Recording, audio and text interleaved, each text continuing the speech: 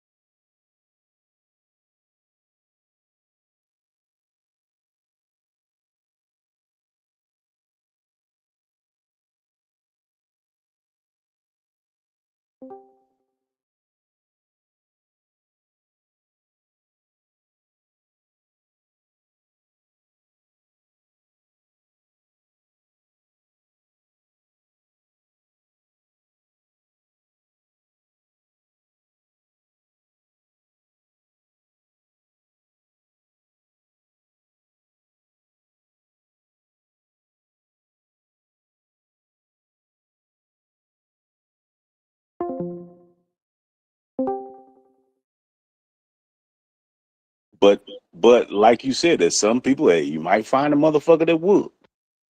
But that's against all kind of laws, bro. I mean, you can't do it. Okay, I fixed the sound. Good. What? You said no. I'm just saying in a situation, I expect y'all to still be human. That's all I'm saying. I expect. Right. And what do you mean by human? Human is having some mercy, right? Mercy, but I don't. Like I said, we would need a Marine. Contrarian, if you could join the conversation, join it. But in these conversations, I think we would need a Marine to better explain. Because, like, for example, you need a combat veteran. I'm gonna give a perfect example. Combat veteran. Not even a combat veteran, just even if it's somebody active duty that's been out there. Because by that same theory and thought. What did you quote? What was the thing that you quoted? It was a law. Status of forces agreement. Status and forces agreement. That's the word. Of forces. Status of forces agreement. So let me ask you a question. Let me ask you a question. So, if y'all were trying to kill a top member of the Taliban, and he was in a church with 20 other people, and y'all been trying to kill this guy for years. Then we going in the church. No. But y'all can't set foot on the land. Y'all not there. Y'all, I'm saying y'all now we talking about drone warfare. I'm just asking a question. Can they legally kill everybody in that church to get him? If there's war going on, I would say not war. Yeah. No, I don't know. No, we're looking for this guy. This guy is. Oh, you talking about some covert? You talking about some covert shit? I ain't saying. I don't think at this point drones are covert. I'm saying that we want this person. We've been looking for this person for years, and we find this guy done raised his head. He done got himself and showed himself in public, and. But he's in the church. He's in a church at a wedding of his daughter. That's a good question. I think it would. Yeah. Isn't that casualties of war? I think that depends on who's in charge of that operation, whether they give the go. But if they give the go, then they're gonna do it. But that's a good ass question, bro. Where's the status of forces in that? Well, well, now you're not talking about now. See, that's some different shit. Okay, because we're not at war. Status of forces is when we're at war. Right. Okay, that's some different shit. So then let me ask you this question then. I'm putting you on the spot because you're in the military. Somebody else in the military can join the Discord and ask. So here's another question then. So I've heard Israel justify, and whoever, I know y'all on mute, but whoever can participate because I can't talk that much. I'm working on something.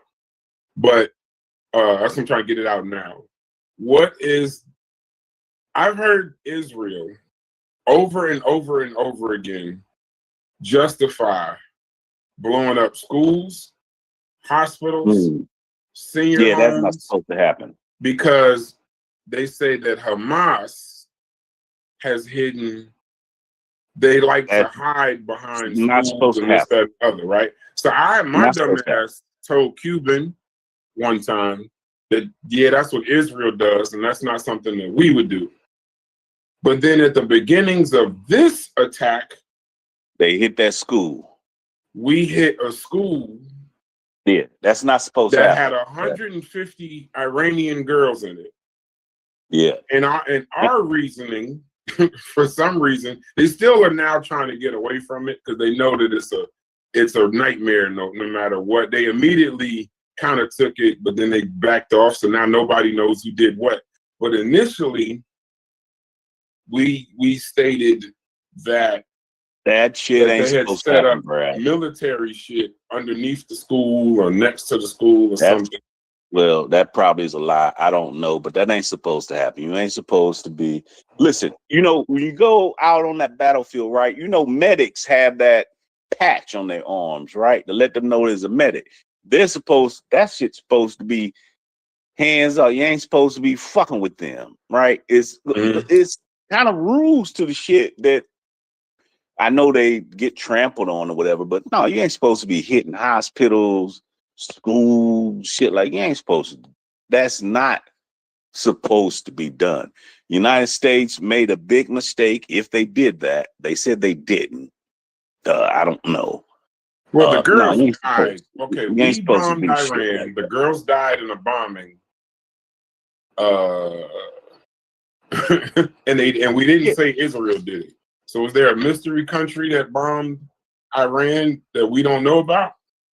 Well, look, I'm just saying, I'm trying to keep my word. You know what I'm saying? I ain't trying to. I'm just saying that no, that shit ain't supposed to be done at all. Like that shit. Right. So I'm just saying when we try to, one thing, back to the movie Nuremberg, it'll just make you realize that as Americans, we will justify anything just to keep. We complain about our way of life, but we will pretty much allow America to do pretty much anything to maintain that way of life. And if as an American you don't understand that, then you probably should, do some kind of introspection or whatever. It sounds cold, but I understand it. I know how important 26 cents of gas is to the average American. 20. See Well, how that works? I agree with you. I agree with you, and what we think is, Howard, we think that insurgent math is way different than actual math. Because when you kill 2 insurgents or 2 terrorists, so let's say out of 10, you think 10 minus 2 is 8, but insurgent math, 10 minus 2 is 300. Because when you killed them 2 people, you just created probably about 100 to 200 down the line new people that you're going to have to kill. That's why insurgencies are so difficult to deal with. Terrorists are so difficult to deal with. That's why, and we got them here in this country. Yeah. We got them here in this country. Yeah, and on top of that, Truist brought us back to a very good place in the conversation. The most dangerous terrorists that threaten America are in America. That's a fact. It's not, and this isn't something that I'm saying. I've heard multiple presidents in the past 10 years say the biggest threat to our country are the people inside of this country. Yeah, because they know brass. They know, look, ain't nobody finna cross the goddamn Atlantic or the Pacific Ocean and fuck with us. That ain't possible, bro. No, I'm talking about that guy, them guys that be in them camps and them hills. Right. That's the only way they can get in. Got 500 guns legally. Yeah, that's the only way they can get in here. It can't be. Look, I'm sorry to tell some of you RBG cats that think a nigga, it's not possible. Can't nobody have a navy or whatever and cross no oceans and fuck with us. It ain't gonna happen. So they done found different ways to get in here. Niggas going to school. They might be your Has next anyone door heard neighbor. about the possible, like, some with a drone attack in California, or they prepping people? Is that true? I heard about it. I could look into it. How far did that drone come? You saying that drone went across a whole fucking ocean? No. They saying says something about California people, like you said, that's already in the country type shit. Yeah, gotta be already here. Ain't nobody coming across them oceans doing shit. That shit ain't gonna happen. So it got to be some shit already from inside the game. And war now is so different. I mean, they're doing war on internet, whether we know it or not. Your mind and shit is now what Russia, China is going after. They trying to tear this shit up from the inside, have us fighting each other. The psychological warfare, they spend more time trying to indoctrinate domestic terrorism just as much as they do try to build their own stockpiles. It's Love called that. Domestic it's called, terrorists y'all hear are me? the ones that could cause the most fucking damage here. Can y'all hear me? And I just saw a post that all of the incidents that recently happened, like the Austin shooter, the NYC bombers, the Michigan synagogue attack, and the Odu shooter, they were all citizens.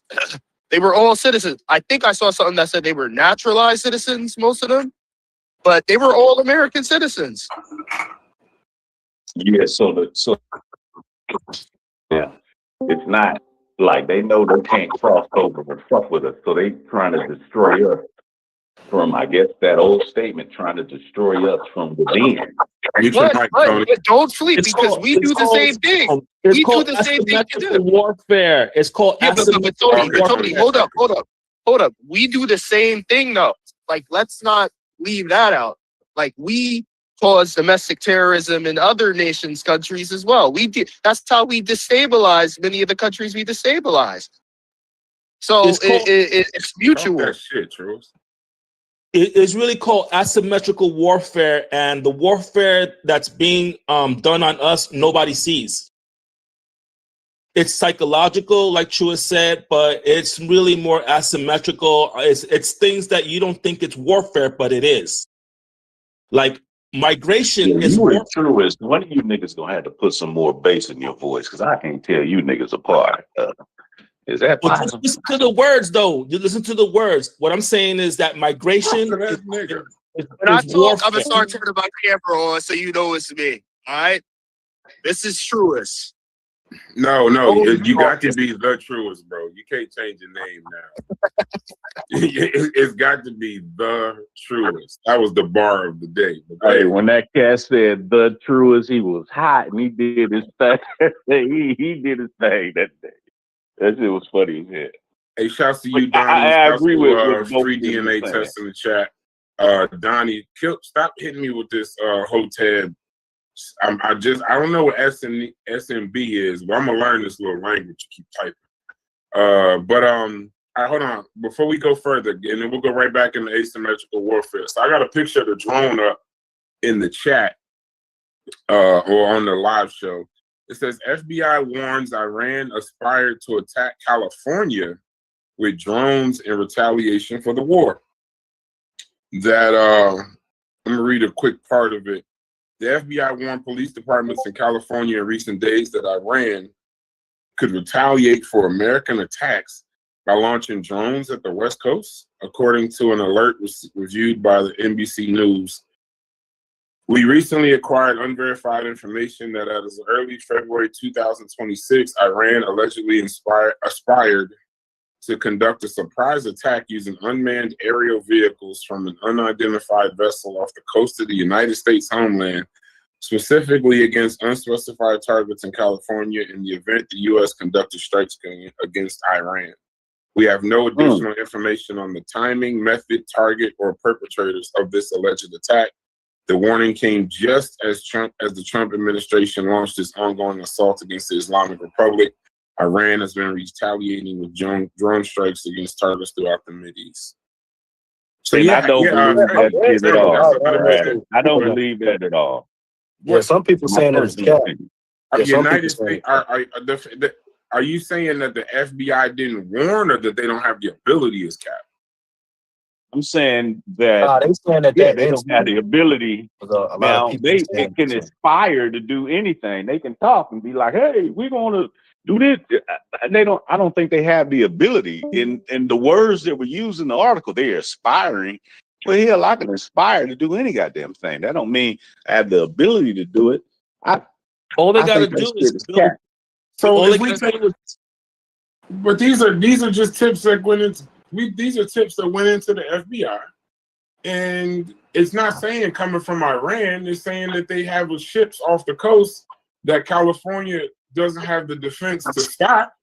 You can most certainly send a drone off of a ship. California doesn't have a military. So you saying the United States Navy doesn't have the defense? I ain't fucking with that. I don't believe that. No, it says, but no, because I'm reading the rest of the article. It says California has no clear defense against Iran's drones. Well, Y'all don't. If they launch a drone, California has. if they launch a drone from a ship in the middle of the Pacific, or off the coast of California in the Pacific Ocean, y'all don't have a natural defense to do anything about that. Well, I thought we had something called the United States Navy out there. You may have the United States Navy, but the United States Navy ain't an Iron Drone. I mean, ain't the Iron Dome. It's the nature of that drone. It's really small and it's hard to find them. That's the problem.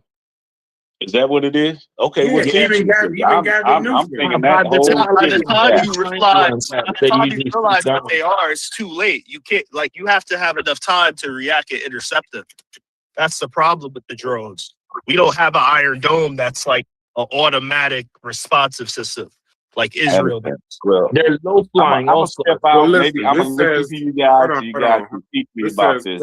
Clark Summers, a retired U.S. Army officer trained in drone strategy and assistant professor at Belmont College in North Carolina, says while the risk may be medium to low, it is not impossible based on the logistics. It just takes a deal of preparation. But even on a small scale, by the time it hits symbolic targets in California, they wouldn't have time to respond. It says, look, it says Exactly. this. It's about- It it's says the about ability to response strike back time. in kind against the U.S. demo, because it says basically that other countries have been trying to figure out how to get rid of America's quote unquote global arrogance, proving that they can have Iran could have a role as a power player in the global arena. Even a limited attack would have an outsized impact. So it's not impossible. I mean, I know you're saying it, but these experts, it says experts say there are significant challenges to carrying out a drone strike in California. But it says, for example, Summers pointed to the U.S. Navy that normally watches the West Coast could be tied up in other missions in the Pacific Ocean.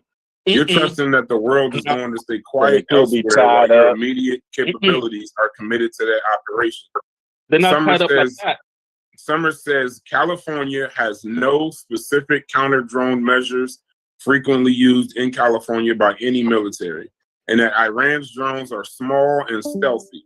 It would make it very hard for the public to even immediately spot because it has a low-pitched, moderate buzz and is not much bigger than a cell phone. He said if someone doesn't happen to look up and recognize It's not much what it bigger is, than a what? it's going to go unnoticed. A cell phone. Nah, Oh shit. Okay. that's Okay, crazy. you teaching me. You teaching me right now. A cell phone. God damn. It said it's Wow. not. It doesn't have. It's not much bigger than a cell phone, and it makes a low buzzing noise. So you wouldn't know what it was, and by the time they responded, you wouldn't know where the hell it came from. I got y'all. How long we y'all got, we got? got the technology to defend ourselves 15 minutes? if there's anything. The problem is being able Nah, to you react good, in time. you good. Like if you can't react to the shit in Uh-huh. time, Those can be deployed. You don't have to be out. Okay, what is that? Is that the shit? No. No, mute up, mute, Howard. What you say, Tony? That can be deployed from the States. They don't have to be offshore.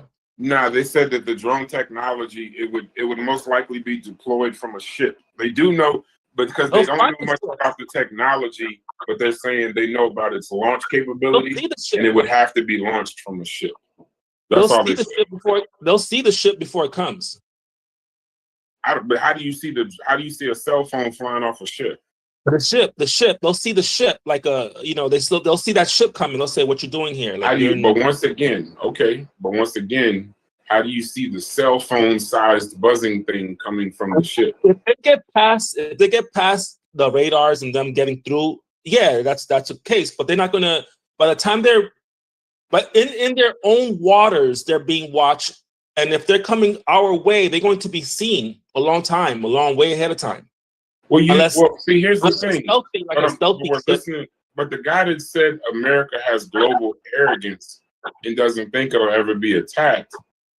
I live in New Jersey. We saw the planes flying low in Manhattan. We saw them. yo, Right? yeah, Everybody forget that shit last year. Like all the weird. There was a things. plane flying through New York last year. Yeah, last year it was all these We weird. saw it. Yeah, okay, you saw it. Then what? We also saw it go into the building. And then we also saw the second one go into the building. Like, we're not, look, one thing we can't do as Americans is ever start saying, like, bro, we're not so, maybe globally our military presence is amazing and dominating and, that. I'll read into that.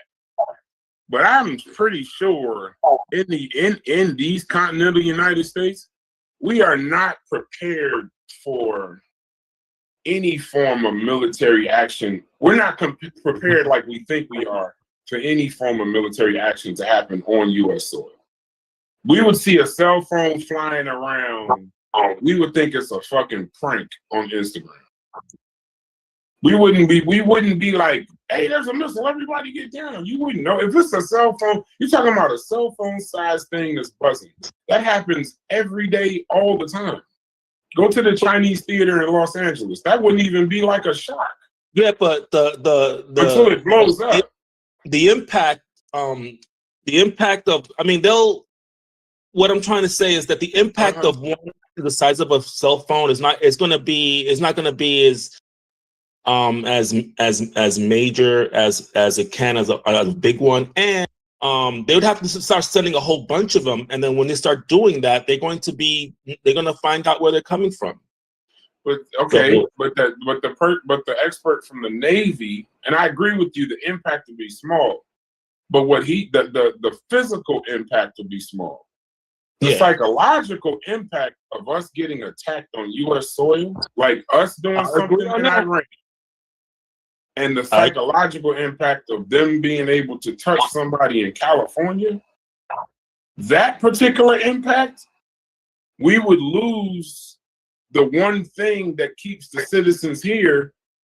Bro, listen, the main reason why there isn't 1 million people at the Capitol in Washington right now in regards to this war is because nothing is happening here other than gas prices.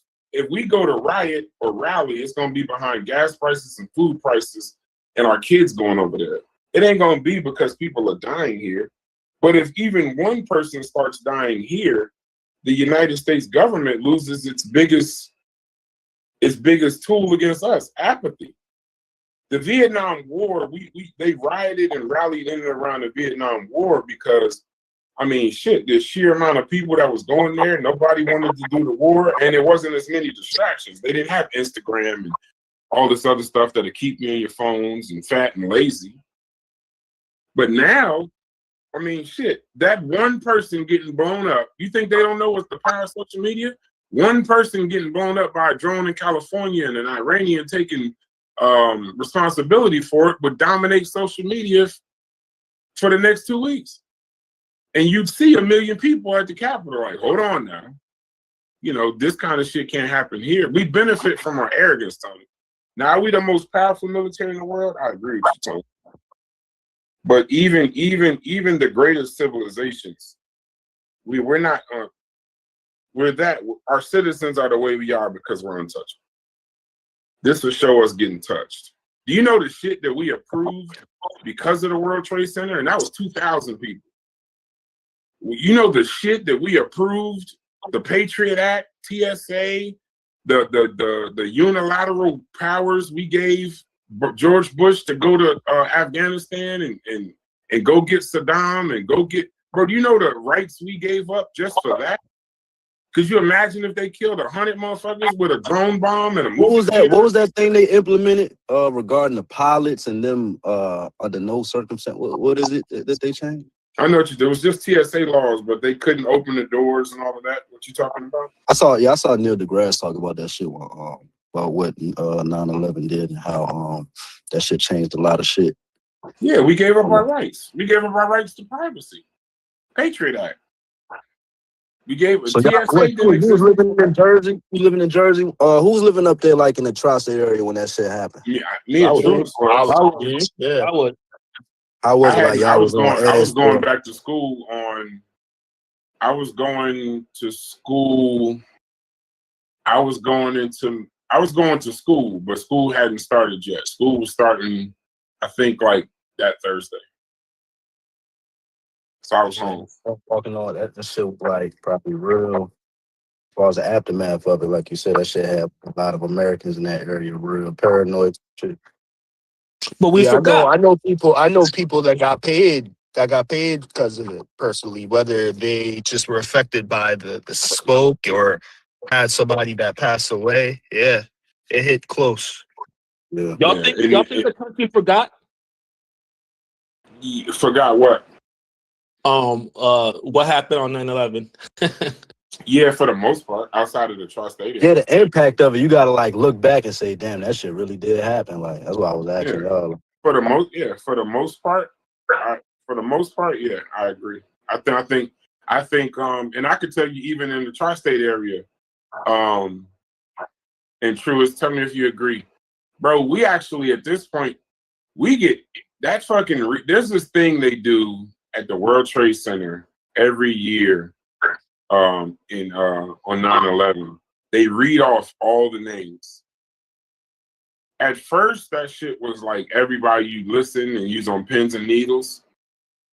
Now they don't even show it on TV no more. Matter of fact, I see more things about, were you there on 9/11? Did you breathe in such and such and such and such? Call such and such lawyer, shit like that. Like it ain't even like bro, I'm telling you, a plane just flew through Manhattan last year. So whatever measures that they got in, there's been so many helicopters and different aircraft crashing in the Hudson River. Sully crashed after that in the Hudson River. Bro, this is not, New York is not untouchable. TSA might have changed, Homeland Security might have changed, but you think that shit can't happen still? And then on top of that, we be forgetting as Americans, we only dealing with what we know. We just know all of the school shootings is because some kid got bullied in school. All these mass shootings and shit. Oh, it's just because some guy got bullied in school. We don't know what this shit is about. I know we can get touched. It's easy to touch America, you know what I'm saying? Through Cuba, through other places, they can easily touch. But it's really the most effective way, based on the asymmetrical warfare that's out there and what China says and what Iran says. They all say that they're going to attack, they're going to bring down America from the inside. So even though they can probably touch us with a couple of, it's not going to do the impact that asymmetrical warfare does. But they could physically touch us. But I think because we watch so much movies and TV, we don't realize, bro, if they just took down the banking system for 2 weeks. Yeah, exactly. What do you know what that would do to the United States of America? Agreed. Bro, did you see how we reacted when Verizon was down for 5 hours? Niggas was acting like the world was about to end. You can't get to your money. The niggas that's gaming can't get to their Xbox. People, we don't realize. Remember when Amazon Web Services went down like a year ago? Yeah. You didn't and then all of a sudden that's when everybody realized, wait a minute, this nigga Bezos got too much power. If anything goes down, we go crazy. If anything goes down, anything, we're spoiled. We're like, you know what I'm saying? At this point, niggas need Instagram, bro. Niggas need Facebook. They need YouTube. They need it to get through bro, you think I don't know these conversations for the most part? Getting motherfuckers through their day? Just listening to whatever and shit? Like, it's like, bro, the attacks, we got to stop thinking so literal. A cell phone bomb in the middle of Chinese theater in Los Angeles, that would be a big ass deal, bro. And Tony, the asymmetrical warfare and psychological warfare, all of that gets groomed by the type of attacks Brass is talking about. Because just as much as the attack Brass is talking about will damage a lot of the American public and make us afraid, for those of us that are against the country, that'll give them hope. Like, see, these niggas could. They're not invincible. Look at what we just did. If we were able to do this, we could do way more than this. So that plays into the psychology of galvanizing people that would want to do worse. I agree. I totally agree. Yeah. That's the warfare. That's the internal thing that they're doing. Yeah, that's the chess.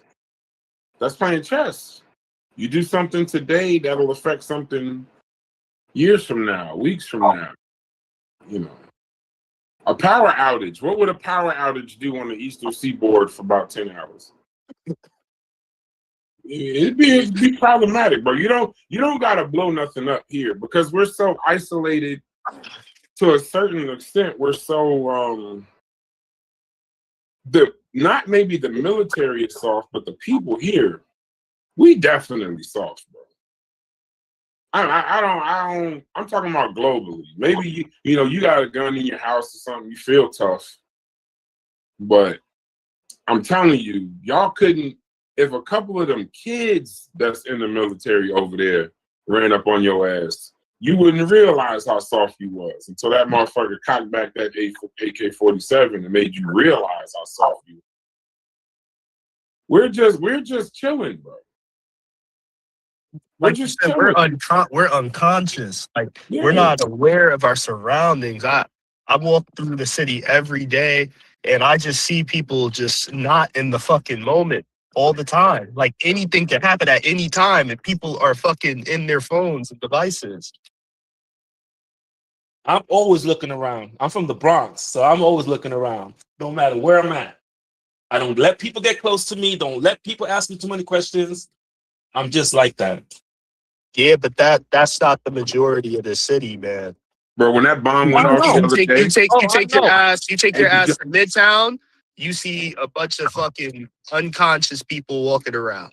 In the most dangerous, in the most highly sensitive part of New York City, you got a bunch of people just walking around like we're in La La Land. Nah, New York City's not ready, bro. They just locked up 2 guys trying to set a bomb off at the goddamn protest a couple of days ago. Yeah. But did y'all see the people? Did y'all see the people out in the street when that bomb went off? Did y'all see the people?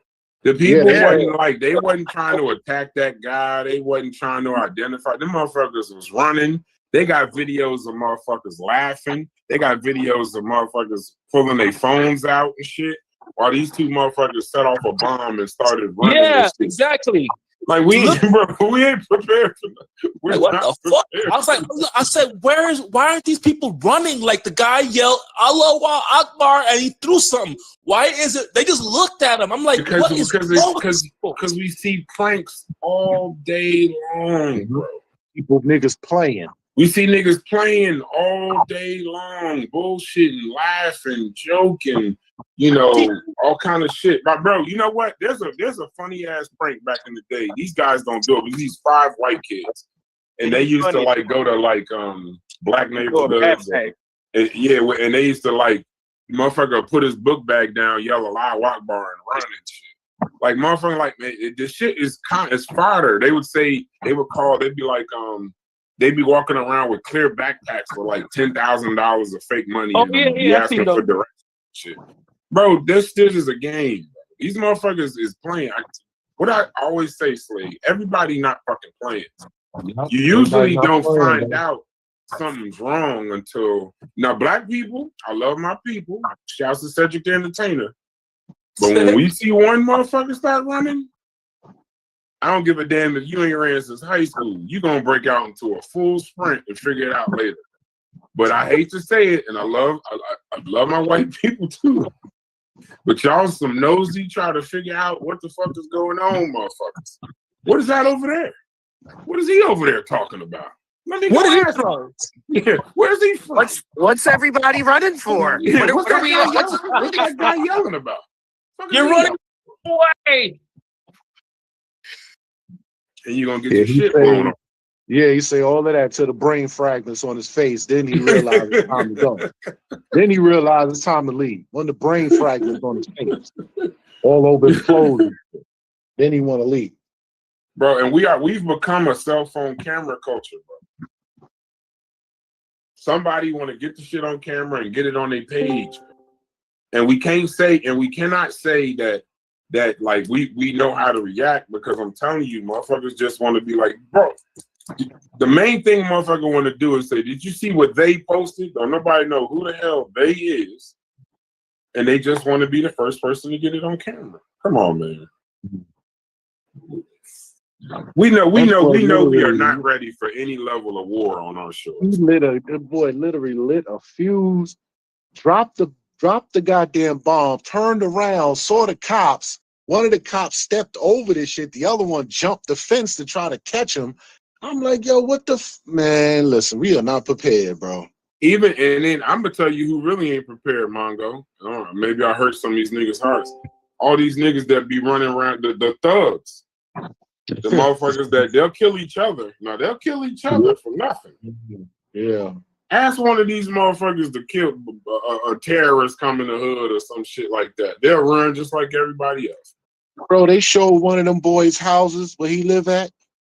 5-bedroom home, looked like a nice, beautiful neighborhood. You would never think, bro, but yeah, they got to get watched. It's crazy, man. So yeah, the overarching sentiment is no, we're not.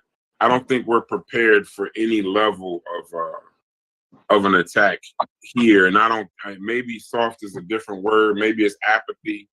Maybe it's bro, we haven't even addressed the potholes here in New York. Hey, Brad. On a full What's scale. that, We definitely ain't ready. So I got another. You already know me. I'm going the other way. So you all call it going First to off, sleep. good afternoon, Thunder. Good afternoon. Good afternoon. Okay. Good afternoon. Go ahead.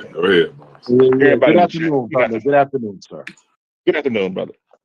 So first of all, let me put you on the big screen because I feel like you about to say something profound. So. Nah, I ain't doing that. I ain't doing Go ahead. No, not that. I'm saying whatever you about to say. Go ahead.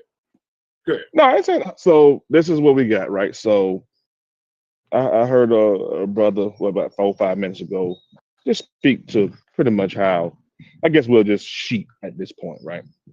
To me, if you really reflect, you really look big picture, you look at all the foolishness going on in Tehran right now. You look at all the foolishness of what's going on in Ecuador, not Ecuador. Where we at over there killing them drug folks at? Ecuador. Okay, yeah. We look at what's at Ecuador, Venezuela. When you look at that sort of yeah, when you look at that sort of environment, right, and then you juxtapose that to where I am. Let's just, you in New York, I'm in Atlanta, a couple of people in Florida, right? To me, that should instill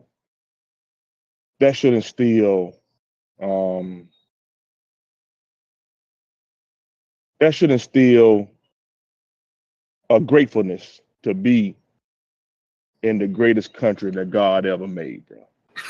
I'm gonna be true. Hold on. Hey, listen, I'm not going to cut you off. I'm just going to laugh. My laughter is not. Y'all keep going if I laugh, because I'm gonna laugh, bro. I can't stop that. But y'all keep going. When you look at overall even the ability for us to go to sleep, as y'all said, for us to even have that ability. Look at Israel. Can they go to sleep? Can Lebanon, Beirut, can they go to sleep? Them folks, they are living day by day in fear and panic. We are at Starbucks with our feet up. That's how great our country is, bro. And when you look at that sort of thing, you look at how the reason why I kicked back on Cora when he first talked about the quote unquote pedophile protector, as far as the FBI and Cash Patel and who's the head of DOJ? What's the lady name? The head of DOJ. Bondi. Yeah, Bondi, and you look at the Christy Nome. Gabby, what's the name? Yeah, you look at the Christy Nome and you look at these people have such a intricate job, but it's also it's so important, man, that we overlook the work that the men and women are really doing, man, to help protect us, right? We overlook the I think y'all was talking about Cuba having the ability to attack us and stuff. If you knew anything about the Department of Defense, if you knew anything about the radars we have, if you knew anything about the missile defense that we really have, if you knew anything about Cheyenne Mountain and a lot of those, if y'all really did, I know for a fact, I know personally, if you knew the ability that we had, the initiative that we put in place, the submarines that's off our coast, if y'all really, how y'all think we know these dummies is coming over here from Venezuela in them drug boats? If you know the drone technology that we really have, y'all, you will have in my opinion, you'll have a deeper appreciation for where you live. And so to me, when I hear you all saying how people, truists in particular, saying how people are asleep, and it's because we have men and women working in the background that's making it so that we can. Figure my computer out. Who is this talking? Fine. I don't know. So I think somebody might have been off mute. I don't think nobody's cutting off. So when you can you hear that? Yeah, I hear it. Go ahead. Keep talking. I want to see it. No, it's Cuban. It's Cuban. Mute your mic. Oh, okay. So when you have people in New York walking around like zombies looking at their phone, bro, it's because you got men and women in the background making it so that they can do that. We've been rocked to sleep. To me, if you say we've been rocked to sleep, that leads to the greatness of the country that you live in and the security that we have. And when you have two dummies that's going around talking about Allah Akbar and all this stuff, now I will say this. I agree 100% with everything you saying right now. That's crazy. I agree with you. That's why we are able to walk around unconscious, because of everything you said. So when you see a person, not that's why we used to have Brads, and I'm sure you old enough to know this and remember this, man. We used to tell people, "Thank you for your service." Yes, sir. I said it I said it the What do you mean we used to? I still do. I said it yesterday to Contrarian. Listen to what I'm saying. Yeah. So now just oppose that to people saying, anti-ICE and all this stuff, anti-military and all this silly stuff, man. When you just oppose that stuff about to what we really, that's why you have people who quote unquote classify themselves as quote unquote patriots now. That's why we got that, because you have a lot of people who really hate their country, man. You have a lot of people who don't highlight the greatness of where we live on a day-to-day basis. It shouldn't be something that we say during damn Veterans Day or Memorial Day. No, it should be something that we used to take it with us. Number one, because our brothers, our sisters, our mother and father was in the military. So we would never be around here bashing the military like what's going on now. Now, of course, like I think it was Corey, somebody said that their folks went to war to fight for them to be able to do that. Yeah, that's a fact. But that don't make it right either. Yeah, can you do it? Yeah. But that don't make it right, bro. So when you look at the missile defense that we have, when you look at the surface to air missiles, when you look at, now, of course, I will say this. One thing I know y'all probably been rocked to sleep. I think around about January, February, when we had those drones off the coast, right? Mm-hmm. We don't know on the east side. We don't know I still don't know or confirm what that was about. But I guarantee you, without no doubt, them folks in that big ass building in Maryland, that Pentagon, I guarantee you, they know what's going on and they know how to stop that shit. Drones at the end of 2024, like in November 100%. So when Yeah. you looking at that, I don't know if they was actually testing something. I don't know if they were actually. I don't know what the hell they were doing. Nobody really knows, but I guarantee you that intel was collected. And I think in Huntsville, I went to school in Huntsville. I went to school at Alabama A&M. So they moved Space Force to Huntsville from wherever it was. It's in Huntsville now. So now they have on the base on Redstone Arsenal, they have people. They have a whole division that's dedicated to what drone defense. So now that's a thing. We see, a lot of people. We probably have about 5 or 6 people killed by drones over there in Iran right now. So now we stepping it up. We got the surface to air. We got the air to air. Now we got the air to ground, and then now we about to get this drone technology going. So we, of course, they have lasers. We have satellites deployed in right now to help out. Matter of fact, they're actually deploying it in Iran right now. We got satellite technology that's helping to defend those troops over there and those areas. So, bro, what I'm telling, big picture, when you got people like us, man, that really and don't take it for granted what the hell going on and how we've been protected all this time. We have a different way of viewing things. We got a different outlook, a different passion toward loving the country compared to being a hater all the time because Donald Trump in office, blah, blah. It shouldn't even matter. I don't even care who the president is. That should have nothing to do with y'all hating the country. Yeah, slavery, I get it, no problem. Do your thing, but bro, for that to materialize into the level of hate that some of y'all have for the country, to me, is reprehensible, and it's a shame, and it shows just a lack of awareness about how great the country really is. I'm good. I'm done. I think that speaks to us. I appreciate that. Cuban, you're welcome to. We had to mute you, but hopefully you can participate. I just want to say something real quick. I think also remember when we have these conversations, maybe everybody don't catch all of it. I'm grateful. And I don't think anybody said they weren't grateful. I think we were talking about the movie Nuremberg and how a lot of the arguments all the time are, well, look at what the United States does all the way around the globe. I'm just an American Thunder that understands that the shit that our country does above our pay grade and the things that are within our pay grade that we understand all across the globe, they just allow us at the beginnings of a war that could lead to a world war. It does allow us to be able to, while I am grateful for being over here, I also understand the hypocrisy of their focus. We're in the middle of a war, potentially a world war with a Middle Eastern power.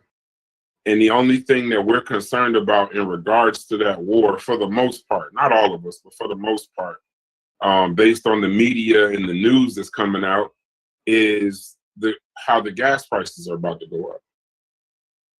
And these people are losing uncles, aunts, fathers, grandmothers. They're losing generations of their families in bombs, whether it's from us or Israel or whoever, allies, whatever. But over here in this continent of the United States, we're just concerned about, I hope the gas don't get too high. Or maybe some drone that possibly could come off the West Coast. Or in New York right now, we're still going crazy because Ernie Anastas died yesterday. Yo, Brass, that is such a profound statement you made. I'm just worried about the goddamn gas. Yeah. So it's not that we're not grateful, Thunder. It's just sometimes when you humble out, hypocrisy when other people point it out, I don't think is as effective when you point it out yourself. So I know for a fact, their news in Al Jazeera is leading with bombings and bodies. Our news is leading with gas prices and shit that on the larger scale just ain't important. So while I am proud to be and grateful, I tell every time, I said just last week, if y'all motherfuckers don't realize y'all hit the lottery being born in the United States, I got pushed back from that, but I know I'm glad that I was born here in these United States. I'm glad to be born, but the lottery was being born in the United States because I know a lot of the things that I do to take care of my family and to get things done, I couldn't do in other places.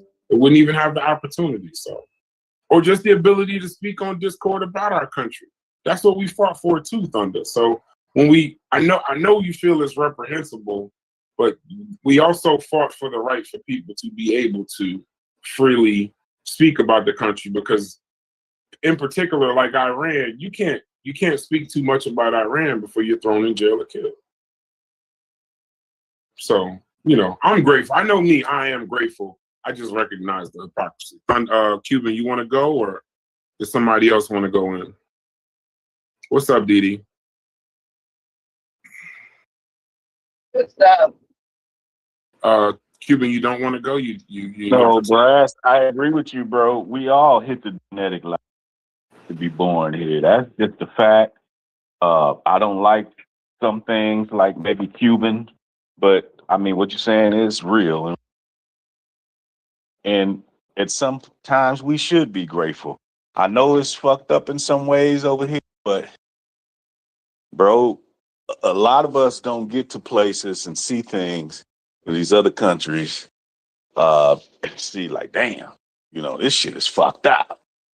A lot of us American people, we don't really get a chance to do that. So I agree with you. I've seen shit other places, and yeah, it make you, I want to get back, turn on this goddamn cable TV in my heat and fix me a goddamn drink. You know what I'm saying? I don't really gotta go. Hold on. We cut Cuban. Go ahead, Cuban. My bad.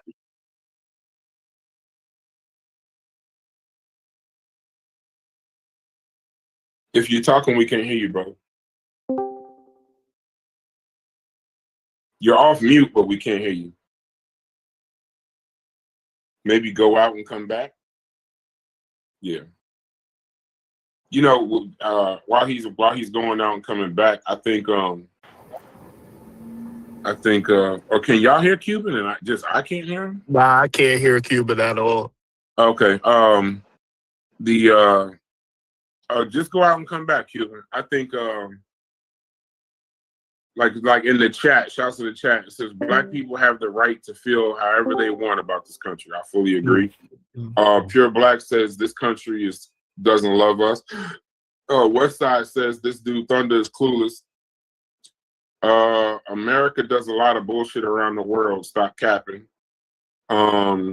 American hegemony is fading.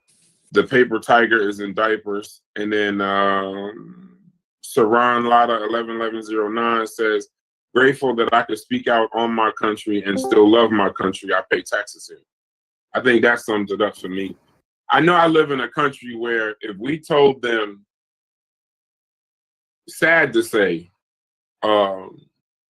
remember what was that cup that was going crazy last year during the holidays? I got like 10 of these damn cups. I can't get rid of them now. The Stanley cups, right? I'm sure when we get our mind around trends and different things that we want, or we get our mind around a specific sugar or something to a soda that we want, if it took some regime change in another country, but that just so some shit like that wouldn't get cut off. I mean, you gotta say we're kind of spoiled, bro. We don't really care. We pull presidents out of other people's beds, and we just be concerned about what he did. We make memes and reels and laugh at it. So we gotta keep it real, somewhat. But I don't know if Cuban's back or anybody else want to. I can't believe some of the things that I just heard. Oh, let's go, Reggie. I ain't know he's in here. What's up, brother? Today, I'm feeling too well, and I'm in my bed, and so I can't bring up. Just turn your volume up just a little bit. We can't really hear you. And I hope you feel better, bro. I have to talk loud. I thought let me just check my mic. See, it says Let me see if I can improvise. just turn your thumbnail volume up. That way you can keep it. Can I do that, DQ? Can I just turn the volume of his My input device, my input volume is at its highest, so I don't No, know. I'm saying I can do it for the Discord. Go ahead, say something. Yeah, you good. Yes. Go ahead. Can you hear me? Okay, yeah, it's much better. It's much better. I thought Malik, was he talking? No. He came in. He didn't say anything. I think he's having issues with his connection. All He right. getting the computer set up. You're not blocked, IBM. You good? Okay. So I don't know how long I'm gonna be on before I'm gonna put my head on a pillow. All right. Okay, brother. Get well soon, brother Reggie. Yeah, I did it to myself. I did it to This myself. weather we got out here, Reggie, I understand, because somebody of your age and stature, it was 80 degrees on Monday and Tuesday. It was 40 yesterday. So I'm pretty sure that might have had a small effect. No. I can live in New York, like New York and New Jersey. We know what it is, right? Yeah, this is normal. Yeah. So I packed up my coat and then I went in the closet and pulled up the coat. But Malik is there, so if Malik can speak, I'll let him speak first. But I can't believe some of the bullshit that I just don't pass out. Save that vigor. Can you guys hear me now? We can hear you now. Save that vigor. I want to hear all that good vitriol. Yes, we can hear you now. Can you hear us? We can hear you.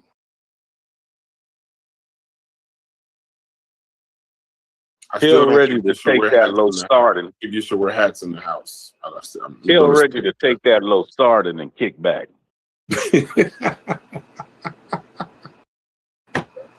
I can't believe we laugh at. I can't believe the bullshit that I just heard. I need you to say. I need you to put names to the bullshit. We trying something.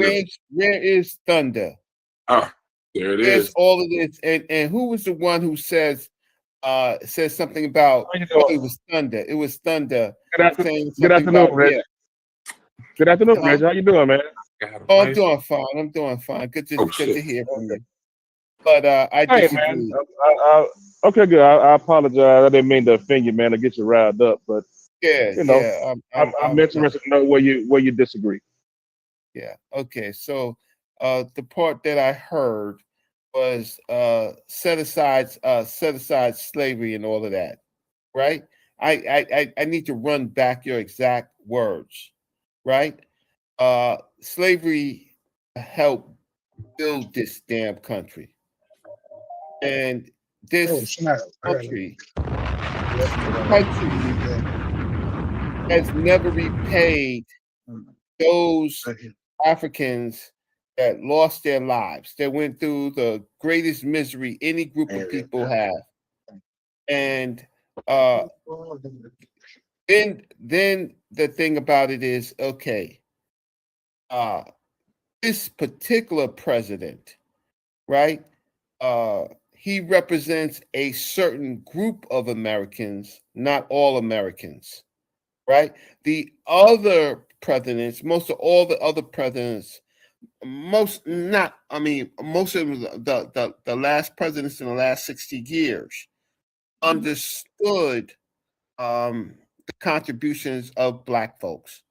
And then they understood for their own survival. Even the Republican Party, the Republican, both the Republican and the Democrats fed on our votes because that's the system, right?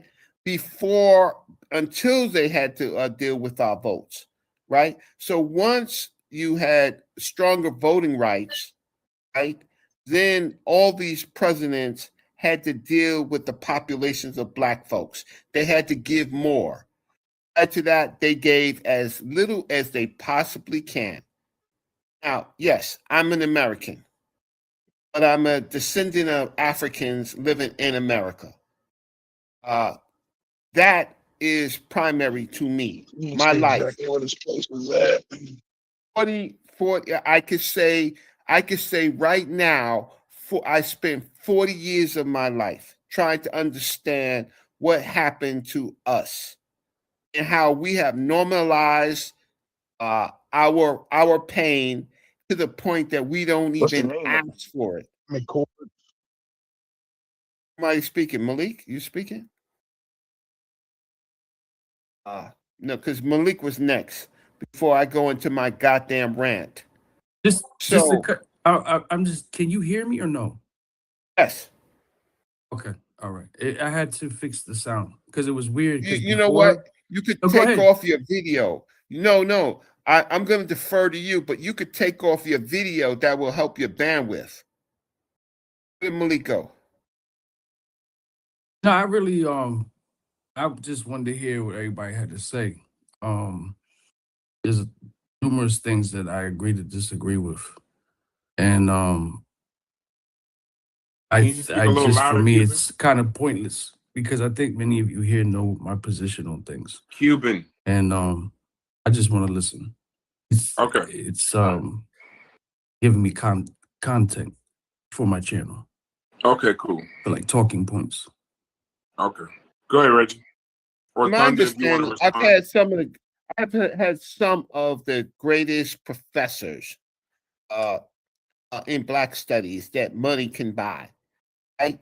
Whether I took their personal classes or I went to meet them, I've talked to everybody, almost everybody, right? From Gerald Horn to Henry Louis Gates to Cornel West to Dr. Malefi Asante. All of them are doctors, by the way. So I didn't want to say a doctor that act like one person is not a doctor, right? I've spoken to. I've been 3 feet away from Minister Louis Farrakhan. I've talked to Dr. Khalid Muhammad many times. Talked to Malcolm's widow, Betty Shabazz, many times. I've even stood and listened to Bishop Tutu, 3 feet from Bishop Tutu. I was in the United States. I was at the Schomburg Center. I met Aristide in the same week that he was being dethroned, right? And then, of course, it's Dr. Leonard Jeffries, Dr. John Henry Clark, Dr. Yosef Benjo Cannon, but that's in another body of work, largely. Amos Wilson, all of them, right?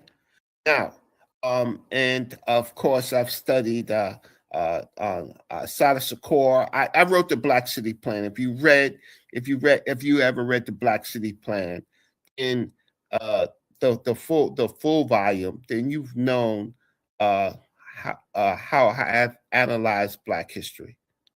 I am not anti-American. I am not anti-United States, right? I'm not either of those. But I'm not going to be delusional at every time that my group of people tried to organize to find something, from the Noble Drew Ali to Marcus Garvey to the Nation of Islam to Republic of New Africa to El Hajj Malik El Shabazz, Malcolm X to Martin Luther King. All of our and believe it or not, it's few known, more not known, that the United States government has taken the time out, right, to further exploit us after slavery, right? To the point that I live in New York, you can count on your fingers, right?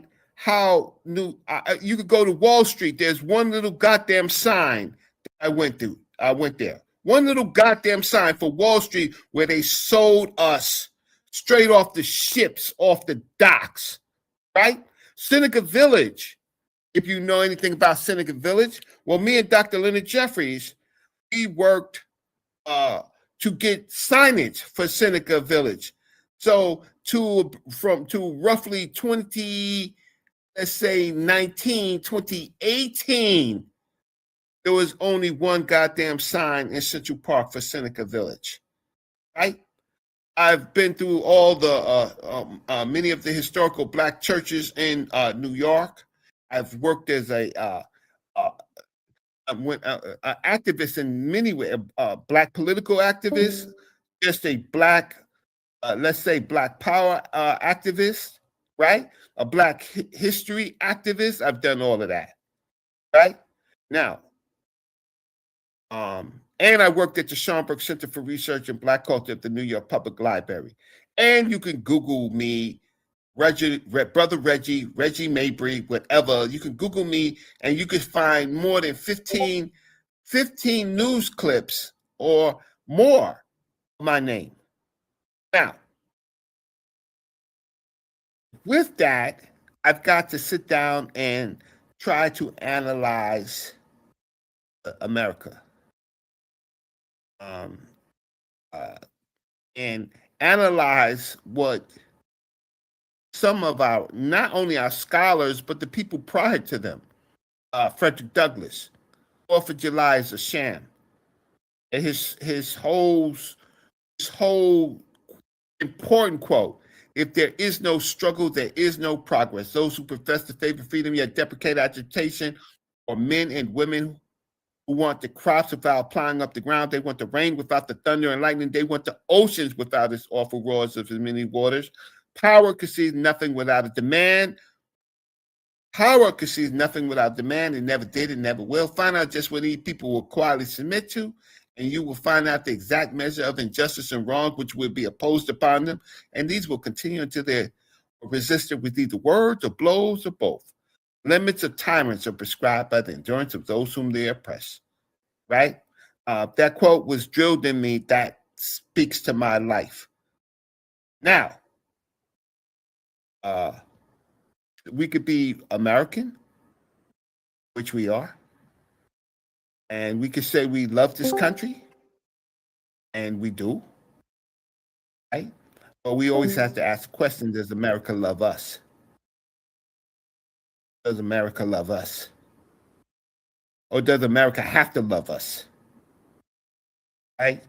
Or are we the richest slaves in the world? Are we the richest slaves in the world? We're at the bottom. We enjoy some freedoms, right? If you call them freedoms. Until you get too powerful, right? Until you get too powerful.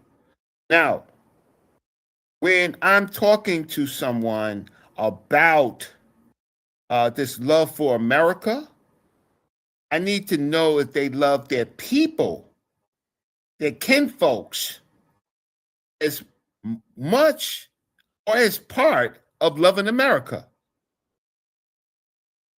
And that's my problem, because I find that people don't know the history of your parents, your grandparents, your great-grandparents, your great-great-grandparents, and your kinfolks. Many of us don't even know, right, our lineage, our family lineage, what grandma went through, what great-grandma went through, right? But they love the news. They love what's presented in front of them. They love the propaganda, but they don't love the pain. Grew up, my daddy was a sharecropper. My daddy's daddy was a sharecropper. My grandmother's father was a sharecropper. And my father was 13 on the damn farm, and I would have been 13A or 13 and a half on the farm in Hopgood, North Carolina, Edgecombe County. And that was in 65. My daddy, he left the farm. Right? His cousin was a serviceman, and he traveled the world, and he traveled cities, and he decided that Brooklyn would be our new home. And one by one, in homes that were just a single family home, maybe 2 rooms, 3 rooms, one at a time, they brought family members into that for a while helped them get jobs, and then bought others. Right? Do this, America. I was born in 65. I couldn't even look in a white man in his eyes. I had to have my hands in my pocket, outside my pocket. And if I needed to talk to a white man, I had my daddy told me, let me talk. You don't say nothing. Now, that doesn't take away the simple fact that I'm an American. Right? Doesn't take away the fact that I live in the United States. Right? Doesn't take away any of that. But when I look at my birth certificate, my daddy's birth certificate, my mother's my birth certificate, my daddy was a Negro, my mama was a Negro, and I was a Negro in 1965. A Negro. Hey, Reggie, when you get a chance, I want to allow Thunder to respond. When you get a chance. Yeah, I know this. I know this. So the simple fact is, and when I talk to somebody who I will talk to Thunder, right? I'm telling you my position. My position is that I've studied Black folks in America, right? And I've seen all of their different strategies, right? To the point that we put ourselves into organizations. We created organizations to help us, all the way down from the African Lodge, the African Benevolent Societies, organizations, until Carl Stokes became mayor. When Carl Stokes became mayor in 1968, first Black mayor, we had some semblance of being able to control or manage a government, right? But we effed that up. How we effed that up is because many of the Black radicals who couldn't sense the change, they sabotaged Carl Stokes. So his mayorship was really short, but outside of that, mayors started popping up. Black folks started understanding that we need to use our organizations to get political power. Okay, I've said enough about my position, or at least my understanding. So I want to hear Thunder. Sorry, just real quick, I'm trying out this new thing where everybody just stay on mute while somebody talking. So just when y'all just realize when nobody's cutting you off, if no one's cutting you off, just realize it ain't because, realize it's because everybody's just waiting until somebody's trying to fully finish a thought. So just remember that. Chat said, before you go, Thunder, chat says, Reggie dropping gems, y'all ain't ready. Logic says, why does it always seem like Reggie's in danger?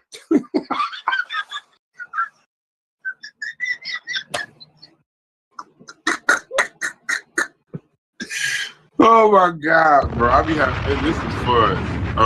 Kyle says, are people confusing being broke with being a slave? IBM, I can't say that live, IBM. Kyle says, somebody give Reggie a calendar ASAP. He thinks it's 1943. IBM says, Reggie, these youngins don't get it. Chef said something I wanted to go back to while you was talking. I think this is West Side. It says Reggie's socialist ideology is slowly seeping out in these conversations. Tell said Reggie is cooking. Chief X says I was born free. No shit, Chief X. Y'all can claim that shit, but I'm free. And Chef said something. What did he say? Oh, he said, what the hell is... Oh, yeah, okay. So, yeah, these are all... I want to go to the chat from time to time. Maybe change the narrative, bring down the tension a little bit. Go ahead. Just in case y'all in the panel want to comment in the chat, that'd be good, too. Go ahead, Thunder. I definitely agree with my brother Kyle. 1943 was a long time ago. So your daddy was a sharecropper, Reggie. I'm not even sure what that all consists of. But you did say at some point he left and he moved to Brooklyn, right? Shout out to him, and I guess from there you went from the Brooklyn to the Bronx, and here we are today. Reggie, we've all been in good relationships and bad relationships, right? Even our kids, we have good times and bad times with them. But if we were to give a eulogy at a funeral, it would be more good than bad. It probably wouldn't even be in the bad at all, actually. Plenty of gang members have died, and all of a sudden they just the perfect angel and went to heaven some kind of way. Because that's how we want to view them. We don't judge them from their past. We look more sort of, I guess, what we envision them to be. When you look at, I'm sorry. Yeah, give me a little bit more volume. Your microphone's going low and then high. Let me just turn it. So when you look at a lot of the talking points Reggie brought out, same old conscious community talking points, right? We've heard them all before. And we're used to them at this point. The reason why, I think it was Fetty. Fetty's a young man, and he had dissenting view from Reggie, and he pointed out how Reggie would pretty much lambast the damn country. I mean the community. Whenever we disagreed with him, and I think that's the same thing he's doing for the United States of America for some odd reason. I have no clue.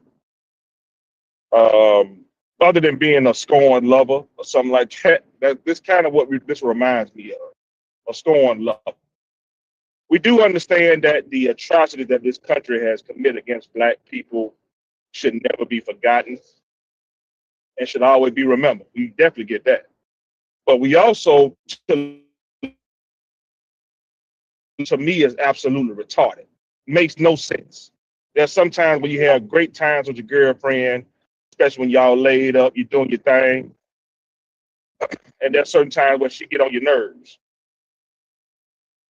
That's just factual. Can't get around that. There's certain times where America is the greatest place that we've ever lived and we're ever going to live. That's just a fact. There's also certain times where America does certain things that we don't agree with. That matter of fact, sometimes even detrimental to us. That's also a fact.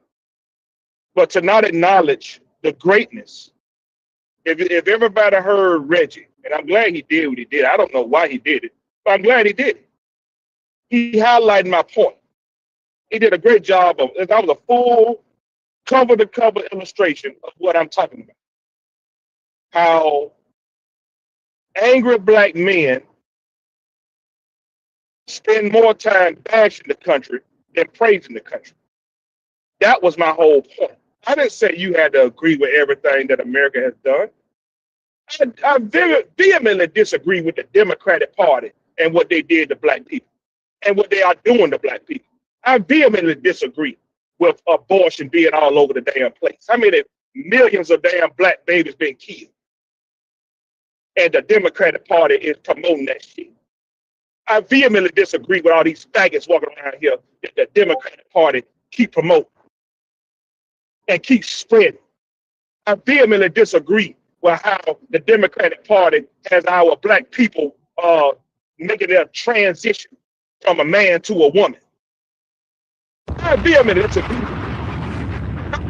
disagree with what this country is doing and how Obama had damn gay flags at the damn at the White House. Had gay lights.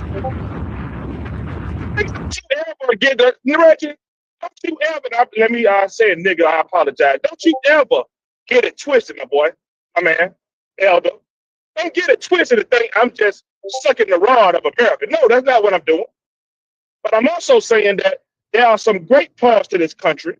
My overall point was, if you were to listen to the whole thing, especially before I talked, we had men that were saying how New York has been rocked to sleep. We had two, I don't know what they were, some Iranians or whoever the hell they are, and we got 2 black people now that's involved in terror attacks, and how the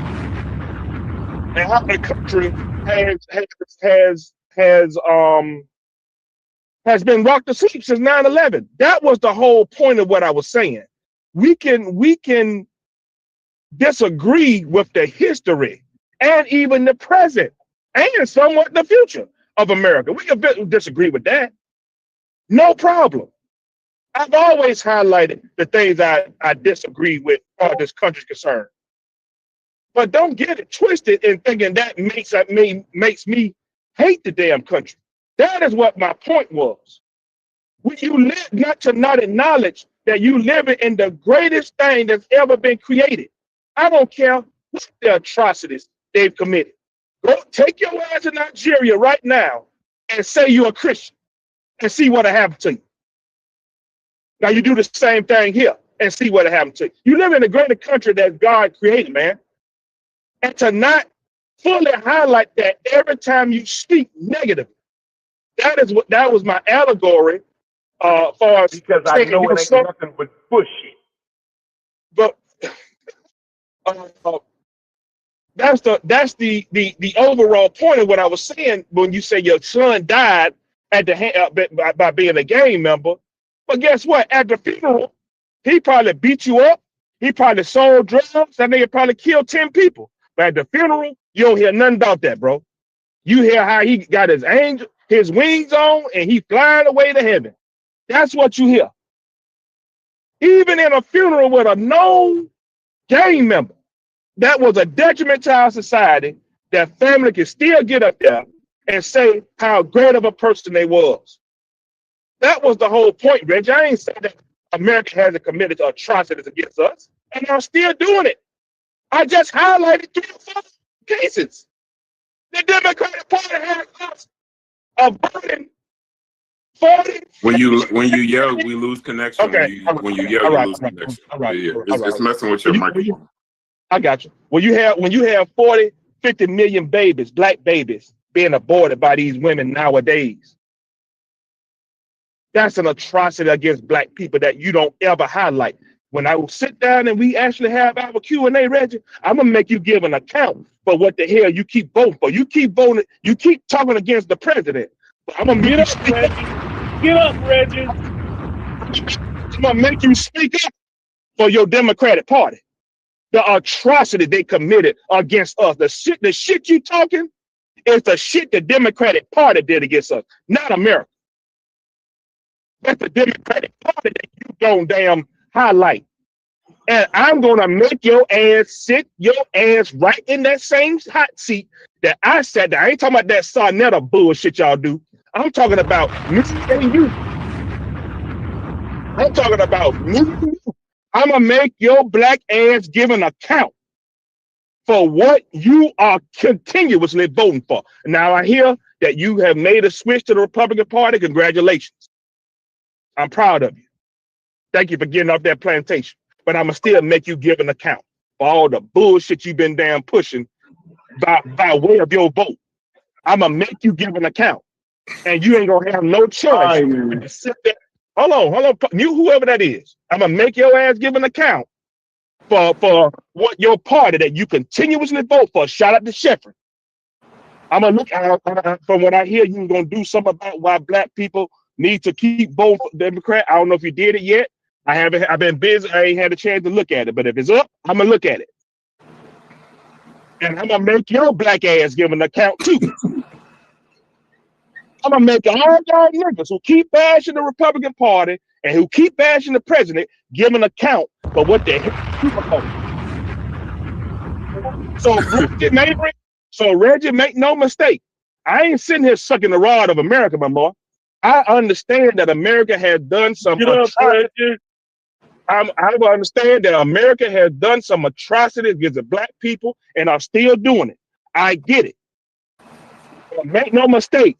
the vehicle that the country has used to do it ain't just from the FBI, ain't just from the CIA. It's from the party that your ass continuously promotes and represents.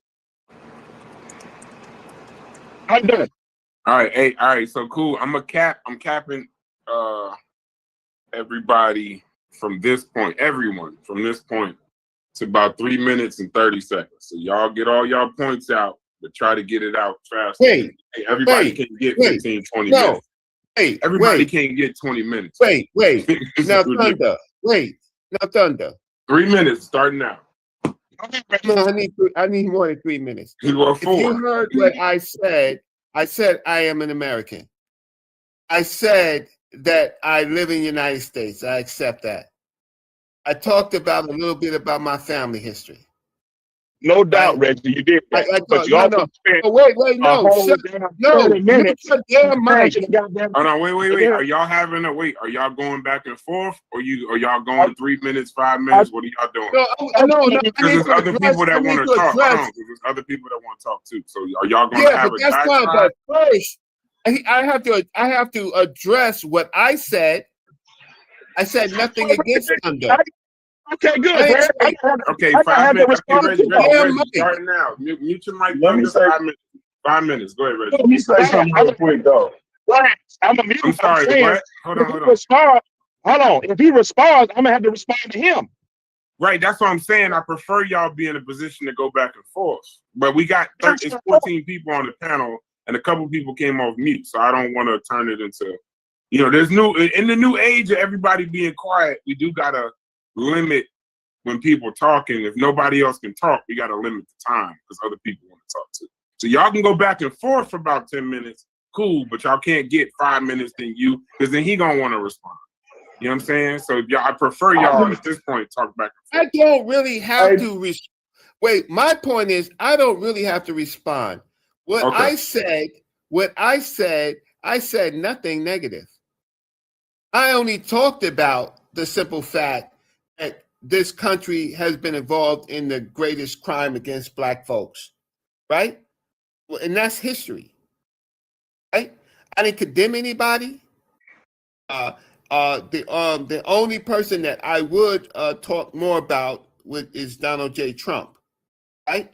Now, there's a big difference, and I don't have to argue because I don't feel well. I don't have to feel well.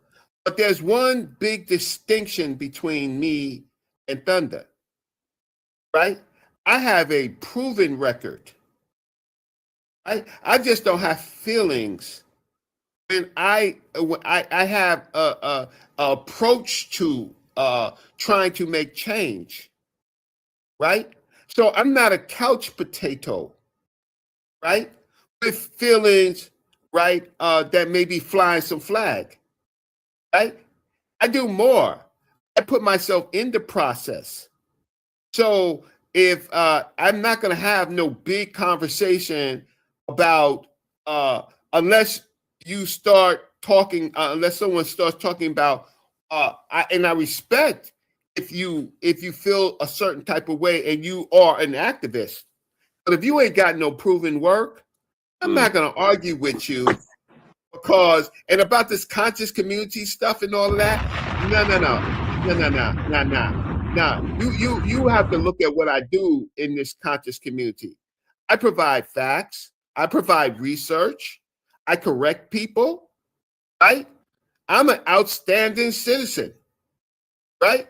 In general, my family's involved in politics. I'm involved in politics. Right? Prove it. I vote for Democrat candidates and I vote for Republican candidates, right? I do all of that. So I don't know what Thunder just said because I don't know. I don't know what his track record is, right? I've been in federal court for rights myself.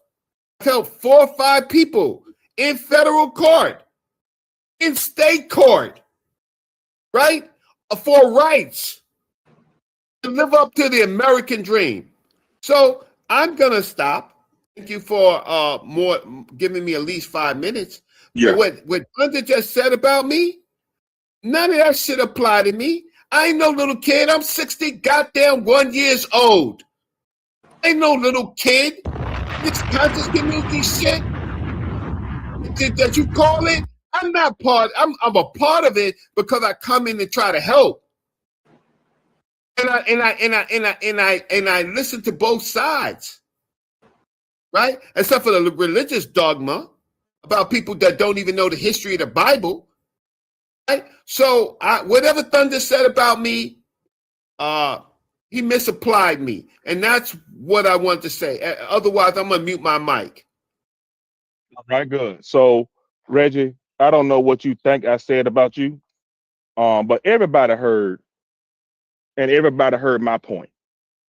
Everybody, my overall point was we do too much bitching and complaining, especially at the conscious community, in regards to this country, and we don't do enough of appreciation. Everybody that was here, Brass, you heard me say this. Everybody heard me say this. Yeah, Everybody. so is that what you? So I know, Wait, hold yeah, on. we don't want to hear. No, because I feel well. I can argue with Hold you. on. Okay, All right, well, you go. can Hey, argue, wait. okay, Hey, so Thunder, take 3 minutes, and then we're gonna open up the okay, floor. good. No, Okay, I no don't problem. need 3 minutes. So is that what you was doing when the Democrats was in charge? Go ahead. Oh, my bad. Come on, bro. Go We're ahead. trying to keep it. Come on, I need you to be with me, brother. I need you to be with me. Right? I just need to keep the sanity of it, and then we'll get into some back and forth. But let him get his 3 minutes, and then I'll give the floor to you. Go ahead, Mujo. Go ahead. I love the new format. Number one, shout out to you. I'm glad you did it, and I'm glad Corey actually pushed for this. This is something that we should have been doing. Instead of all this chaos, everybody take your time uninterrupted and get your thought out. I like it. But Reggie, what I was I ain't bash you. I ain't dog your name.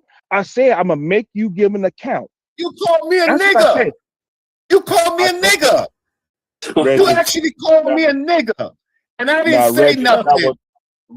Reggie. Now everybody heard me say I did say that, but I said that not, but I immediately caught myself.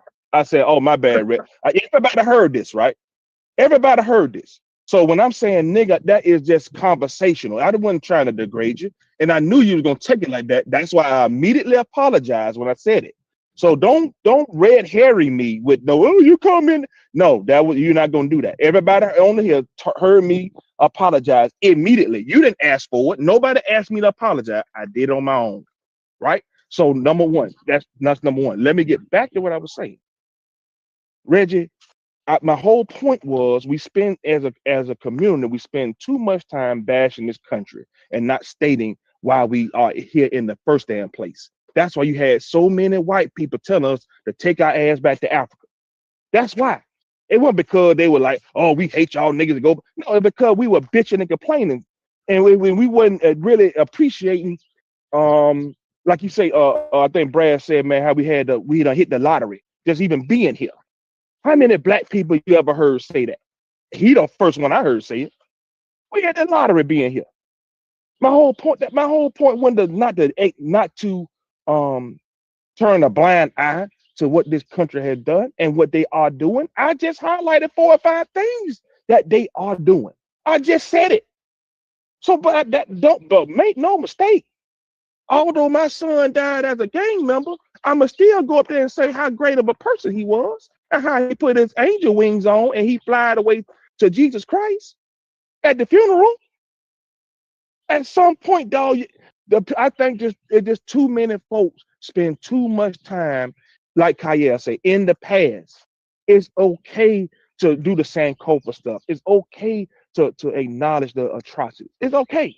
But it should be okay to say, man, we live in the greatest country that God ever created. And I'm glad to be here. And guess what? You can't even make me leave. Do you understand how many of these damn immigrants? Shout out to Cuba. You don't understand how many of these immigrants would damn shoot up the block if somebody tried to make them leave this country and go. Hey, you got 30 seconds, but at some point you're going to explain why you said shout out to Cuban before you said that.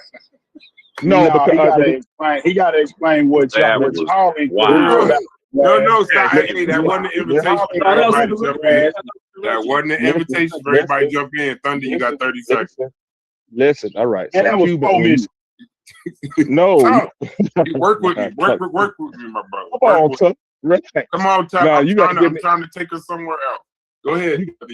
You got to give me a look along that. I got to address what you asked first. Okay, 90 seconds, but 90, and then we're moving on. All right. Shout out to Reggie. Shout out to Reggie. Switching over. 90. Okay. Go Okay, ahead. no problem. Y'all making this difficult. Y'all asked for this, but I don't think y'all really wanted So to be able to get y'all talking. Go ahead. The reason why I said shout out to Cuba is because I had to apologize to him for calling people, calling country shithole. I got it. Yeah. So I said shout out to him. So I didn't want to offend him by saying what I'm saying. But shout out to Cuban for making you better and look at that a little different. There you go. Exactly. That's who I am. Shout out to Stu Pease for saying when I called MLK a nigga, he corrected me and I immediately apologized. Shout out to him. I'm a man that I don't mind being corrected, bro. You just correct me. I'm cool. Okay, now give me my 30 seconds. Now 30 seconds. 30 seconds. To end. We have a lot of black people that bled and died for the country, not just at the hands of the country. See that the problem I have is we have too many people acknowledge how the Democratic Party killed off so many black people, right? But we don't have enough people who had fully acknowledged how many black people willfully served their country and willfully, put their life on the line for our freedoms and giving them props see, that was the whole point. If you go back, give me maybe 15, if you go back and look at the original me talking, that was what I was saying, how we don't say thank you for your service. And it wasn't to just say, hey man, slavery never existed. No, I'm just saying how we don't acknowledge the greatness of our country. That was the whole point, Reggie. Okay, I'm done. All right. Who wants to come into the conversation? Hold on, Reggie. All right, 1 second. Let me take them off of me. Anybody else want to say something? Take a couple minutes, or y'all gonna let them go back and forth? You got your opportunity to speak now. I'm just trying to figure out how we slaves in 2020. Go ahead, Fetty. Go ahead, Fetty. Oh, no, that's all I'm saying. No. Fetty, you can't. Hey, Fetty, go ahead. Let Tuck go. Tuck, go ahead. 3 minutes. So was it a bunch of complaining that you was doing? I won't go back and forth. So was it a bunch of complaining that you was doing when the Democrats was doing all they was doing? So now you on the other side and other people who don't agree with the shit, they bitching and complaining. That's what you saying now. That's ridiculous. You being ridiculous. And Brass, he just put you in there with him. He said lottery. You see how they take that shit and run with it, Brass? Yeah, I don't. Yeah, it's all good. I'm used to it. We gotta be grateful. Man, we did hit the lottery. That's a fact. Hold on. He going back and forth. You weren't supposed to cut me off, Eddie. Yeah, we going back and forth. So Thunder, was you bitching and complaining when they was doing all the aborting and all that shit that you didn't like? Or was you just stating the shit that you didn't like? No, okay, so if you want to know my history, my history was I want to know the question that I asked. I'm you ain't gotta be hostile, my brother. I'm answering your question. Yeah, I do. A little bit. Why? I ain't never been hostile to you too. So you didn't say you said a lot though, Thunder. You said a lot. We're gonna give you a time to respond. Well, then do me a favor. You said a lot. Hold on, Thunder. You said a lot. Hey, Tuck, take 60 seconds and at least bring up more things than just that. I really don't got the time though, Brad. Okay, I got you. It's just some shit. It's some shit, and I know he said it on purpose. That's a shot to the heart. It's just crazy to say, and he know what he's doing. But that's why he involved you in. He started involving people in. Go ahead. Let me respond. So you asked me about what you asked me about? Oh, was I doing this before, right? So I was just like every other black person, bro. I was voting down party lines and just unaware of what was going on. So everybody heard of the KKK and all this stuff and Jim Crow. We all heard about it, but nobody ever really talks about how the hell did the KKK born in the first place? Who the hell put in the Jim Crow laws? Who voted against the Civil Rights Act in 1964? And they had to come back up in 1964. Wait, Thunder. I asked you specifically about was you the one bitching and complaining? Just last term when Biden was the president, was you in the position you talking about now about people who was on the Democratic side complaining now about Donald Trump. Was that you when Biden was in office? No. Was you the one I ain't bitching? never, Yes, you up? You still doing it I now? never You said, bringing up shit from I back then? never, Okay, go ahead, Thunder. I ain't never bash Joe Biden. I don't bash presidents, bro. That ain't what I do. That's not my thing. I just look at it, certain things I agree with, certain things I don't agree with. But it ain't no F And that's Biden. I ain't what, never said let's is go. that what we doing right now? Stop, Thunder. Is that what we doing right now? Certain things we agree with, certain things we don't agree with. No, it's certain things we don't agree with. There's no certain thing we agree with. It's certain things we don't agree with. And are you more boisterous now Can I hear why because Reggie it's so changed? precious? I want to hear why Reggie changed. I really would like to hear why Reggie changed. Okay, we'll get to that. Hold that. Put a pin in that. Let them sort it out. They got 2 minutes, and then Reggie can answer that question for you. Y'all go back because y'all really not going back and forth. Y'all just talking, but it ain't really like. That's what we're supposed to be doing. That's what we're supposed to be doing. But y'all not getting to a. What's the crux of your disagreement? That's what I'm trying to understand, Brad. So he say we bitching and complaining now. So, but that's exactly what they was doing. But that's what you do when your party loses. That's what you do. You don't agree with nothing. That's right. I'm not talking about a party, bro. I'm talking about people bashing the country. So who with the abortion stuff? What party is that? Tuck, my overall point was my overall point was the atrocities that this country are. Okay, black people are. We spend a lot of time bashing the country, right? But we don't spend enough time praising the country. So my overall point was Reggie pointed out how his daddy was a sharecropper and all this other stuff, which is fine, no problem. He brought up a lot of stuff in the past, but he don't bring up how great he said, I'm an American and I'm a U.S. citizen. That's all that was the only thing he said about the country. He never said anything positive about the country. Abortion wasn't in the past. That ain't in the past. You ain't talking about a specific party when you do that. Abortion is right now.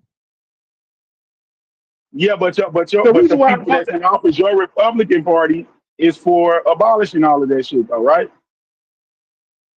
Yes, to a certain extent. So now it ain't bitching and complaining. Now it's the right. See, that's what I'm talking about. Y'all get on one side and y'all just fight with one hand.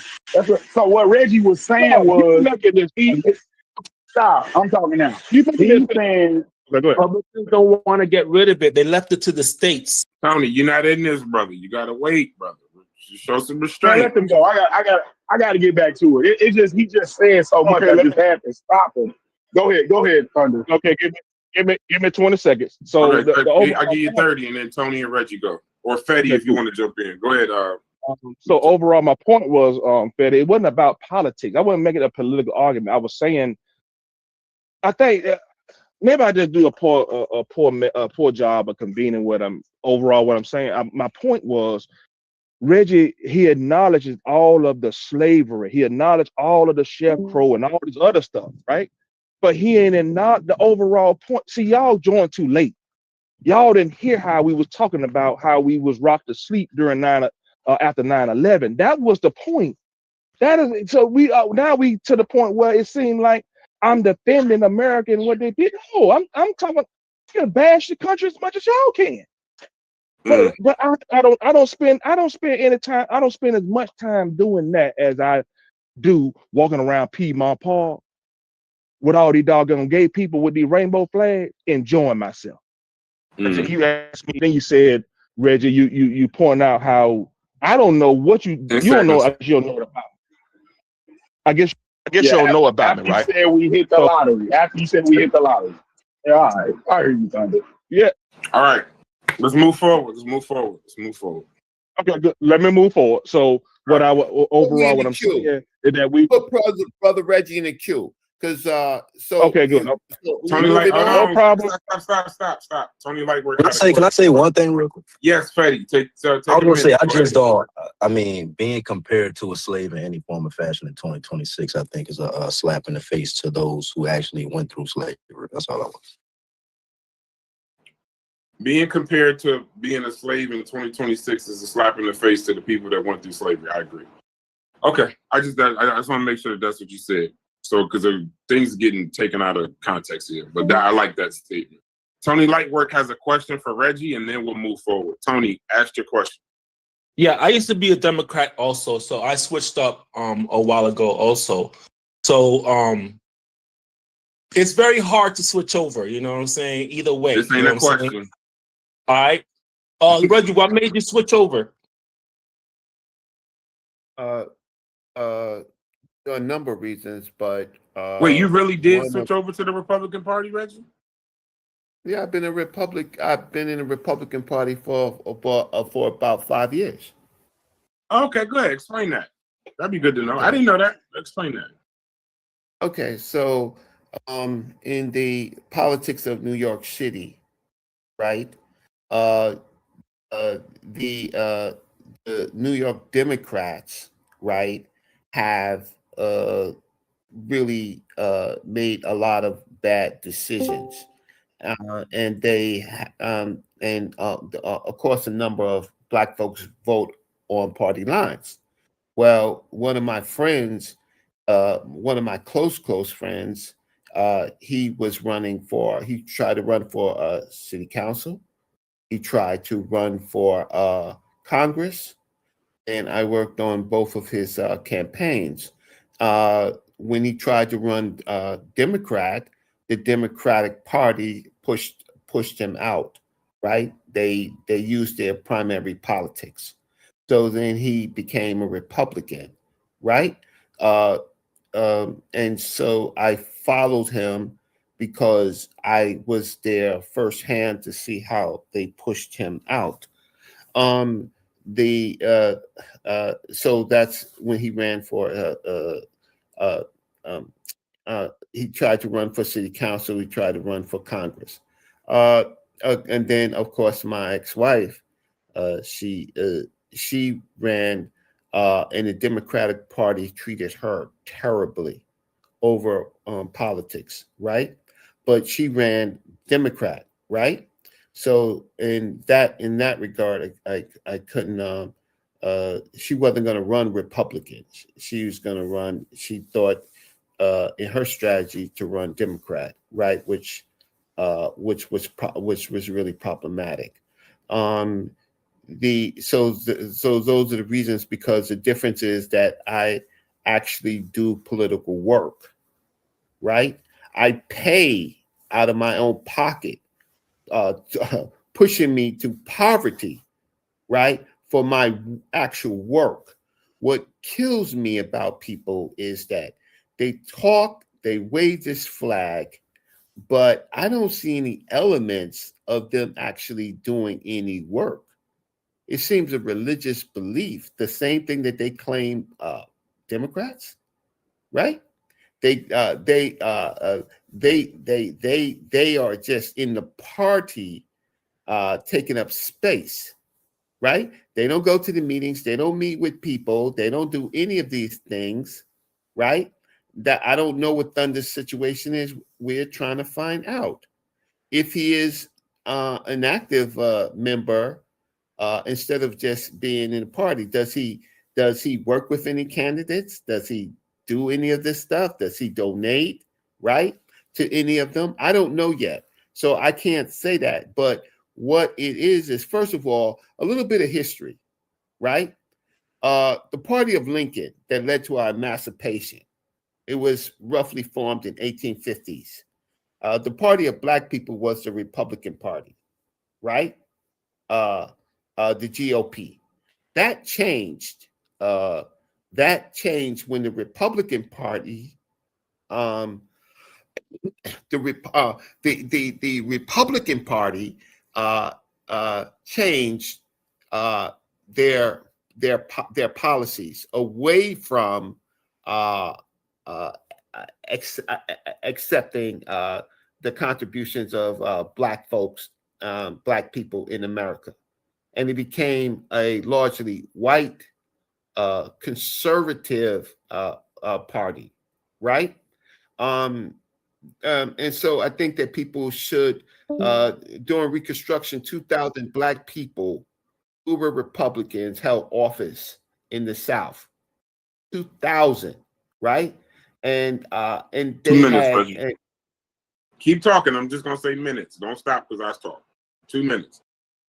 2 minutes. I'm gonna be doing that from time to time. Okay, Go ahead. so the whole part of it is the part of it. When I see a United States service member, right?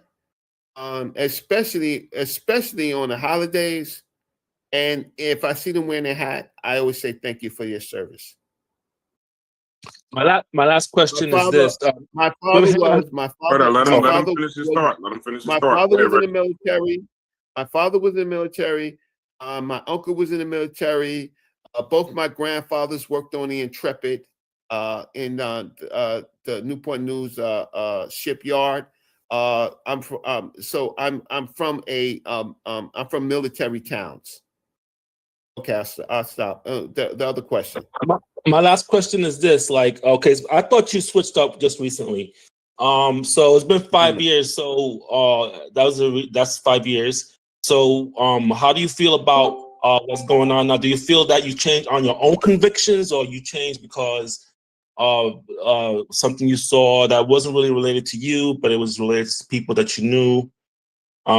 Because did you do it based on your own convictions? You know what I'm saying? Like, not because of what happened to somebody else.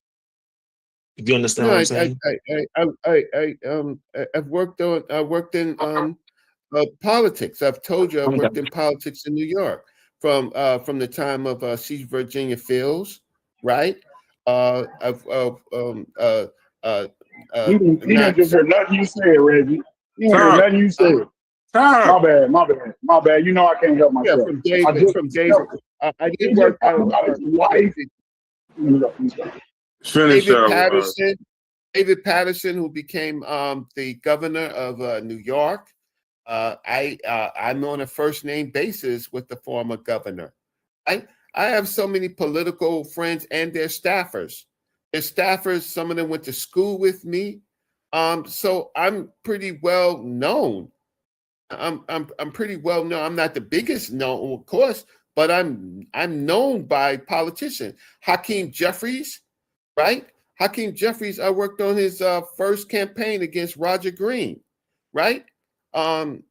He's a different person than when I first met him. But my point is, I have a whole history of working on political campaigns with politicians. So, with my change of conviction was that the Democratic Party has just become a club in New York City, right? And they want to be actually like Republicans, and they are more like Republicans than they care. If people looked at their skirt, these are poor working class, middle working class people who now use their political platform to become rich. More millionaires, more Democrats have become millionaires. The Republicans, the recent Republicans, they always had the money. They were always millionaires, right? Most of the Republicans. Black Democrats, they are okay. So that was that I could talk more about it, but it's just general. I vote for people and help people who I think are good people, right? One of my John Deaton, who had lost to Warren, right? I donated to his campaign. I talked to John Deaton, right? He is Republican, right? So I worked on campaigns. I want to know from people what they've done.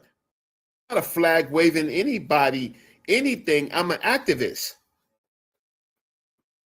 That's the answer to my question. All right, shouts to that. All right, who wants to go next, or we are moving to different? The question now is Black USA patriotism anti-Black to our own culture? No, I gotta respond. I know, but 3 minutes. I didn't know. I don't think he was talking to you. I don't think he was talking to you. Yeah, he definitely was. He mentioned me, and he was talking about what I said. Okay, go ahead. 3 minutes, and then y'all jump in if y'all just listening. I'm just trying to give everybody. It's not even gonna take 3 minutes. My Okay, overall point was not about the Democratic Party. About my overall point, Reggie, was to show you how I could spend my time talking about the atrocities, but I don't. That's why I said that's when I brought up the atrocity that's being committed against Black people right now. I ain't got to go back to 1940 something. I can do it right now. So I ain't got to go back to Jim Crow. I can do it right now. And I pointed out 3 or 4 different things. But I'm saying I do. Hey, can y'all hear me? I can hear you, man. We can hear you, Thunder. Go ahead. You finished? No. That I was trying to say something before you started. When No, we Brass couldn't asked hear. if We couldn't hear anybody. you before. You can go right after Thunder. But you yeah. So so I'm glad. Like I said, I'm glad you made the switch, Reggie. But I guess the reason why you did is some BS that ain't. You just scorned and you just mad at the Democratic Party, so I'm finna go somewhere else. That ain't the same, bro. That's saying the Republican Party represent the ideals, a family country. You say I didn't even notice about you, Reggie. You said your daddy served in the military, your granddaddies, both of them, served in the military, your uncle served in the military. That is what I just brought up 5 minutes ago. How we don't never win. I guarantee you, if I did a poll and I offered $1,000, would nobody say they knew that about you, Bo? You see what I'm saying? That all I'm saying is when you have these opportunities to take your shots, your pot shots at America and the atrocity that they did in the past, I don't never hear these same people acknowledging how, although the country has taken the lives of Black people, but a lot of our people served willingly and put their lives on the line. And I can't say what you've done is not, because I ain't heard every word you said, but I can tell you this for a fact. I ain't know that about you. I didn't know your family served this country willfully and faithfully. That's been my whole point. Again, y'all keep making it political. I'm not even talking about politics. I say I could, but I don't. The whole point is I just don't feel like in the conscious community we spend enough time. Matter of fact, Brass, let me ask you a question. You got money, I got money. Would you put up $1,000 and give everybody, including Cuban, 3 minutes to say what they love about the country? Do you believe everybody can do that in 3 minutes, Brass? No, Would you put up $1,000? Hell no, you couldn't. That's been my whole point. We spend so much time bashing this bitch instead of we praising and being appreciative for what the hell. And I brought up, see, that's why I said y'all joined too late. Y'all didn't even hear what I said. I was saying how people are in bomb shelters over there in Israel right now. We got people in Tehran, they are powerless to what we doing. Hell, matter of fact, it just come out that we bombed a damn school with little girls in it. And that's how these folks are living over there. I brought up Ecuador. I brought up Ecuador. I brought up Venezuela. Everybody heard me say this. But y'all want to stick on, the Democratic Party. That's the next Democratic Party. I'm talking about how we did the overall point, and I guarantee you, Brass and Truist and anybody who was here, they will vouch for what I'm saying. I ain't said nothing about what y'all talking about. Yeah, this is the comfortability as an American. Yeah, correct. Hey, I want to say, hold on, real quick. This is a separate conversation, just so y'all know. So the points that we're discussing now about this conversation started about 2 hours ago. So I don't know. I don't necessarily know what I tried to change the title of it now, because this isn't what Thunder was talking about earlier. Yeah, but I want to speak to the title of the video. Let me finish. So it was you bought it. You're not done. 10 seconds. He just gave you 30 seconds. You're gonna give him 30 seconds more. 10 seconds. Hey, we have a new format, bro. You got to chill out.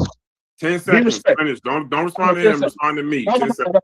So the 9/11 issue is what we was talking about, right? And if you go back, I don't know what the original thing was, but that is what we was talking about, and how the country is asleep at this point, and I was pointing out the reasons why we are afforded the ability to be sleep to these sort of terrorist attacks. That was the original point. Go ahead. Okay, hold on. Can I Hold on, piggyback? Can I Haskell. piggyback Haskell, off of hold on Thunder? one second. Hold on. Fetty, you saying something for like, you just said you wanted to make one statement. Make your statement. Well, no, I was just saying that's what the topic was about, like our comfortability as Americans due to like, you know, us being asleep and all of that. And does that point to a bigger thing, even us as an ethnic group? Why is it that certain people with a rhetoric acts as if we're under the same exact like oppressive circumstances as it was in slavery, which neglects them being proud to be American? You know what I mean? That's what we was talking about earlier.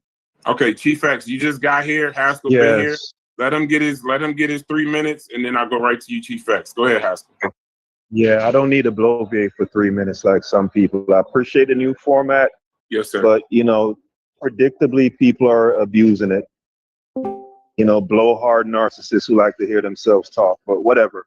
I wanted to say, speaking about the whole my country thing and being proud of my country, right? I suppose if you're a full-on assimilationist and you believe your lot is casted in with, I guess, everyone that's a citizen of this country, the question I would like to ask is, we don't have to go back in the past. Currently, as it stands, it's basically universally agreed that this conflict that the United States is currently engaged in is at the behest of a foreign government. And on both sides of the aisle, rich, poor, everyone knows what's going on, right? So now, in that light, right, you have service members. Let's get out the Black community real quick. You have service members who are, you know, getting their arms broken. You have another service member who made a social media post saying that this war isn't right and we're fighting for Israel. And I believe he's about to get court-martialed, right? So the overarching point that I'm making is 20 years from now, when we talk about the service members who serve, because I believe that this is going to end up being a ground war. They kind of prepping us for that. That's where it's going. They thought this was going to be a 48-hour exercise. It's clearly not going that way. It's going to be a protracted thing. 20 years from now, do I need to see an American service member and salute them for their service in this conflict? Right? And I'm going to bring it home by saying many of the conflicts that have taken place in this country, this country's will has been subverted a long time ago. Right? A lot of these conflicts, that people think, oh, it's for America and our freedoms. No, it's not. Does anyone here believe that what's currently going on, let's not go back in the past, let's stay right here. Who on this panel believes that what's going on right now is about America, American freedoms, even the point that I heard like Brass bring up, right? Even if you're a person, you're a non-emotional person, and you know, whatever assets the US grabs a hold to in these wars or whatever, and you believe it will trickle down to you, even if you're coming at it from that perspective, there's no spoils to be gained for America in this thing going on. This is purely a government that's been subverted for at the behest of Israel. Am I supposed to be proud of service members who are serving in this coming war, in this conflict? How do we navigate the double-mindedness with that? That's my question. Okay, good. To answer your question, I would say if you believe that this ain't got nothing to do with America, and you don't believe that thinking. No. What? You got a minute. Hold on, Thunder. You got a minute to finish your point. Chief X is speaking after that. If you offer a question to the panel, you cede your time. All right, no problem. So if you feel that this country doesn't have anything to be any concerns, number one, I disagree. You're looking at the Strait of Hormuz right now. When you look at gas prices, how they was at $1.50, you have a country who is doing it right now. We went from $1.50 to $3 in 2 weeks, and you also have a country that can perpetually put the energy flow at risk and we just tired of dealing with that. That's one aspect. That's just elementary school. Go ahead, Truist. Everybody know that. No, it's Chief X. By the way, just announced. I'm really running it on the time.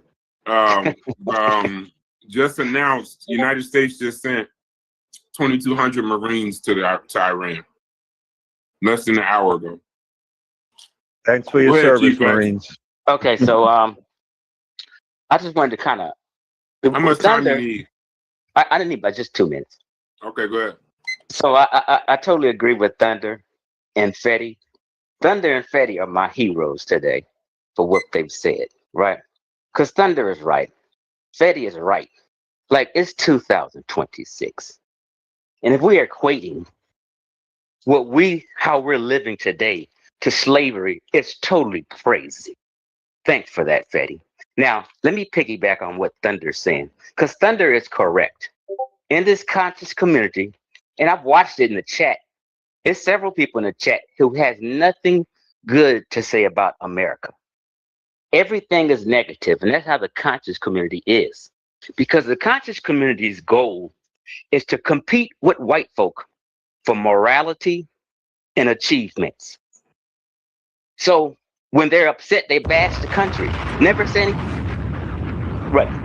anything good. I was in the Navy. I served. Thank you for your proud. Okay, cool. I'm a proud Black American. My granddaddy served. My uncle served.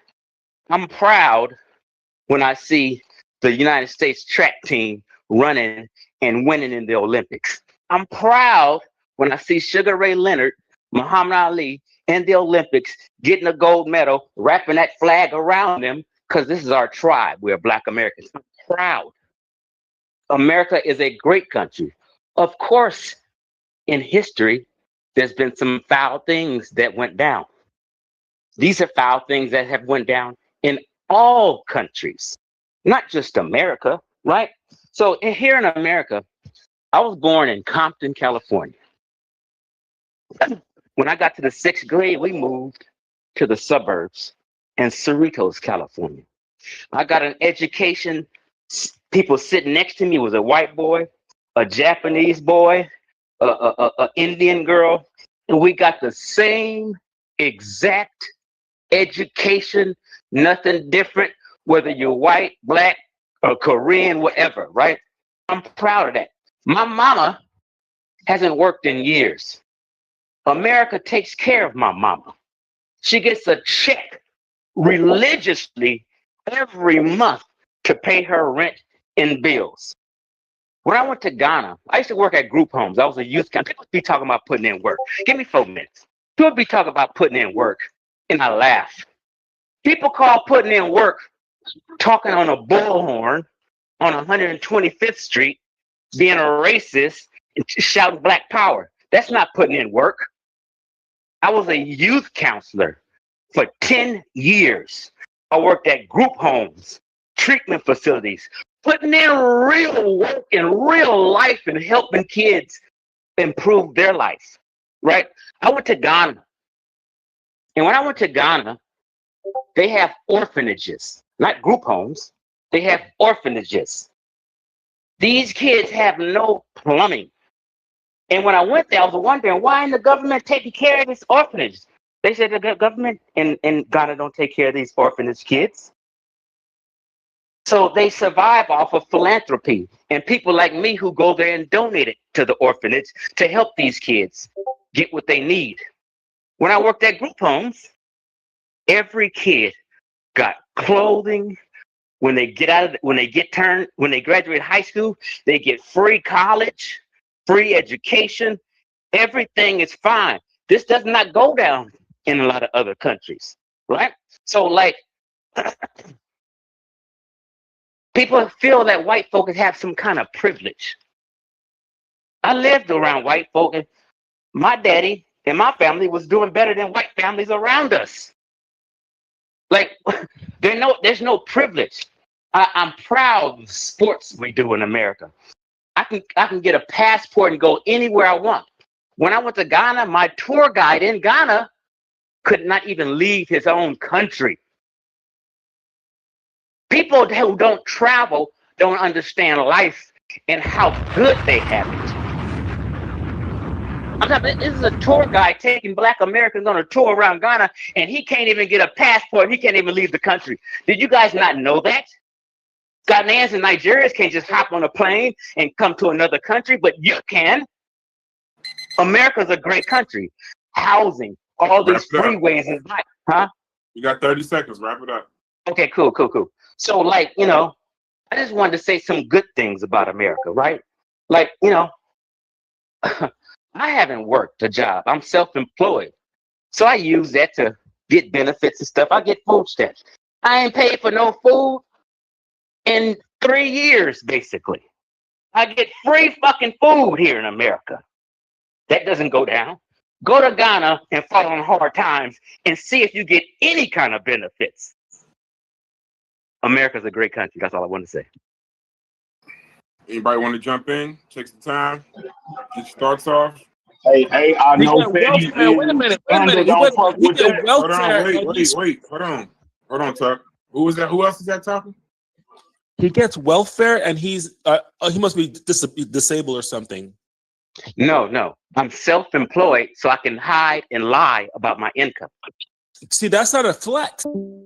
I'm not saying it's a flex. I'm just talking about America and how people. I know women who haven't worked in 10. I have no women who've never had a job in their life, and they're driving around on Mercedes. Well, that ain't what Fetty and Thunder is talking about. Wait a second. So in the chat, Tony, y'all caught some shit. I'm doing something else. So Tony just caught some shit that I couldn't figure out. I'm reading the chat right now. So Super Wavy said free food. And Pure Black said, make EBT great again. So I actually started looking at the show to try to figure out what the hell they talking about. So since somebody said food stamps is a flex now, so wait, so what did you say? What did he, not you, T-Fex, don't explain your own point. What did he say that's making, they're saying basic human rights are a flex now as if it's a question. So what did he say to, why'd you ask that question, Tony? What was your point to asking that question? Anybody, if it's not Tony. T-Fex said he gets food stamps. So. Yeah, he was talking about a lot of the benefits and socialist programs this country offers its citizens that many other countries such as Ghana don't afford their citizens. Thank you. Okay. So why did Tony? My point was, if you're not like, if you're self, okay, I get it. You know, you could be you could be not 100% self-employed. You can be, 20% self-employed, 10% self-employed. There's a scale to that. So I'm going to actually take that back because I don't know what situation that is. But it sounds like he's cheating. I don't know why he said that. I don't know. Based off what I'm hearing, I don't know why he got on here and said that. It's called relax, Haskell, and stop hating. God damn. Because it's called being honest. Okay. Something people need to learn how to do. Hey, Brass, I'm actually looking out for Chief X. I'm saying that somebody who's you don't give a damn about me, bro. Well, I don't. Yeah, somebody just send his casework. Yeah, you shouldn't come on. Yeah, that was just not. Make your own point. This is not a debate. No, I'm saying that wasn't wise. Like somebody could. Wasn't wise. You literally just came on here. You know Reggie on here, right? Yeah, you just came on here and admitted to welfare fraud. Essentially. Good. Report me, nigga. Yeah. I'm getting a benefit and I'm taking my shit. Hey, the man said it. Nobody. I don't think that goes under the point. Is that what Fetty? He wasn't pressured to say it. He wasn't pressured to say it. He said it. So Fetty and Thunder. That's what y'all was talking about. And he came out here agreeing with y'all at. That's what y'all on. Hits ask you, Chief X, Hits ask you, how do you honestly lie? Shit. I was being honest, but people don't respect Yeah, honesty. But I yeah, get it. yeah. I gotta believe, Yeah. bro. Hey, I couldn't There's be y'all. powerful I couldn't be ligatry at you. work here. You can't say shit. Now, Oh now, my now, God. I said a whole bunch of things in 4 minutes, but people only focused on food stamps. See, that's them trying to belittle the truth. I was talking. Oh, The truth is, America's a great country. Get to that. yeah, I Yeah, agree. let me I finish. Truth agree. is, a lot of y'all That's relatives right. have been taken care of. The truth is, a lot of y'all pet family members It's not get just a for check those reasons. every Don't talk. We're not talking over. Let them finish. Take 2 minutes, Chief. And then if y'all want to see, the thing is, we got a format, and y'all so used to talking over people that like when it's your turn to actually talk, y'all don't. So Chief X, take 2 minutes. Yeah, the truth is, a lot of us has family members that get a check on the 1st every month. And I'm not just talking about welfare. Okay. My daddy was a federal employee. What's the difference of being a federal employee or being in the military? It's not no big difference. It's called serving your country. It's called working a job, getting an income to take care of your family. There's nothing to be ashamed of because you was in the military. And then you got these guys in the chat talking about, oh, Chief X or Fetty and Thunder want to be a part of and assimilate. What the fuck are you talking about? You have no choice. You are an American. You are part of. It's crazy to me when people hate their own country. That's crazy to me. When you don't represent your tribe, you're a Black American. Represent your tribe. That's all.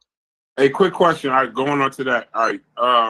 So Kyle said if y'all was born in Jamaica or Haiti, most people would have been on a boat just praying to see land. Kyle, if you can come in and defend that point or at least explain that, I think that's gonna get lost in the chat. And by the way, the chat is killing all of y'all, including me. Wavy done told me to mute out 10 times, and I'm about to take his advice. But these Can you put me on the queue? yeah, I I can. wanna You can. I just want to see if anybody want to go next, and then I'll give you 3 minutes. But Super Wavy says how Sway. Hit says I guess it's spelled honest lie. They trying to figure out if they ain't paid for food. And I think it's courageous what you said with the level of enemies you got to even make a statement like that. But I mean, hey, it is what it is. Second point is I was incorrect. They actually sent 4 regiments of 2,200 to Iran. So it is what it is. I guess it would be what it is. Cuban, I'm watching your face, brother. I don't want to force you to speak, but I'm watching your face as everybody's talking. Are you sure you don't want to say anything in regards to this, Cuban? Like me and you've been laughing on mute this entire time, and I know you just smiling. You don't got anything before Reggie go? I'm trying to get different voices involved in this too. It's gonna be pointless, bro. I'm just listening to the conversation, and no matter the direction you go in this of the perspectives, people have reading comprehension. So and people have observation skills. So there's nothing of the opposite that's going to be said that's going to be detrimental, that people are going to say, oh my God, you're correct, or whatever someone I feel I'm disagreeing with. I'm not going to say anything that's going to change my perspective. So I'm just listening because I'm trying to work on not flipping out on people. So this is therapeutic for me in conversation of just maintaining being calm and not being passionate. I got you, But brother. I got you. I just there's quite a few things that is absolute. Let's see, what days is that? Wednesday mornings and Friday mornings, the garbage gets picked up out here. Just absolute garbage. That's all. Okay. Anybody else before I go to Reggie? I'm gonna give Reggie about 4 or 5 minutes. Yeah, I wanted to say something real quick. Okay, go ahead. Just 3 getting back minutes. to yeah, no, I don't need the whole 3, but real quick, just getting back to Haskell's question, where he was asking, even in terms of this current conflict, should we in 20 years be telling service members that we appreciate their service and all of that for this conflict? I just say yes, simply yes. We're talking about service members and respecting them and honoring them for that. I think just off of the strength of them having the courage and the discipline to do what they do. And in a lot of cases, a lot of them, like when I spoke to my grandfather and uncles that served, a lot of times the service members don't necessarily agree with the orders that they're asked to be carried out. But despite not agreeing with the orders they're being asked to carry out, they're still doing what it is they felt they needed to do after they took the oath they took. And I do think there is something honorable and respectable from a fraternal level, from a valor level, on a number of levels, bravery that I respect. I'll always respect. So that's You just know, my it's motherfuckers in the KKK. Oh, my bad. You know what? You be the main one asking for motherfuckers to get their shit off, and you cannot sit your ass still when niggas is talking. I'm actually doing this as a social experiment to show it's the niggas asking for sanity that can't accept it. I can see right now, shouts to Corey and Chef, I can see them being tortured by this format right now. Motherfuckers sitting on mute, punching the glass on their phone. But what will then say, we gotta be able to hear everybody else. Y'all don't want this kind of what's the name? Fuck this format, Brad. Yeah, I hear you, bro. I hear it. I don't like it, but I know, like, Hits will tell you, why does everybody post in the chat? Everybody going crazy. But when he puts moderators in the chat, now we calling them clankers and we ran by AI. So it is what it is. But I want to hear some of these people's thoughts. Before I go to Reggie and give him 3 minutes, Thunder, you got anything? Sonic, you got anything? Haskell, Fetty, or Chief X, y'all got anything, or y'all gonna queue up after? All right, go ahead, Reggie. Okay, great. So I see the ploy. The ploy is trying to say that people don't care about our service people, right? And but at the same time, we are so numb that we don't even think our neighbors, our teachers, our community people. We are a thankless group of people living in America. That's all of us. So thanks don't go a long way in this American system. It doesn't.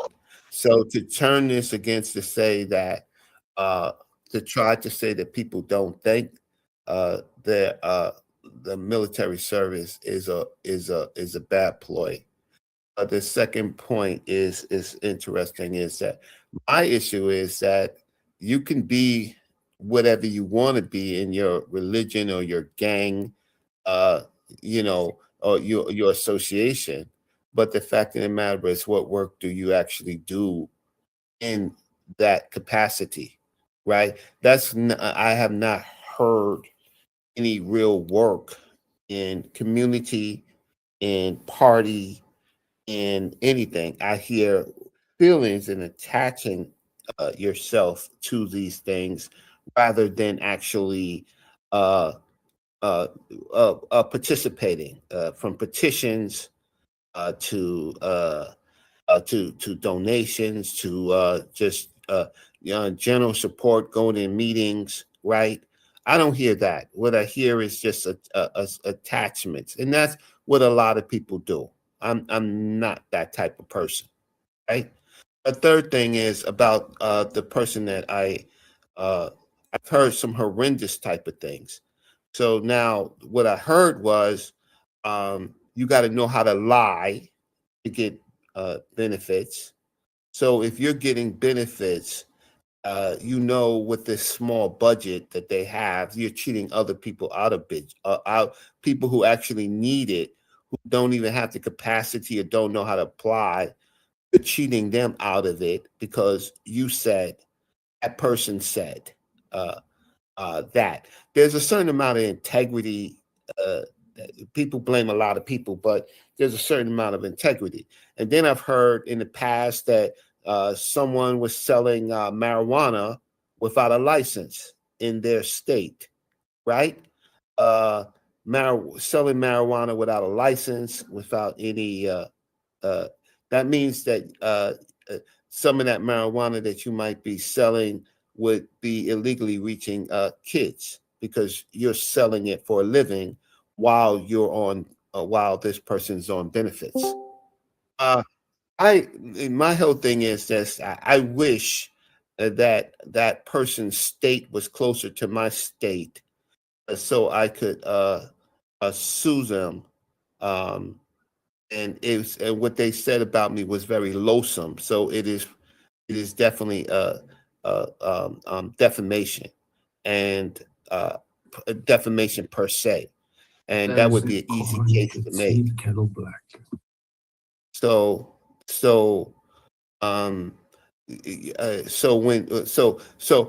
in general, getting back to this point is the point is the work. The point is, what do you do for your community? Who do you help? Right? How do you become? Or if you have the values of American, how are you being the best American that you can be? Right? If you have those values, other people have those values. They just don't go up there and wrap themselves around. Somebody got their mic open. Wrap themselves around a flag because they're mature enough to know that it's more political than anything else. Right? It's more political, and the people and so helping and working with politicians, finding out that they're just human beings.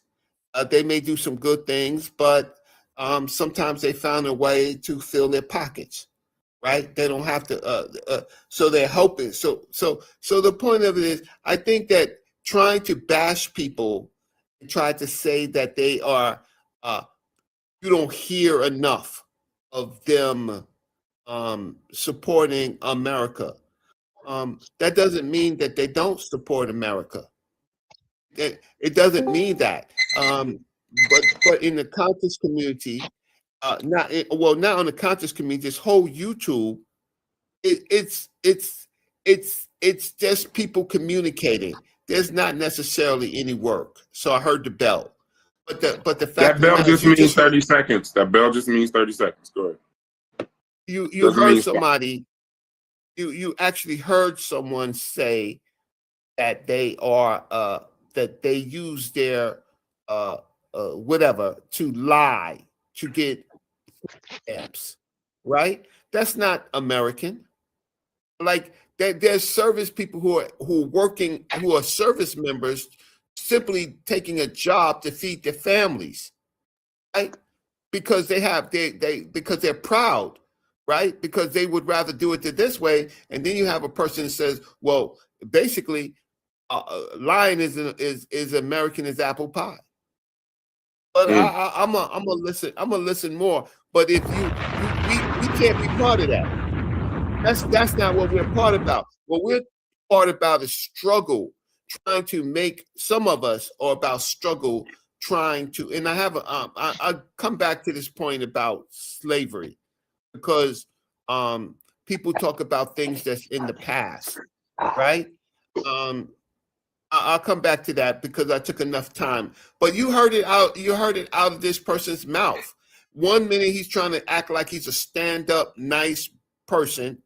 So this show is about people's personal lives. Move it. Hey, all right, wrap it up 10 seconds, Reggie. Wrap it up 10 seconds. And there's been so much passive aggressive snitching going on in these conversations right now. Crazy. This is the wildest shit. Damn. Reggie, Wait, 10 first of seconds, all, 10 seconds, 10 seconds, Reggie. no, Go ahead. no, I need my 20 seconds Go because ahead, take 25, but just wrap it up. But yeah, I'm gonna wrap it up. No, it's not about people's personal lives unless they say it out their mouths. Oh, Their shit. personal lives. But what I said was my personal and my political and my activist life. I didn't say I was selling marijuana without a license. I didn't say that I was using a business and lying to get food stamps. But once you say that, yeah, it's about your personal life. All right, Reggie. Okay. All right. Wait, so By let the me- way, the level of passive aggressive 12 action. This Can I respond? I just need 30. I just need 30 seconds. on himself. I just need 30 seconds, Brad. Go ahead. Okay, so real quick. Now, people gonna sit on here and act like they saints and angels and shit. Like they never lied to get a car loan. Like they never manipulated no paperwork to get a house financed. Stop the fucking cap. Okay? Anybody who qualifies and or needs food stamps in America is going to get them. Nobody's ever turned down. If I thought if everybody on this panel got on food stamps, you're not stopping anybody else from not getting food stamps. You made that lie up, Reggie. Okay? What the hell? Stop acting like you're some saint, Reggie. Cut it out. I sell weed. What did you say, nigga? What you gonna do about it? I'm gonna sue your motherfucking ass. Okay? You the one Because I know it ain't nothing been but calling a push. drunkard and a drunk for the last year. You and Ankh been getting together insulting me. Nigga, I'm suing you. The paperwork will be there in a couple weeks. The level of police activity in this Discord is That's your problem. You be believing anything somebody tells you or put in a Yo, listen, book. I'm gonna say this. So Chief, I don't think what you doing is what they referred to. I think they're talking to the bravery and courage you got to say it in a group full of people you done called everything other than a child of God. I think I think the bravery that you're showing, stating this in public is what they're talking about. Not what you're doing. I'm pretty sure Yeah, they got family everybody members. knows somebody without Yeah, guessing. all these niggas got family members who getting food stamps. They don't know. Cut the shit. Stop it. Hey, there's this Get some guy help. on Vlad, right? His name is AR Ab. His name, he's still alive. And he used to get on Vlad and just like talk about Philly. He's like a Muslim gangster or some shit. And he used to just talk about all these crimes and these people he murdered. Then he started talking about who his friends done murdered and all of this shit. But the funniest part of the whole thing, that was entertaining, right? That's just social media. The funniest part of the Vlad shows of AR Ab is the one where he's like, I don't know why I got indicted. Somebody snitched on me. Somebody told. See, that's the problem in these streets, is that we got all these people snitching and telling, and Vlad had to remind them, well, not Vlad, Black people had to remind these people, when you go on the internet and you only telling them, they catching you because what you say. So I'm not talking about anybody else want to come into the chat? Pause. The conversation is about Black USA. No, it ain't, Brad. No, it Hold ain't, on, Brad. I'm trying to get it back on the rails. Is Black USA patriotism anti-Black to our own culture? Is a Black person being proud of America, proud to be an American, is that somehow anti-Black to our own culture? Now, here's the thing. I've heard a lot from the side of basically people saying pro-America. I haven't really heard. I'm still waiting on the show. Chef's doing a show about that voting Republican. Correct me if I'm wrong, Chef, in the chat. That is voting Republican against. Is it basically anti-Black or is it against black interest and voting 90+% Democrat. The reason why we do it is not because we're necessarily brainwashed as a people, but because voting Democrat is really the only viable option that black people have. Does anybody agree to that or disagree to that? That's the show. I've been waiting on Chef to do this show, so I want to see it. I thought he was doing the show the other night, but something happened. So would y'all agree or disagree, anybody on the panel, is voting Democrat the only viable option that black people have in the United States? Anybody want to speak to that? Wait, hold on, Brad. Oh, Chef said voting was stupid. Bro, you sound like you in a motherfucking, I don't know where the hell. You sound like you in a reactor somewhere. It was viable at one point. At one point, it was viable. Some kind of order, bro. If you want to talk, let me go, and then I'll do 2 minutes.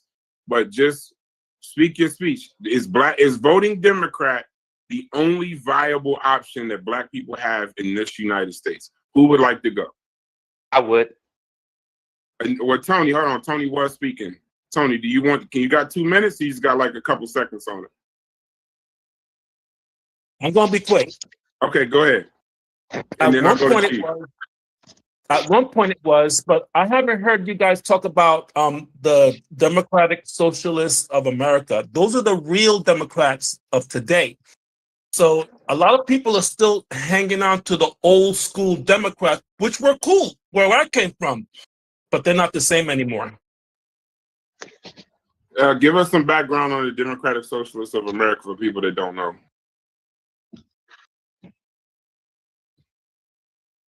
I think there's some people on the panel that could speak to it a lot better than I could, because I don't really. But that is the group. That is the group that these people are afraid of. You talk about the Bernie Sanders, the AOCs, and the you talking about those type people? Even more grassroots than that. The Elizabeth Warrens and I'll come back to some background. That's not necessarily them. I'll come back to some background. The DSA. The Democratic Socialists of America.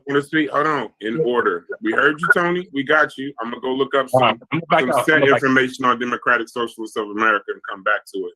But the point, if you do start speaking in here, you got 2 minutes, 2 minutes, 30 seconds roughly. When you hear the beeper, keep talking. You just got 30 seconds. That's giving you a sign to kind of wrap up your thought. And the topic is not Chief X, not Thunder, nothing like that. The topic is voting Democrat the only viable option for black folks in America? Chief? Oh my God. Okay, cool. So that kind of thinking that Chef does, and I got love for Chef. So, but that kind of thinking, and when 92% of black women vote for one party, that to me sounds cultish. It sounds like a cult. So when Chef's saying he's acting like we're some kind of monolith, you know what I mean? Like everybody's supposed to vote this way because you're black. That's crazy talk to me. Okay.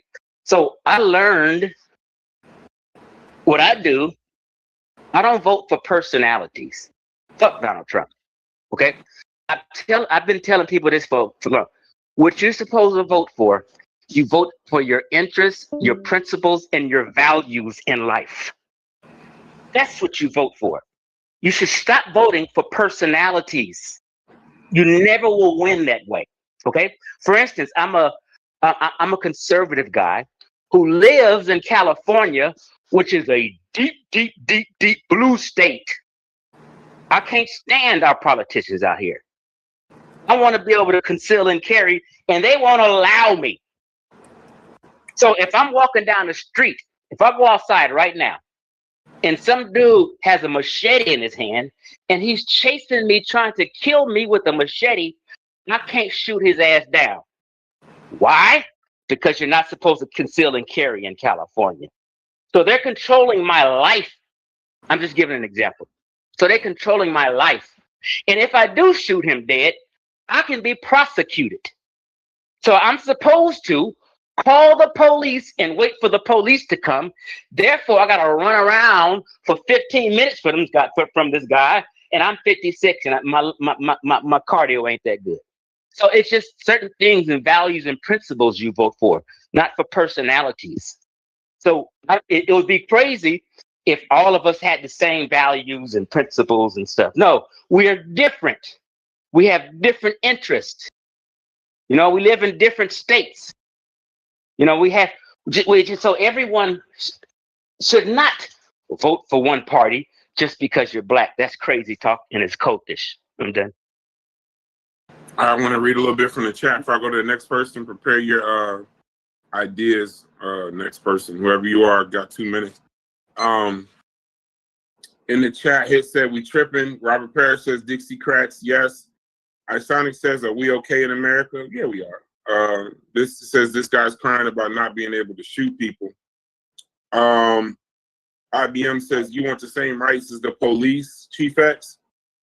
Pure Black said you vote your interests and values. What did Trump provide towards your interests and values? So the Democratic origins started with the white supremacist nationalist organization like KKK and suffrage. Robert Parrish said Democrats are still the same. The young generation progressives should have a say. That this dude is dumb, brass. And Stu P said you get food stamps, you get food stamps, you get food stamps. Everybody gets food stamps. Shouts to you, Stu. I don't know why you in the chat. All right, who wants to speak to this question, right? Like, for instance, brass, before somebody go. 30 seconds, Chief, 30 seconds. Yeah. Before somebody go, you read somebody's question. What is Trump? Okay, listen here. Yeah, what did Trump provide to your values? Because you said you vote your values. Right. I'm old school. I'm just like my daddy and my grandpa. I have their values. Okay? So Trump got rid of allowing kids to get hormone shots. Oh, little Timmy, what do you want to be, little Timmy? You want to be a little boy or a little girl? Cut that bullshit out. Trump cut that foolishness out. We're going to make America great again and get back to old school traditional shit. That's what he did. He stopped a bunch of foolishness that the Democrats were pushing, like Thunder said earlier. I'm done. Go ahead, Truist. Yeah, I was going to say, it's not the only viable option for us. We've seen, and then I would just ask if the question is limited to nationally, we should always vote Democrat, or should we vote Democrat even on a state level, on a city level? Yeah. Let's say, I think Chef is more talking about Trump and Biden. So let's say in a presidential election, not locally. So federally, specifically federally. Yes, specifically federally. Should we vote Democrat federally? Is that so that will also extend to Congress as well, like yes. the House. Anything that's not a mayor, mayoral governor type. We talking about presidencies in DC, basically. Well, again, I don't agree with that, because then you could be voting for policies you don't agree with, right? So, for example, I know Chef in question is against our campaigns in Iran and Gaza, etc., and that is something that's bipartisan on both sides. So even if we did vote Democrat, in this case, much of the House Democrats, much of the Senate Democrats, much of the Democrats on a federal level actually agree with a lot of the actions that we see taking place over that region. And I know he doesn't agree with that. If he were to focus more on policy in regards to that, he would be looking at more third-party independent candidates that are completely against some of the things that we find to be bipartisan. Because even when we're talking about Democrat is a spectrum. You have the far left, which, what's his name, Tony was talking about, which would be like the Democratic Socialist types, like your Mamdanis, your AOCs, your Sanders. And then you have more of your moderate types, like your Kathy Hochul's, like your Bill Clinton type of Democrat. You know what I'm saying? And then on the right, you have a similar spectrum with the far right, which would be MAGA, and a more moderate right, like a, what's his name, Mitt Romney kind of Republican. So the closer you get to the middle, you start to see like Democrats that'll support some moderate Republican ideas over far left ideas, like Kathy Hochul, what she's doing right now, pushing back against a lot of Mamdani's ideas. One could look at as her kind of being a centrist on a lot of issues. Mitt Romney straight up said, I don't care if Trump is our candidate for the party. I'm voting the other fucking direction because I don't agree with the policies he's pushing. Forget about party allegiance, right? But I just feel like when it comes to us as a people, we feel as though we have to be monolithic and just be married to a party, and we can't observe in the same way we see all these other groups observing. So I completely disagree with that line of thinking. Okay, Thunder, you got a thought on it? Reggie, you got a thought on it? No, I pretty much on that point. I pretty much agree. You could how can I say it shouldn't be like a religion. What specifically, Reggie? So you agree that voting Democrat is the only viable option, or you don't think it's the only viable option?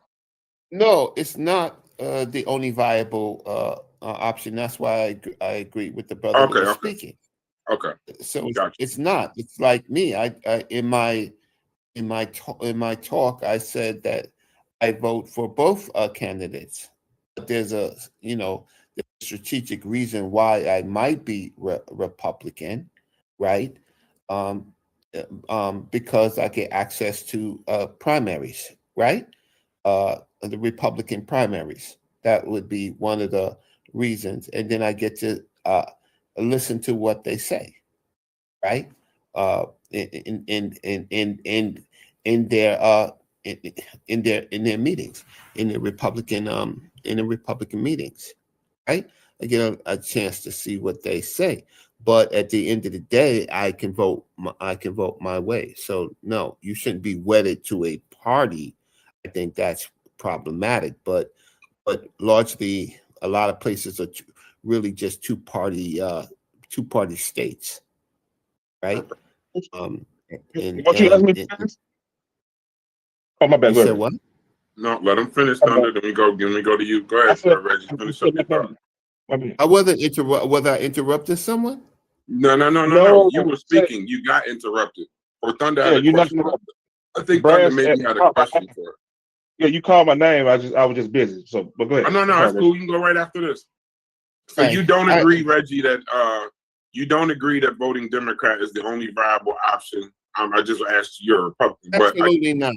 Absolutely, I vote for Democratic and I vote for Republican candidates.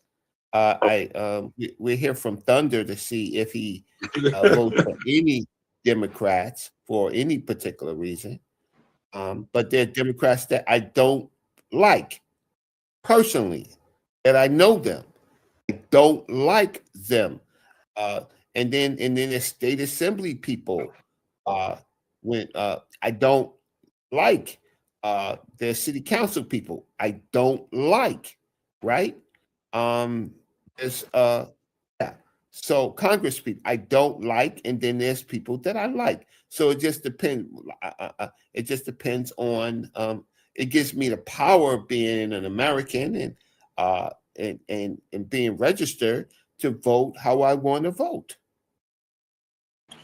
Reggie, Chef in response has stated that this is a MAGA think tank. That we are now a MAGA think tank. I can't wait to see this show Chef is going to do. Chef is going to present this argument. Just to give a slight backstory, then I get to you, Thunder. The backstory was because when we would have these shows and speak publicly or politically, it would always go to when you ask a Republican in here why they voted for Donald Trump or why they vote Republican at all. the narrative, we kind of would go into the whataboutism of, well, why since 36 of black people voted roughly like 85% Democrat. I mean, which one is insane? Is me or you or anybody that votes Republican or Democrat or however it works? Why we don't vote solely Democrat? So his thought was more, and that's why I wanted to see the show, because he'll flesh it out more in his monologue. His thought is more that it's actually against our interest as black people to vote anything other than Democrat, and we've known this essentially since the mid 1900s, like 1940 on, that we have to vote Democrat because it's the only thing that serves us.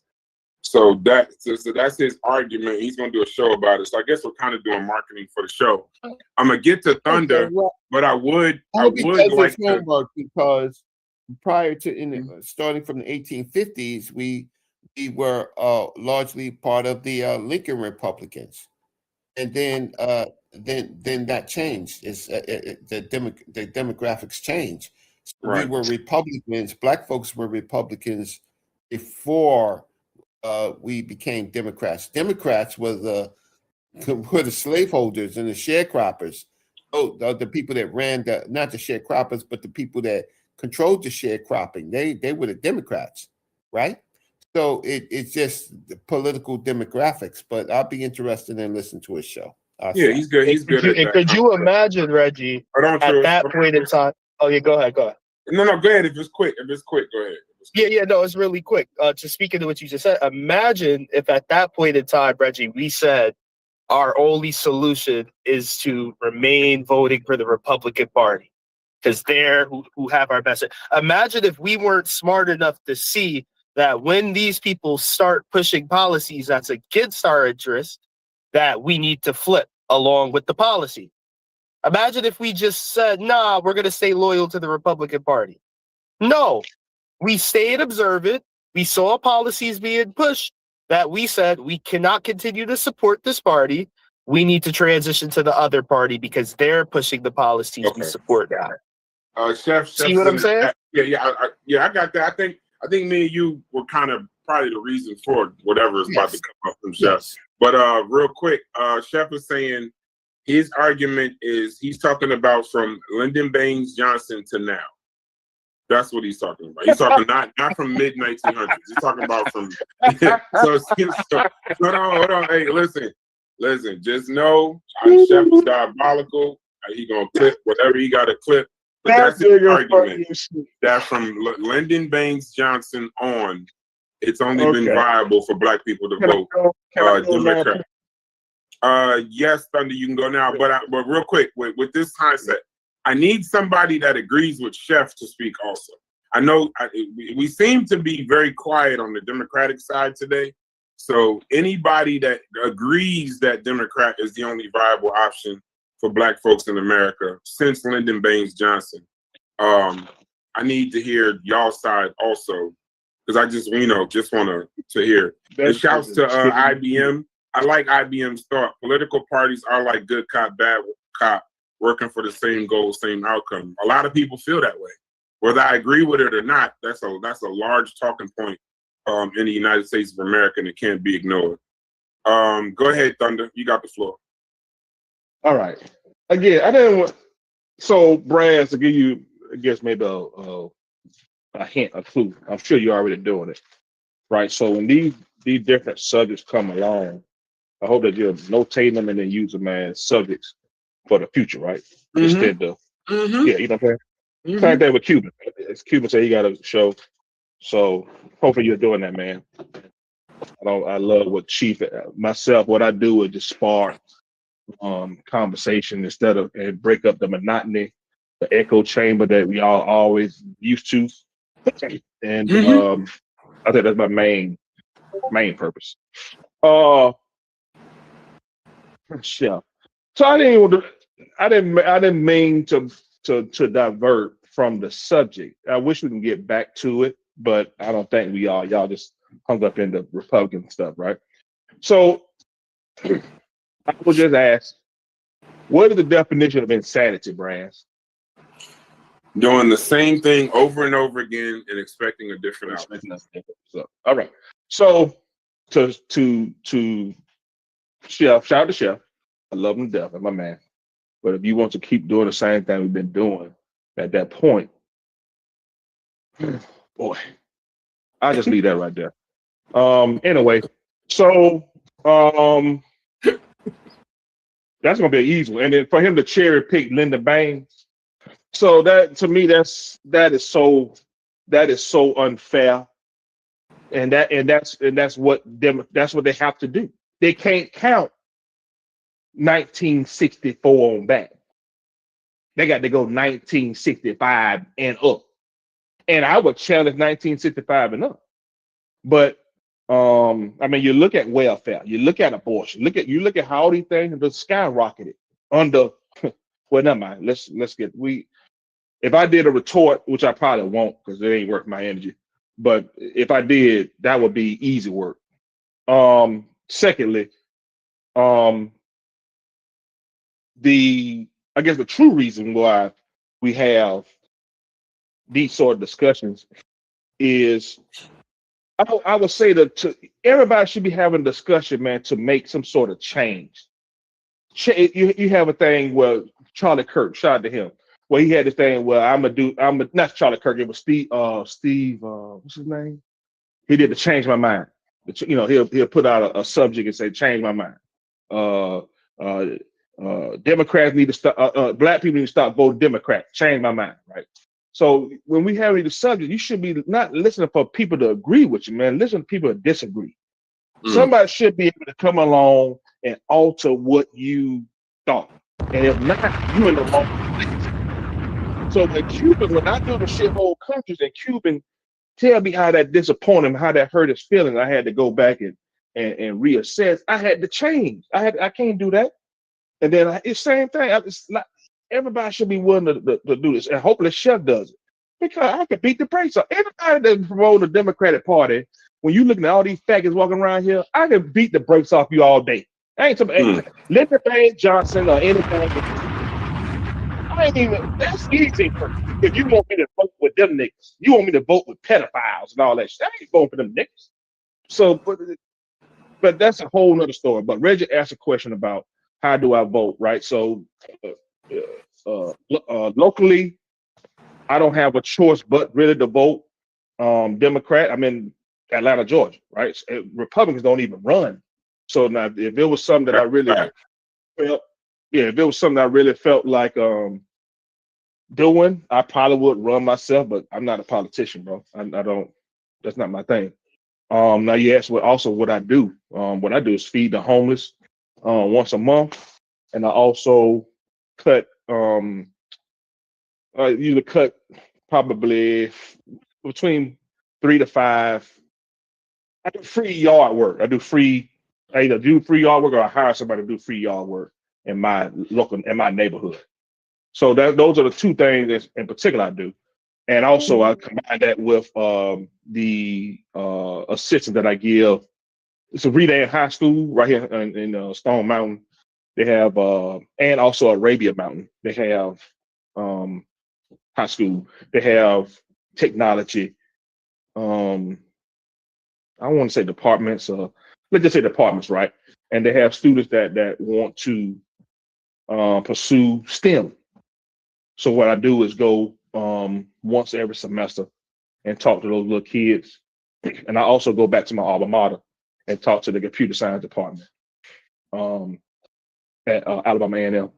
So those are just something, then try to inspire them and give them game on how to give interviews, what's expected of them, certifications, etc. Y'all don't know I work in cybersecurity, so those are things I speak on. So I do serve my community. I don't serve my community politically. I don't have the appetite for that sort of stuff. But helping Black people, I've been doing that since I was probably 23. Been doing that. But yeah, so politically, I would love to hear what Chef had to say. I want him to convince me I would love for that nigga to convince anybody to convince me to be a Democrat. If you can convince me of that, man, that'd be a life changing. That's a hell of a show. If you tell me to vote literally against my interests, number one, I think Kyle used to say this all the time, and this is on the old Dagger Squad. He would say how black people we're under the impression that we need to unite. We need to unite. We need to be black. We need black to unite. And I'm saying he was like, I don't want to unite with y'all. Well, I want to unite with you. I don't know your morals. I don't know your ethics. I don't know what principles you're trying to promote. I don't know your moral compass. Why do I need to? I don't need to unite with you. If you believe Who used what to say I that? believe in, Who used to say that? it was Kyle. Kyle, you said that. Okay. Yeah. 1 So minute. And anybody want to jump in, you can jump in because he's gone past the time, but nobody else is talking. So y'all can cut him off Oh, and now let him keep going. Go ahead. Okay, what he's saying, Wait. he's putting in work. Give him 60 seconds. finish. Yeah. No, I'm No done. more. Okay. Number one, shout out to number one, Chief X. That's another one. He thought provoking, man. He gonna say stuff, and I love him down, man. And he banged on me a couple times, but I ain't got no problem with him. Great man, redemption story. But so when you looking at damn, what I was saying, because you cut me off.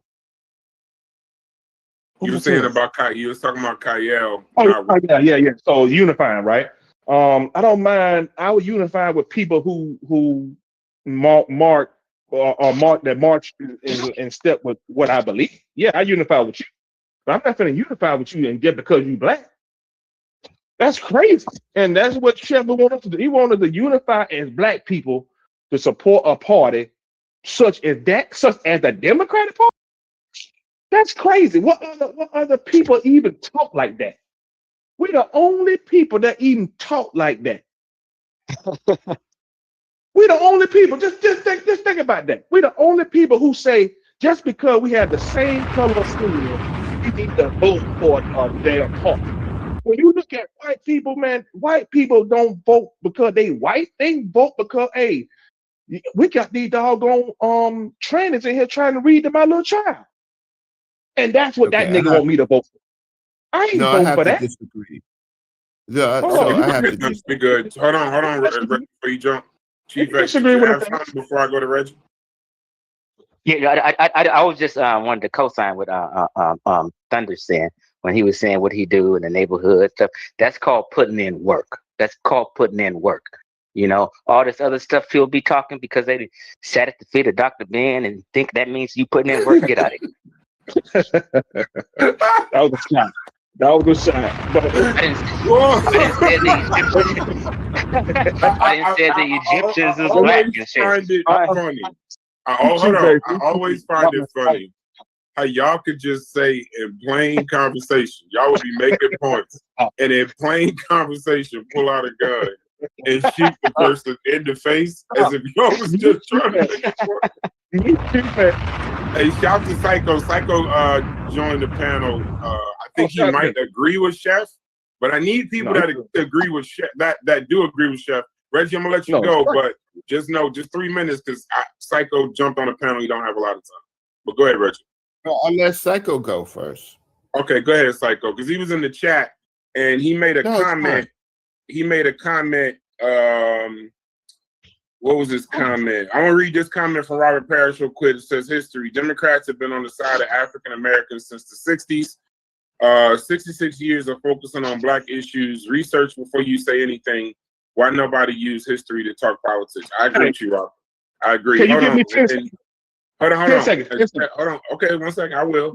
Psycho, the reason why I asked Psycho to come up here is because Psycho normally cooks in the chat. He don't got a lot of time, all the time to join panels. But in the chat, he said to Chef, You're not slick, Brass. You're not slick, Brass. Huh? You're not slick, Brass. I got a bone to pick with you. Hold on, give me 10 seconds before you. Hold on, wait. I just want to read Psycho's comment and then you can go. Psycho's comment was, if I had Chef's position, I would go back to FDR or Truman. So that's why I was kind of, that's my thing. So I kind of want to see his thought process on going past LBJ and going all the way back to FDR. Yeah, I want to see going back there. But go ahead, Thunder. 10 seconds. All right. So, if y'all know anything about history, Reggie mentions history. If you look at the 1964 Civil Rights Bill, the people that y'all want me to vote for, they would have wanted to filibuster that. The Republicans voted for it both times. Matter of fact, the Republicans are responsible for it, but it was a Democratic president that signed it into law.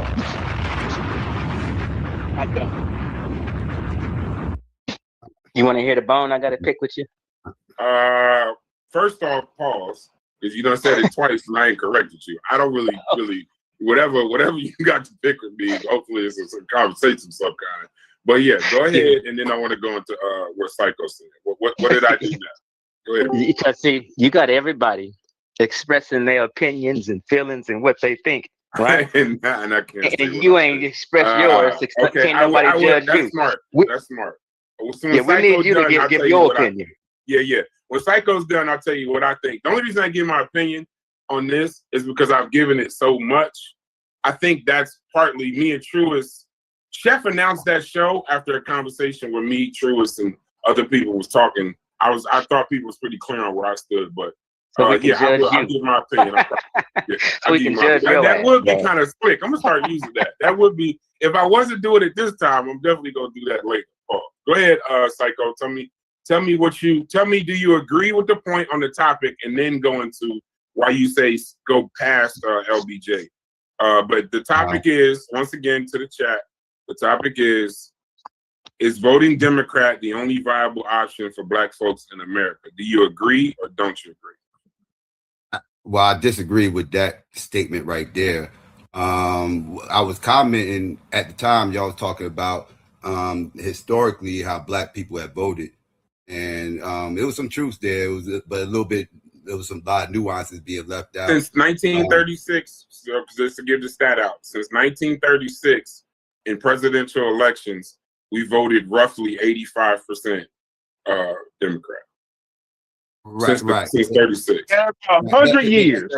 That's real nuance too, because I heard Reggie mention about how we was linking Republicans after slavery, which is true for the most part, but let's not forget that didn't last too long, because the Lily White movement is a thing, right? Like the whole Lily White movement happened, where the white Republicans got them Black Republicans up out of positions of power, right? And you had Southerners out there pretty much not really having a space to really vote. And Black people up north aligned with the Democrats way before the 60s. Way before. A. Philip Randolph was a Democrat. He never was a Republican. He was rocking with those Northern Democrats the entire time, and he's been an activist since the 20s, right? So, like, Northern Black people been on the Democratic train, right? And reason why I said we could start with FDR, because FDR is the first president that actually started putting things in legislation when it came to civil rights with the Pullman Porters, right? Like he was at 41, I think it was, with the Pullman Porters. He put that bill into place to protect them. When A. Philip Randolph again put pressure on them and threatened to do the very first march up to Washington, which didn't happen because they kind of bowed down to his demands. So that's why I say you can start with FDR as far as like kind of swaying the Black vote towards the Democratic Party, or you can go to Harry Truman, who he signed in the bill where he desegregated the military, which was also a big deal for Black people after World War II. They felt like they wasn't respected for what happened up in World War II, so they was lobbying a lot to get treated the same way as the white soldiers. And Harry Truman is the one that put that into place. And that was 48 when he got elected in. And also, that's the year the Dixiecrats that everybody loved to talk about. That was actually the same year as the Dixiecrats. That Dixiecrats got formed because of Harry Truman. And the whole it was a split in the Democratic Party. You had the Northern Democrats that was pushing for integration, and then you had the Southern Democrats who did not want to push for integration, that was against integration. And that's when they kind of split it off and formed the Dixiecrats in 48 with Strom Thurmond and all them. And they did that not to even win the office. They did that so Truman wouldn't win. They tried to throw a monkey wrench in there and try to split the vote, and they figured that would be enough to hurt him and get him out of office, but it didn't. So that's why I said you're gonna go back. People like to start with LBJ or Kennedy, but no, it's presidents before that actually you could start with. My bad, but I'm done. Study history like that, Psycho? What happened? I'm sure they've talked about this on them shows. Like his show, he's a wide range. So and he from Jersey. So Yeah, that was some good from Jersey. information. Yeah, people from Baltimore don't have the ability to make great arguments. It's all that mercury and the crab and shit. But people from Jersey tend to be well-rounded, you know, and have better conversations. But yeah, shots fired. So you don't, you know, most certainly. I don't think Psycho, staying right there. So what do you think is problematic about Black people essentially only voting Democrat? What do you think? What would you attribute the situation, like basically looking at us as a people in 2026? What good would you attribute to that? Because here's the thing, whether we think it's the only viable option or not, the fact remains since 1936, we voted roughly 85% Democrat. But what good has that done for us? And then if you can, and this is to anybody trying to move the show to something else. No, bring Chef ass on here and tell us in 1935, we've been voting the same fucking way, and y'all niggas love bitching and complaining about, oh, how we oppressed and all this other stupid shit y'all keep bringing up. I've been making $100,000. Oh, never mind. Chef is right now giving out Jewish tapers. That's why Basket he in the barbershop giving out Jewish papers. I know he hear it. I know he hear you, but he running. He gonna do a show. Now. He's gonna do a show.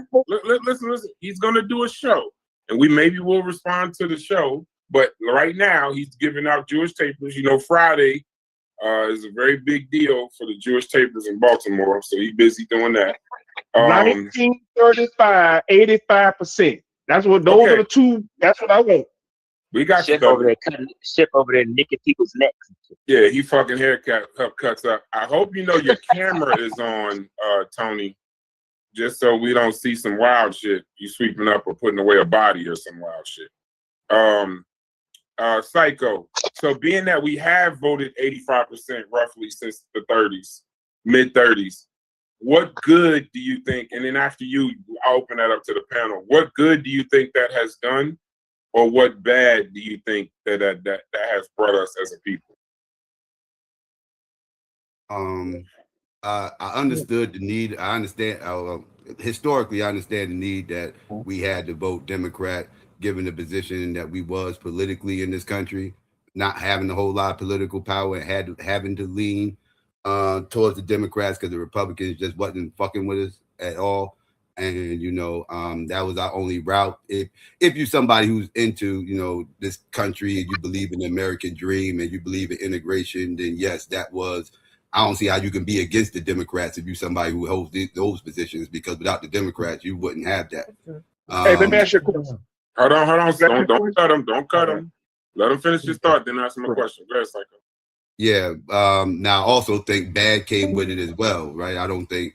You know, again, I'm just I'm trying to just hold some positions that Chef might hold, but yeah, like it's some bad though with that as well though, like, because what we did was we fell into the whole trap that the country put in place for everybody, not just Black people, but we kind of fell into that whole trap of the false dichotomy that we got to pick one or the other. And it was a point in time when that might have been true, like back in like we was talking about the 30s, 40s, 50s, even the 60s. But once we got around to the 70s and 80s, and we started becoming a little bit more politically aware, instead of us creating and carving our own niche, we decided to just stay on the Democratic train and kind of throw all our eggs in that basket. And that didn't serve us well in the long run. That's your question. I'm still here. Reggie, let me ask you a question. I heard you. The Southern Democrats, right? What happened? Let me ask you this question. No, Reggie said Psycho. something. Give me 1 second, Thunder. What you saying, Reggie? No, I said I'm still here. I was still waiting. Okay, let him ask this question to Psycho, and I'll go right to you. Yeah. Go ahead, So Thunder. I guess maybe a small series of questions, but you said that the Republicans. What's the policy that the Republicans had that you were so against that black people need to go away from? Which one it was?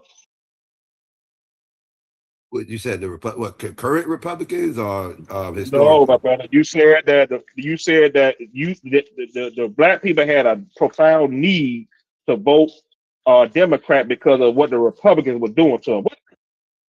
Back in that day? Yes. You know Goldberg is? Do I know who Goldberg? Are you finna name one person? That's your argument, Psycho? No, I'm not the only person I'm gonna name. I'm just asking, do you know who Goldberg is? Because that's where the switch kind of happened, because the Republicans were kind of neutral on civil rights bills and stuff like that. They were wasn't trying to neutral? get none. Yeah, they was Oh, neutral. yeah, They wasn't trying to get You- things passed. They I wasn't thought you trying to. I thought you was talking about something, bro. I thought he was really talking about something. You said the Republicans was the one who were voting for the civil rights bill. Why did you say that we were passing? But now again, like I said, to say black and white is nuanced. You got to understand, because you got the Southern strategy. Bullshit. Okay. You mean to tell me how the Republicans were passive? I just told you. Tell me how they were passive. Okay, well, I just told you what happened in '48, right? The split that happened in the I'm Democratic Party. talking about 1964. Right. What we're talking about. What happened in 1948 shapes what happened in 1964. That's what I'm trying to tell you. You can't just start in 1964. Shit led up to that. Well, that's the argument. That's what Chef want to start. You asked the question. Chef I'm trying to answer. Yeah, but Chef's we going off the premise of 1964. That's what we're going off. We're going off Melinda Banks. Well, you got to tell the temperature of the room, because you just painting it just like this is just black and white. Like, okay, this happened and that's just that. No, it's way more nuanced than that. We talking politics. So, but we're talking about politics at 1964. Yeah, but what led up to 1964? Because 1964 was Goldberg, and that's what I'm telling you. Something led up to Goldberg flipping the Republican Party, and attempting to flip the Republican Party, and that was what happened in '48. Like I said, like what I left out, it happened in '48 with the Dixiecrats and everything else. There was a whole DNC that happened in 1948. You can look this up. Where Truman was announcing that he was going to make a run for president and everything else, and the Southern Democrats, who eventually became the Dixiecrats, started a riot up in there. They whipped out guns, threatened to start shooting people and everything else, and they stormed out. And this is when they decided to branch off and start their own splinter group of Democrats. Oh, really? That's the Democrats? Yes. Southern Democrats did this. The Yes, Democratic the Party. Northern Democrats, because they Good. was What the Republicans doing at that time? Let him finish his thought, Thunder. Y'all going back and forth. Let him finish his thought. He got that. We got that. We got Goldberg. Now, what were the Republicans doing at that time? In 1948. In 1948, they wasn't pandering to black people. They was pandering to the white base. They pandered to the white base as well.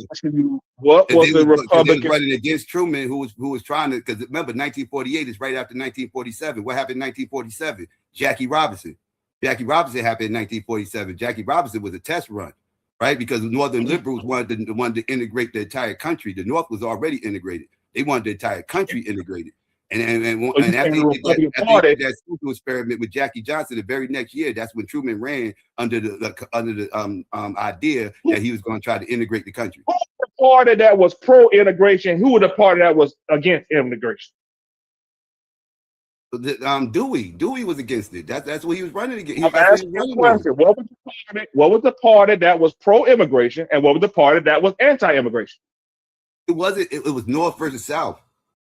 It was a battle for North versus South. They were trying to win votes. And the Republicans they was trying to tap into that Southern base.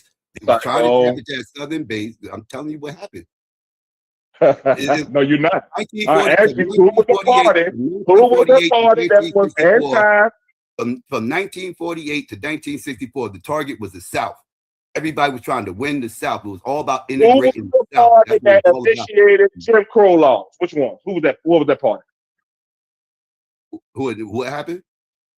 Yeah, you heard what I said, Yeah, bro. what'd you say? Who was the party that initiated and founded and sent out the Ku Klux Klan? Who was that? There ain't no party sent out the Ku Klux Klan. That wasn't sent What was out by the party. That's Oh, another yeah, misnomer. Psycho. Yeah, that's good. That's good. The Democrats, No problem. No problem. That's a YouTube talking point. That's a YouTube talking point. Psycho. The Democrats, straight. the Democrats did not create the Ku Klux Klan. The Ku Klux Klan just so happened to be Democrat. The Ku Klux Klan just so happened to be Democrats. And when you say that the Democratic Party without the Ku Klux Klan, that's alluding that the Democratic Party created the Ku Klux Klan, and that's not what happened.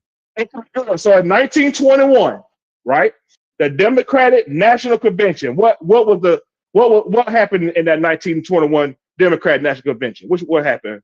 I don't know. Tell me. Put me on. You don't know what you do. So if y'all at y'all's computer, put in KLAN, Klan, KLAN. Yeah, that's Woodrow Wilson. So what? B-A. You said you didn't know, so let me tell I know everybody. that's Since Woodrow you're Wilson, I'm saying, but I don't know what event you talking about. When they played Birth of the Nation? Are you talking about Birth of the Nation? They played the White House? Don't worry about it. Don't worry about it. You straight. 1921, Klan Bake, Democratic National Convention.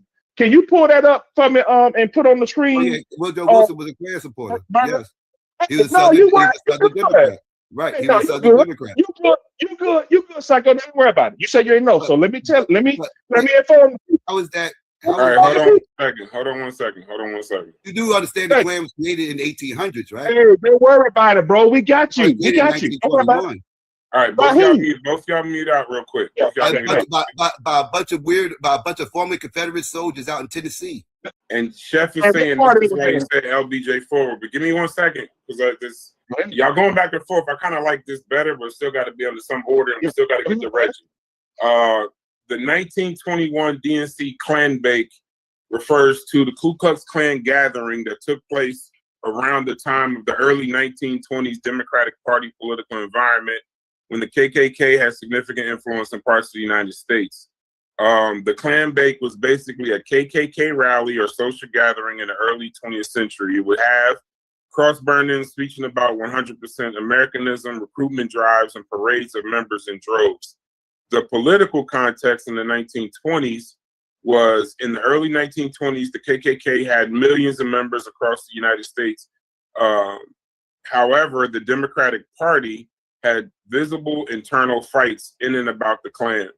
But the key moment was in the that's 1924. So essentially that's what it was. It was a Klan rally in the DNC. Now I never said that the Klan wasn't Democrats. I was responding to his exact statement, which was the Democrats created the Ku Klux Klan. And that's a false statement. No problem. You say that's false, right? Yes, that's false. Okay, cool, no problem. Now, it's good. This is good content. Maybe we can do a whole nother show on this. I'm glad we're having this. Now, aside the Klan Bake aside, at the Democratic National Convention, we ain't even talking about that. Now we can go to Madison Square Garden. Shout out to Mecca. Shout out to the Mecca. Shout out to everybody over there in New York. Truist and all y'all. Matter of fact, Reggie, we got the Democratic Party. Has the Ku Klux Klan ever been were they part of? Did they march in Madison Square Garden? Yes or no? I think they did. And there were You think the they Ku did? Klux Klan. The Ku Klux, New York City is. You really serious, Reggie? You said what? Let him answer. Deal with it All right. He said he think they did. Come on, man. Yeah. Well, yeah. They marched. They marched on City Hall in New York, and I was there. They have large factions throughout New York, largely Long Island, and then they have the upstate, and then they have downstate. What year was that? I mean, across the Tappan Bridge. I What don't year know. was that, Reggie? That they You don't marched know. down.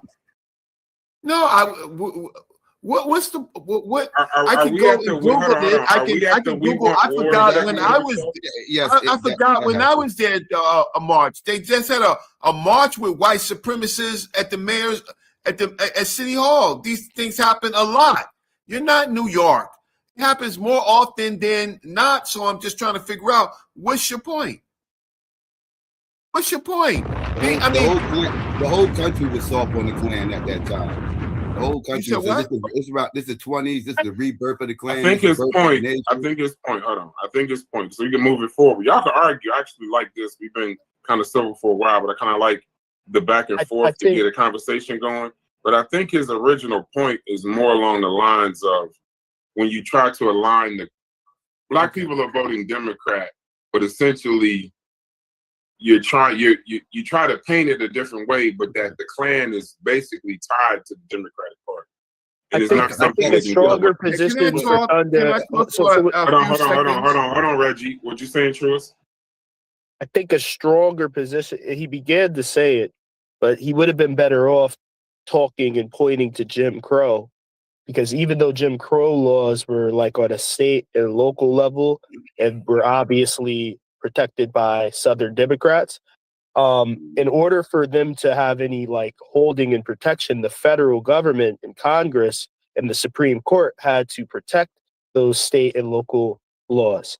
And we see even the entities in Congress and the Supreme Court that helped protect those Jim Crow laws in the South, those were mainly Democratic entities, even when it comes to the congressional and judicial branch that protected it on the state and local level. I think when was the Jim Crow law started, Truist? What's when that? they started in 1964. When did the Jim Crow law start? 1964. No, 1800s at the home. No, but Dunda, I'm saying instead of talking I about know. a damn Klan, hold on, brother, hold on. I'm trying to help you. Instead of talking about a Klan rally, you should have talked about. Go ahead, bro. Go ahead. White movement and all that. Brass. I have to object to your system. Because I have been waiting to talk.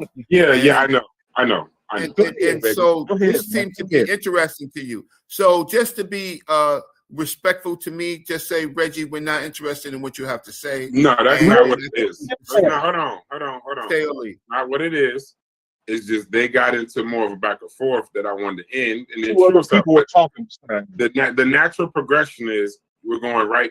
Hold on, Psycho, if you could stay. Their conversation, I was trying to offer something to kind of move it forward, but it's not. So it might be another show, like, the Klan's origins and stuff like that. That's another show. So go ahead, Reggie. We could do that as another show. I already got this stuff. Yeah, I just wanted to make a few comments, and then I am gonna have to take some medicine and go to sleep. Go ahead, brother. That's what I've been trying to do. Okay, so largely until before the 1960s, Black folks had really had no venue for politics except for national politics, presidential elections. Prior to that, the problem was that the Black vote, in fact, was chilled until a change in the Voting Rights Act of '65, right? I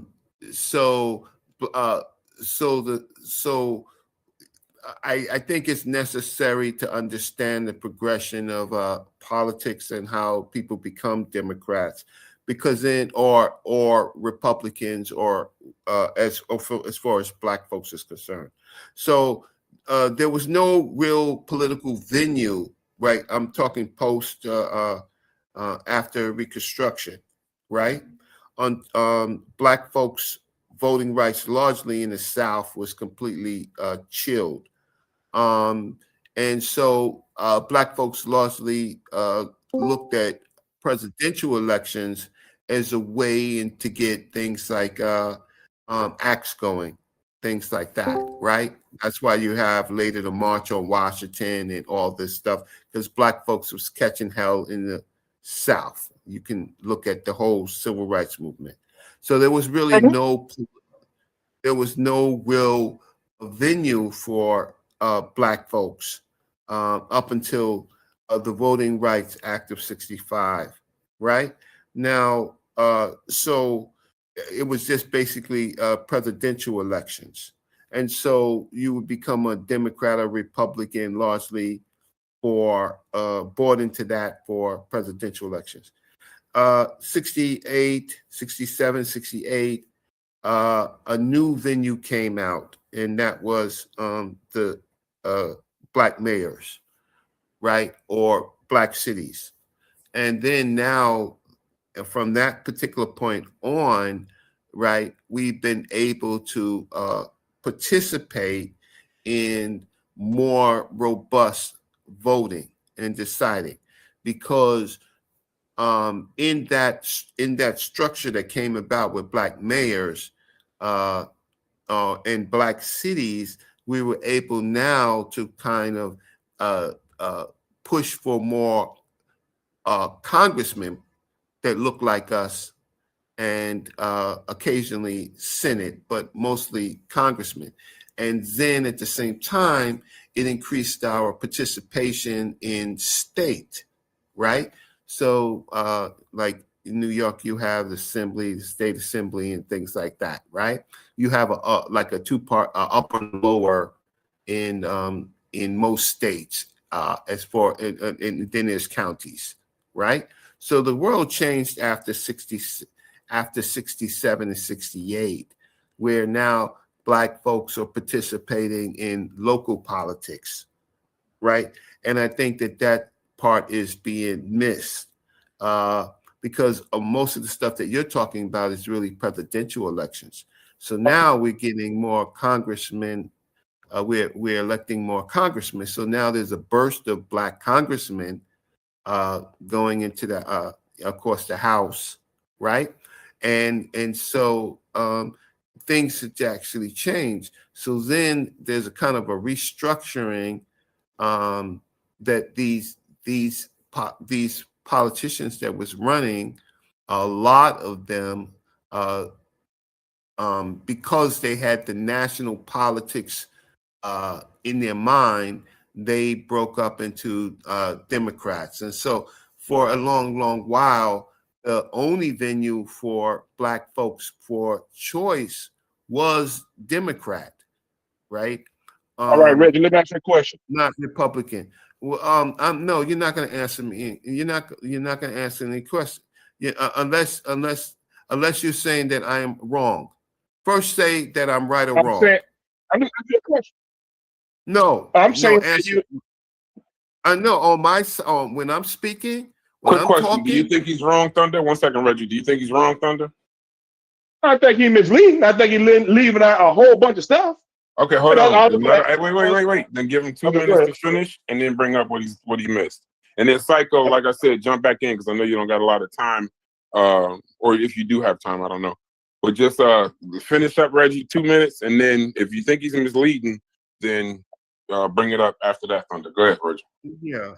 So, all right. So now with this age of Black mayors, and they are becoming they're announcing themselves as Democrats, right? Because they think that their best interest is served by the Democrats, the Democratic president, right? So they're local, but they're looking to use their local power to influence, have some Congress, and to now show the United States that the Black vote does count. So it became a viable vehicle for us in the well, not us, but for large amounts of Black folks at that time period, right?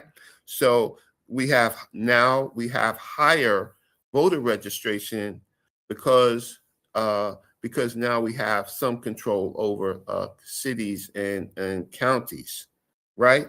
And all of this will be, how can I say, abused or by the parties themselves, right? It will be then our political activity is very young in the United States. It's really very young. So we're looking at my age, which is 60, 61.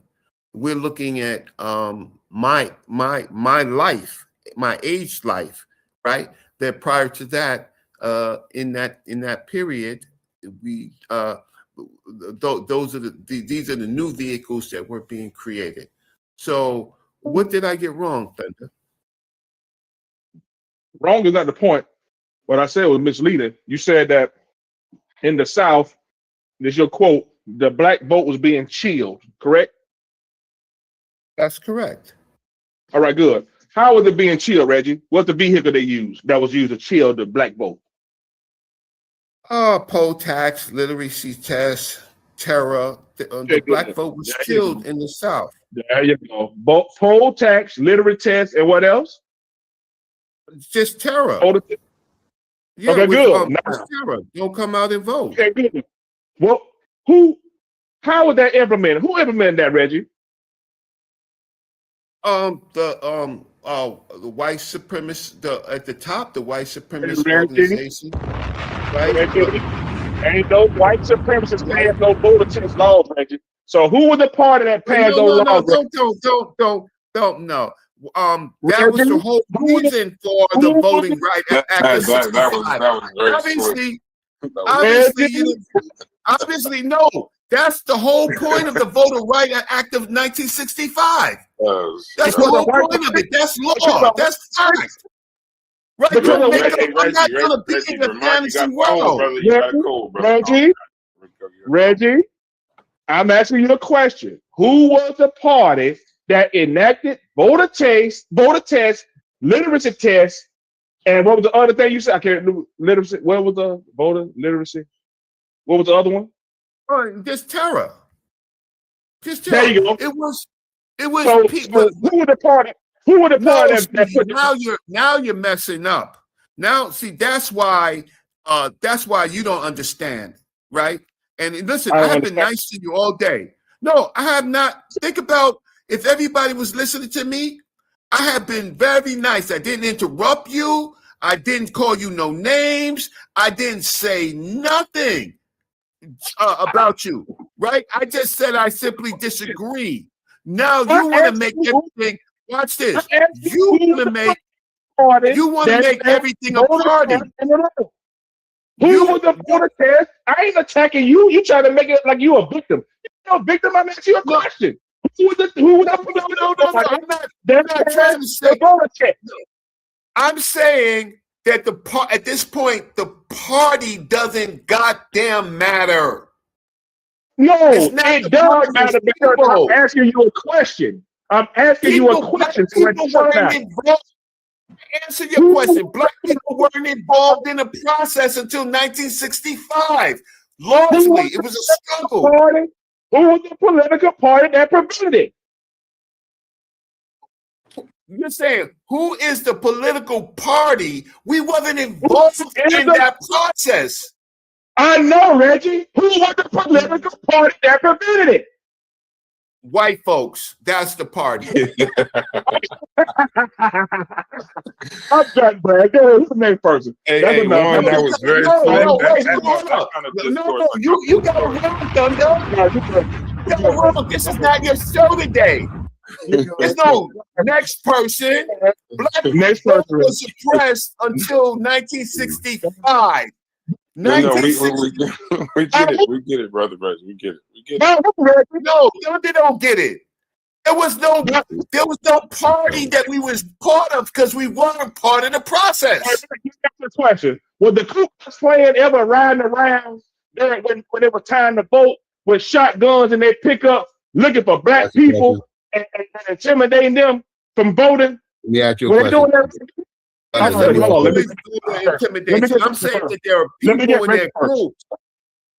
Reggie. Okay. Hey, Ku we Klux got Klan it. We was got a it. Ku Oh, Klux Klan y'all. affiliate. No. Press. Reggie Press. said I can't. Press.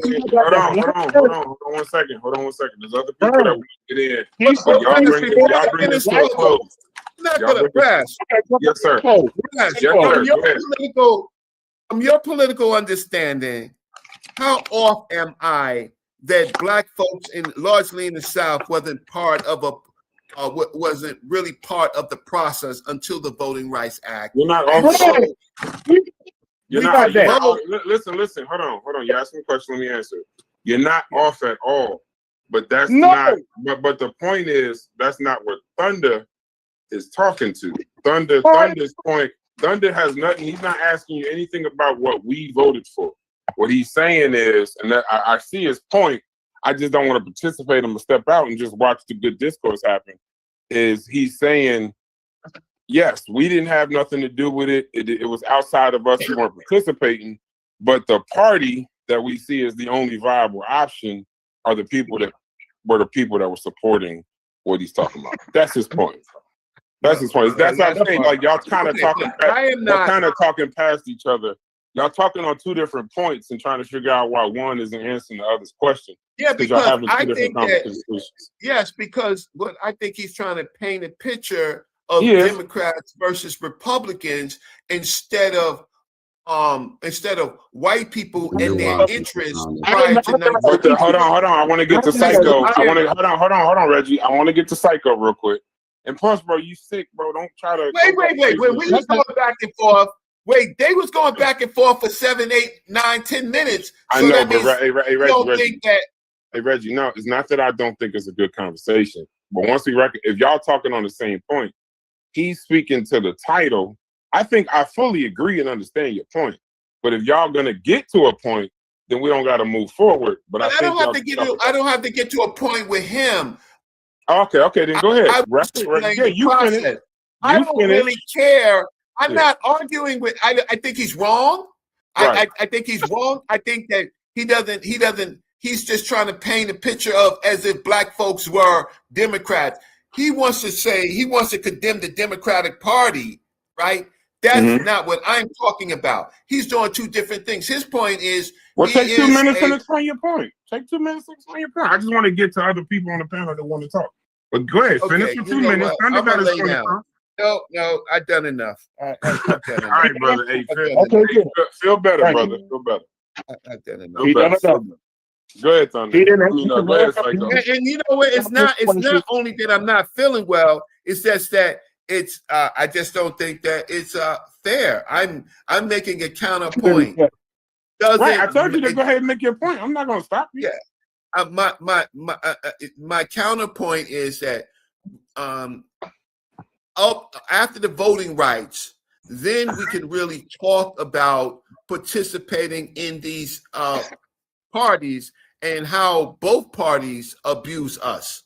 But he doesn't believe that there's anything wrong with the Republican Party, that they did nothing. They did not abuse us. They did not chill us. That people, right, wrapping themselves around a best interest party, something that they can get their politicians in to create local laws, right? He only sees it as Democratic and Republican. Republican. I don't see it like that. Okay. No, I don't want to answer your question. You don't get it. What's funny, what I find funny, Reggie, is I've heard y'all over the past week or so, and y'all speak in such high reverence of each other, and that's the elder, and that's the other. And now y'all in the middle of the street, damn near about to kill each other on the same. No, I just know when what he's trying to do is pigeonhole me into a Democratic Party or Republican Party, and I'm saying it doesn't make any. I'm like Cuban now. It doesn't make any sense. Hey, listen. It doesn't make any sense because I don't see the narrative that he's making. These are people and groups. People and groups. Give him a minute, then I'm gonna go to you, Thunder, and then I'm gonna go to Psycho. You see what's happening? I see it exactly. I'm just not upset about it. I see what you're doing. I was talking. I have been put in mute and shit. right? And every time I talk, I'm such a nice guy that got to get interrupted. I don't want to be upset, right? I don't want to injure myself any further, but I try to be the nice guy on these platforms, right? I'm saying the narrative is wrong. Okay, now I'm finished. Brass, I'm unavailable. Can you put me in queue, Brass? Put me in the queue. I need to. Okay, Put me in the queue. Stu. I need to finish with Thunder and Psycho, and you can have the floor, brother. I just Right, need you to have finish with Thunder and Psycho, and then you can have the floor. Go ahead, Psycho. You had a question. Yeah. Oh, yeah, okay.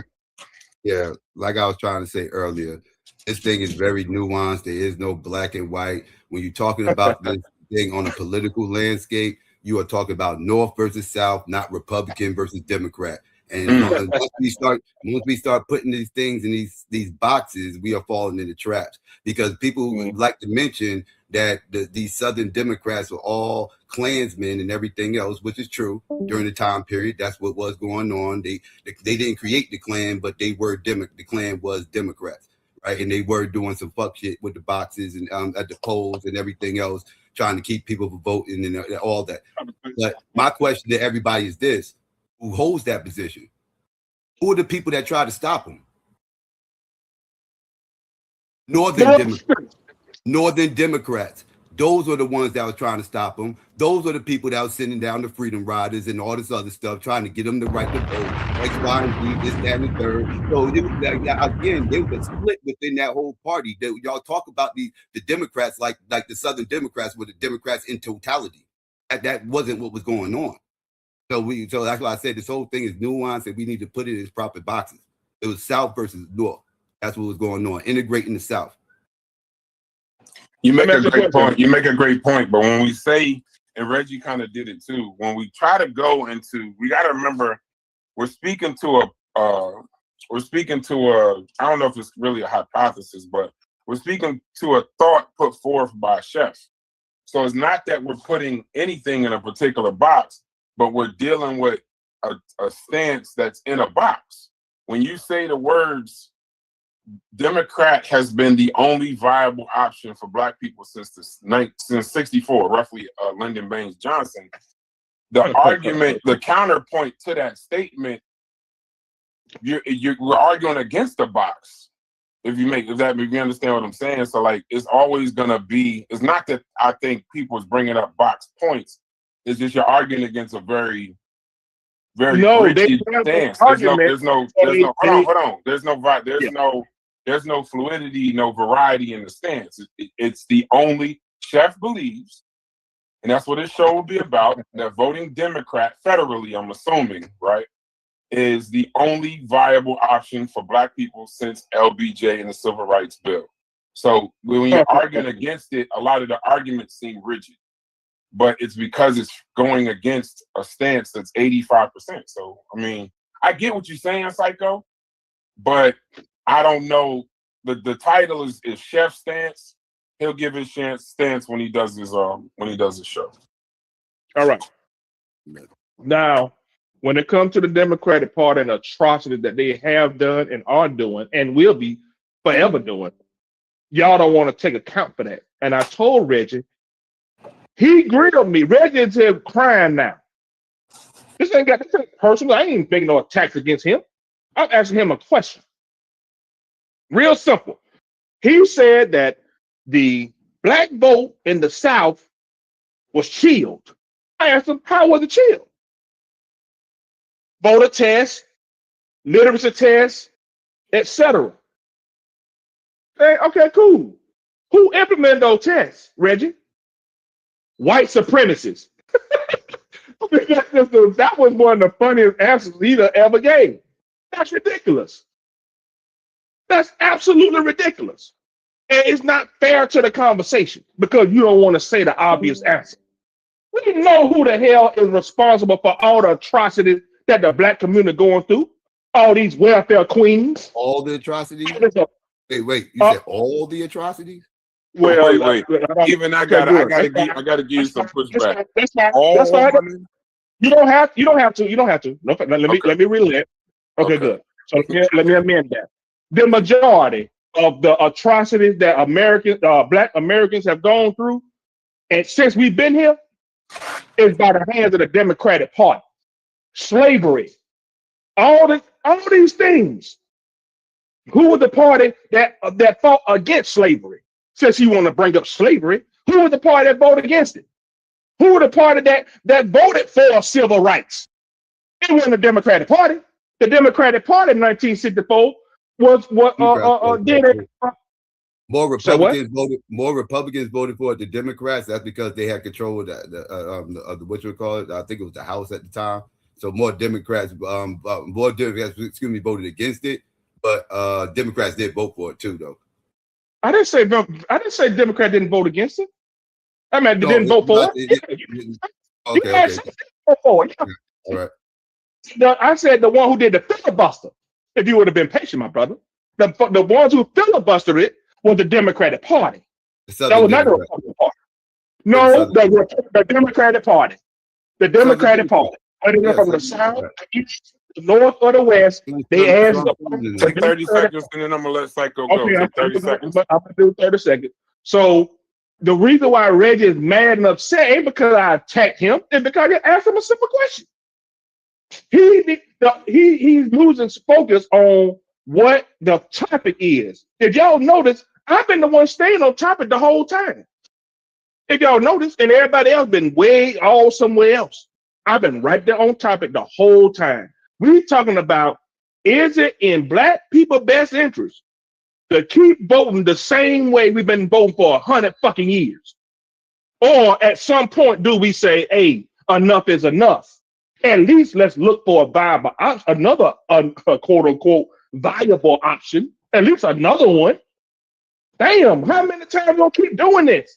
How long? I didn't even know it was 1935. I thought it was about 1950s, 1960s, somewhere in there. When 85% of black people been voting this way for 100 years, and I got to hear a bunch of damn black people moaning and groaning and bitching about their circumstances, and you keep voting the same fucking way, and then you're gonna sit here and do another show to try to influence me to continue this shit. Go ahead, Psycho. Real quick, Psycho. Real quick. I just want to jump in real quick. I want to be clear when we having these shows, right? Because I think it's kind of like a narrative that's going on. When we having a show, whether you agree with somebody's point or you don't agree with somebody's point, argue your point. Don't be, well, if you don't agree with somebody, then present your point. It is not anybody's job, not mine or anybody on mute. I've been asking this entire morning. If you don't agree with Thunder or you don't like what he's saying, get into the Discord and state your case. If you don't want to state your case, then that's a whole nother thing, I guess. That's like some weird shit, but that's something weird. But I guess all I'm saying is I don't agree with every damn thing he's saying. I don't know. I'm going to assume, Thunder, that welfare queen shit was hyperbole, because you know I don't agree with that bullshit. But, yeah, right, that's inflammatory. You add it in to get your point across. But I would hope anybody on the other side of the conversation, then state your point or argue your point. You can't argue with me, not about no politics. You can't. Yeah, nobody can. It's weird. We're in a weird place because when we sit in these conversations, a lot of the conversations be from one side or the other, and other people's arguing their point. But right now, other than Reggie and Psycho, I really haven't heard anybody. There he is. There he is. I do. I can add so that you could say something to Thunder about it. I do. I did not write that in the chat so that you could say anything. I wrote it in the chat because I'm writing in the chat. Like, because if I want to come on here and say something to Thunder, I just don't want to ruin y'all little bullshit ass show, right? If I want to come on here and say something to Thunder, I will address his dick suckers. You think I won't get on here and tell him about the mouthful of white dick he got in his mouth I right wanted now? you to come onto the platform. That was the whole. No, I don't. That's not. I don't need. I don't. Y'all having a good show, Brass. Y'all having a good conversation.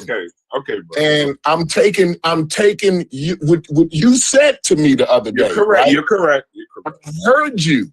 So when I feel like it's a dick sucker on the panel, I won't be sitting up on the panel with a nigga with a mouthful of white dick in his mouth, right? Okay. Or a big fat wet pussy. If I think some people are big fat wet pussies, you told me, Brass. You said, right. Well, I don't understand how you on the panel with somebody who you think is a big fat wet pussy, right? Correct. So I You're wasn't right. on the panel. You're right. I leave my comments in the comment section. You're right. I apologize. You're right. I appreciate it. I would be actually going against what I asked you to do. That's the the people who came up with the whole welfare queen title. It would be Republicans, and that was a way to slander black people and paid all black women as welfare queens as getting all. Wait, you think? Wait, let me look. You. Go ahead. They did. Let me be very. And thank you, Corey. Once again, you did correct. They didn't create the term, but they popularized it. You said they created it, bro. The term got created. A newspaper actually created the term in Chicago when this mulatto woman who was scamming the country. Hold on, let's finish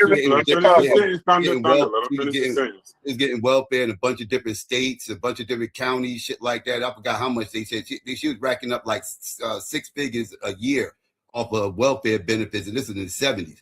And she got caught in Chicago. No, it wasn't the 70s. It was the 70s when she got caught. When she got caught. Yeah, 76. She got caught in the 70s. Yeah. I'm about to say she got caught in the 70s, and she was a white passing mulatto. Let's put a name to it, Psycho. That's how she was able to get it off, because she'll go to one county, say she's a white woman, get motherfucking benefits, go to another state and represent a black woman and get benefits. Man, well, hold on, real quick. Hold on. Stop. Let's put a name to it. The term welfare queen became famous in American politics because of Ronald Reagan during his 1976 presidential campaign. Right. Now, you can rebut this, but rebut the story, not me. The phrase came from Reagan used the story of a woman in Chicago to argue that the welfare system was being abused. The case involved Linda Taylor. Mm-hmm. Authorities accused her of using multiple fake identities, collecting welfare benefits under different names, committing fraud involving food stamps and government aid. Reagan described her in speeches as someone who had dozens of aliases, multiple Social Security numbers, collected large amounts of welfare benefits. The media then began referring to this type of fraud as a welfare queen. Chicago Tribune. Exactly. So I think it's the media. I think I'm gonna look a little further. Chicago Tribune coined the term. The Chicago Tribune. Okay, so the Tribune. So it wasn't Democrats or Republicans. But it was from a story that Reagan put out there. Let me change it and say he popularized it. Right, he took that story and he made it a national story. Ramon said Linda Taylor is chief ex-wife. I'm starting to see how Psycho moving now. Psycho, you diabolical for real, bro. You a diabolical nigga. If you could pull some shit like that out and think we don't know, I was there waiting. That's cold blooded what you just did, bro. That was cold blooded what you just did. You just put that on the Republican Party. That's horrible. They popularized that, and they put. It does say that it was more than just a one-off. That was a one-off situation, a very unique situation. He pushed the narrative that all these black people out here collected a whole bunch of welfare. You don't give Reagan none of that. What's the word? You don't give Reagan no credit. I don't know the word, but anything thunder in that. Reagan got to do with that. I'm asking the question. The abuse. I'm answering your question. Yes or no, and then say whatever you want. Yes or no first. No, okay, go ahead. No welfare queen. The Chicago Tribune came around. He was talking about the need for welfare reform. Okay, good. He mentioned welfare queens, the whole. Let me finish. Political impact. Reagan used this story in his 1976 and 1980s campaigns to argue for welfare reform. That is what he was talking about. He wasn't talking about no black and white. I don't even know what color Linda Taylor is. Right, but she was presented as a black woman. That's Yeah, what but was she in there. could That's what he pass was her. talking She was about. going to He different was areas, he was passing as as a different black colors. man. He was talking about the abuse in the welfare system. That's what he's talking about. He had nothing to do with no damn welfare queen. He was pushing it off that black people are sitting on their ass, not making collecting all this money, Now all these you benefits, can't- not doing shit. That's what he was see how he presenting. did that? That's why I say you dangerous, bro. You a That was dangerous it's person. called, I get what you're going. It's called pushback politics. He got it from George Wallace. Like it's He got nothing. now push that now George It was Wallace, all who was trying the to- Democrat. it was all The it was all about trying it was all these about trying to get Democrats that were it here- was all about trying to get the Southern vote because in 1976 Now you see what I'm saying, Brian? the This nigga psycho. This nigga Hold on, let him go. 1976 Let him go. Let him God finish. damn. I see what you're saying, but let him go. Let him finish. 1976 was the last time the South, the Democrats swept the South. And that was with Jimmy Carter, and that's because Jimmy Carter's a Georgia dude. And that was the last time that the motherfucking South Democrats swept the South. And then the next motherfucking election was 1980, and Ronald Reagan, by and large, swept the motherfucking What the South. hell I got to do with welfare queen? And you just all over the place. I'm telling you about the Southern strategy. I'm telling you You this is dang. when the Southern Now I'm talking about the Southern strategy. This I'm is talking when about the the Southern welfare strategy queen. came complete because You that's all why up- he was saying what the reason why he was saying what he was saying was to appeal to those Southern voters. He was trying to get that Southern base. Hey, all right, hold on, y'all. Okay, we got that. We can argue. Well, the way it's portrayed is that Reagan started the story. Chicago Tribune created the physical name welfare queen, and Reagan popularized it. That's how it's in chat. That's how it is in ChatGPT. If we see something otherwise, we'll leave it as that. But it does say, Thunder, that Reagan popularized it after the Chicago Tribune created it. Right. It does say that. So that's in. And it sounds that's the like story. he also used Hold it. on, I gotta go take a minute, but I just forgot. Stu P is supposed to be talking this entire time. Go ahead, Truist, and then I gotta get to Stu. It also sounds like Reagan misused it or used it in a different framing than the Chicago Tribune did, because Chicago was using it to talk about her frauding, getting welfare through fraud. Whereas it seems like the way he used it and going forward from it, it's used to just talk about people that's on a bunch of welfare, but not necessarily scamming to get welfare like she was. Yeah, but to be honest, Truist, welfare queen, the term literally is Look up it's Lee Atwater. to invoke Lee Atwater's speech on Look up Lee YouTube. Atwater is the person who he's the one who made the whole blueprint for Reagan's campaign to pander to those Southern voters and everything else. And he used racial politics, aka pushback politics, and he kind of formulated he kind of painted the blueprint for what Trump runs on today. Trump ain't nothing but Reagan 2.0.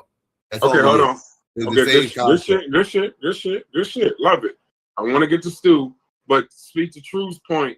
Welfare queen is not a term to describe welfare fraud in America.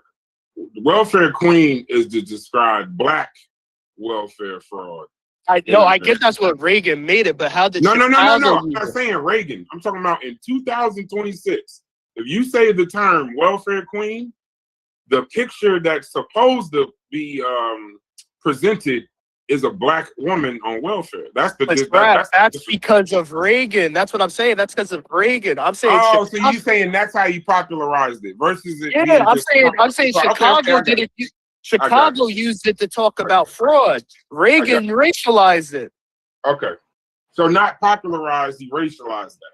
He racialized it. Chicago used it to talk about fraud. I'm gonna look that up because all it says is popularized. I want to see. Hold on. All it says is that he popularized the term. I'm gonna look it up to see if he racialized the term. But we cannot run from stupidity. We gotta let stupidity get in the conversation. He both popularized it and racialized it. Okay, I'm gonna look that up. But get to your point. Don't go to there. But let me get to my point. Give him a 3 minutes like you give everybody. I'm gonna give you 5. You ain't spoke all day. Go ahead. Yeah. No. Somebody come in here and them talk about the foster care system in America. How it looking after people in the foster care system. How after they finish the foster care system, they get to go to colleges. Not recognizing that even in Tennessee today, House Bill 103 is advocating to transfer people from foster care system in the penal system, even when they didn't commit a crime.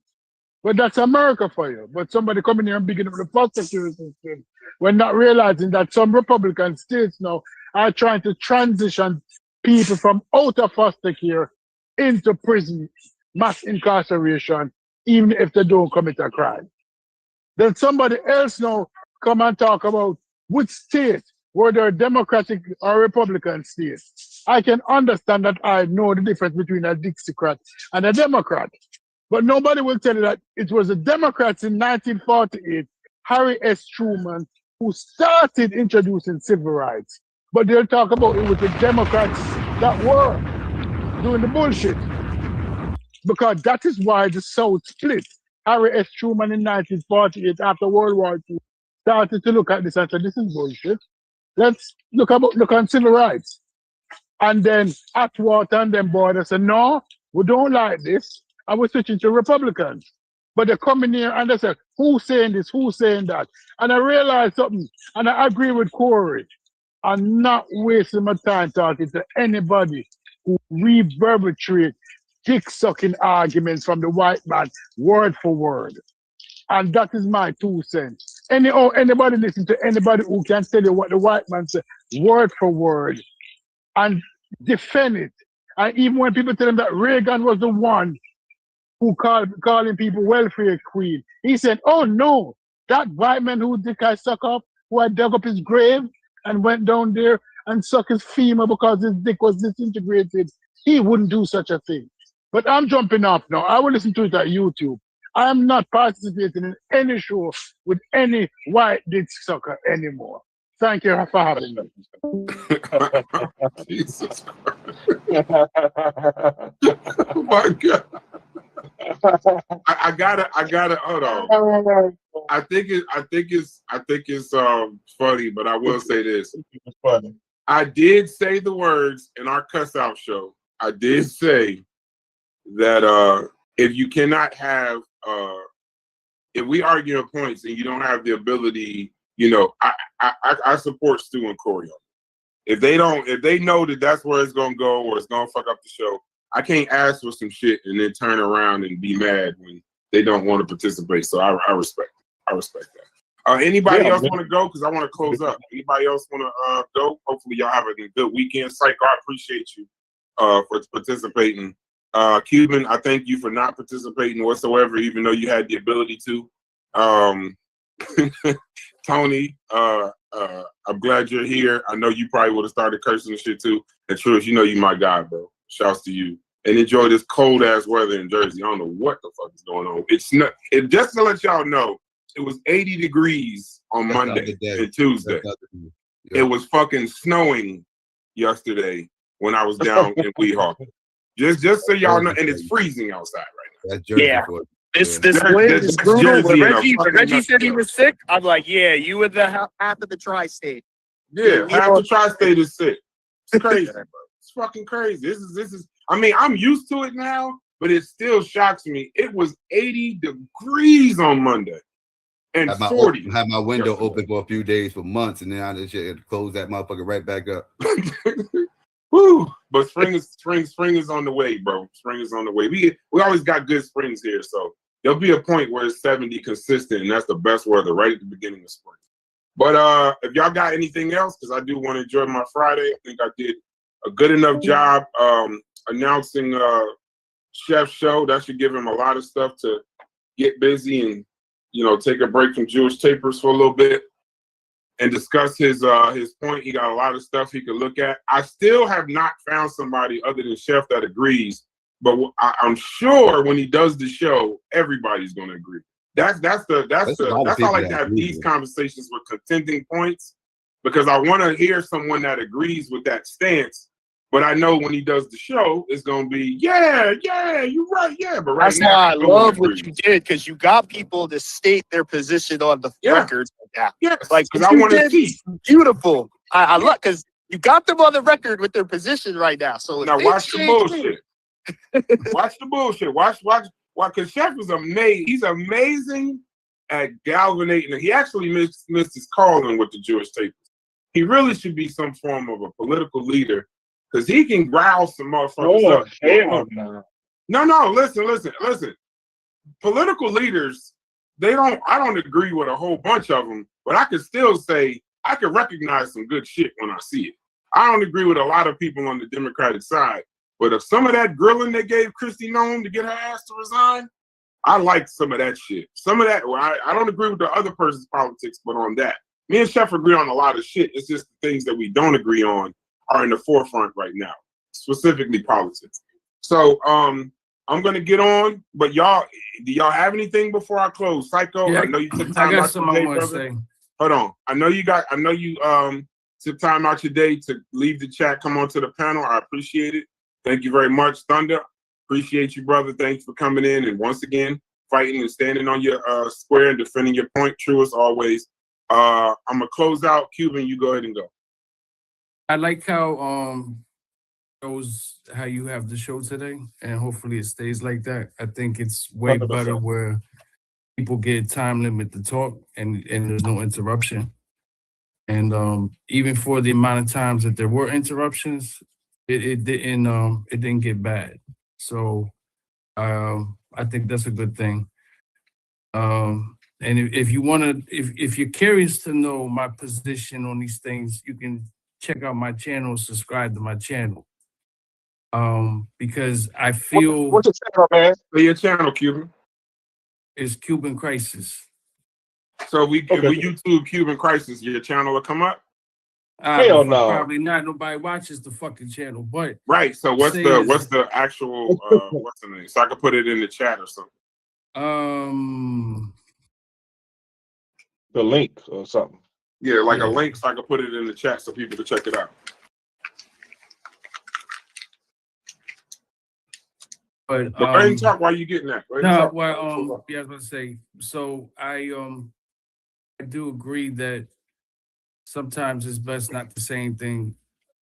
Your silence can be enough to let somebody know you disagree with them, because it could turn. You know what I'm saying? Like, I think sometimes it shows do go a little bad when there's, you know, people getting pissed off, and it just kind of throws things off. So if you don't got nothing nice to say, don't say anything at all. That's kind of like what I'm. Where do you want me to send this to? In the Discord? Just put it in Discord and I'll link it in here before we go, because I got a couple of announcements to make. That's it. And then part two, though, I don't need you to argue your point, but do you think that the Democratic Party, just a yes or no, do you think that the Democratic Party is the only viable option for Black Americans in the United States of America? Absolutely. Yes or no, and then explain your point, because I know your answer may be a little nuanced. No, I don't. Okay. I think those are the two parties that, of course, I mean, it's evident. These are the two parties that's always going to be in the Oval Office. We've had that discussion before. Right.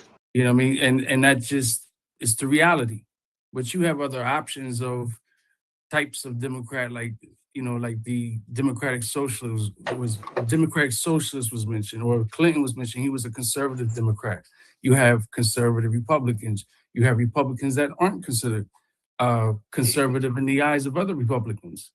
So there's different positions of those two parties, but you have other political ideologies. So no, I don't. I don't believe that. But to believe that something other than those two parties will be in the Oval Office, I don't see that happening. Good point. So if you're willing to roll with the punches and you just want to stand on principle, you know, but if you're going to say, hey, look, I'm going to vote for these parties that was mentioned earlier, you know, you vote for your interest. I think that's pretty smart, and it's not smart to vote because of a person. It's personality worship. But you know, that's a touchy subject as it is. You know what I mean? So whatever floats your boat, man. Whatever floats your boat. And that's the link to Cuban's channel is in the chat right there. That's his channel right there. Anybody else got anything before I go? I might stay live, but I might actually like go live because I got a couple YouTube things I want to work out, and I think I feel like doing it in front of an audience and allowing maybe the chat to come up and I speak just their say this, speech. man. I said it right here. I think we had a great show. And hopefully everybody see it's possible. I mean, it is possible to disagree and still not be jerks and disrespectful, stuff like that. I don't think we had any of that today. Shout out to Corey. I'm not sure. This dick sucking stuff. I'm not sure what that's about. You know, I'm sure we ain't gonna see each other in real life. So he cool. He can keep on. He can keep up with that. But I won't return the favor, man. I will say this though. He the last time he was saying something about my lips and how his penis was getting hard looking at my lips, right? I've never been a part of anything gay. So I don't, this is not something that I ain't never said that to another man. So I don't even know how should I like, other than killing him on sight, how should I feel, Brass? When a man Leave me out your shit. Leave me out your shit. When they said it, I didn't stop them. I'm not gonna stop you, but they didn't say I don't want my name involved anywhere in that shit. Hey, Cuban, if a man tells you that your lips make his penis hard, how would you take that? I wouldn't be. We had that. Take my advice, Cupid. Whoever name he called, let him deal with that shit with themselves. Okay, I wouldn't be happy, but I'm gonna say that I know things have been about me. Things have been taken out of proportion. So I don't know what Corey said. I didn't hear what Corey said, so I don't know. But that I'm gonna leave you alone. That's not cool. But I don't know what he said.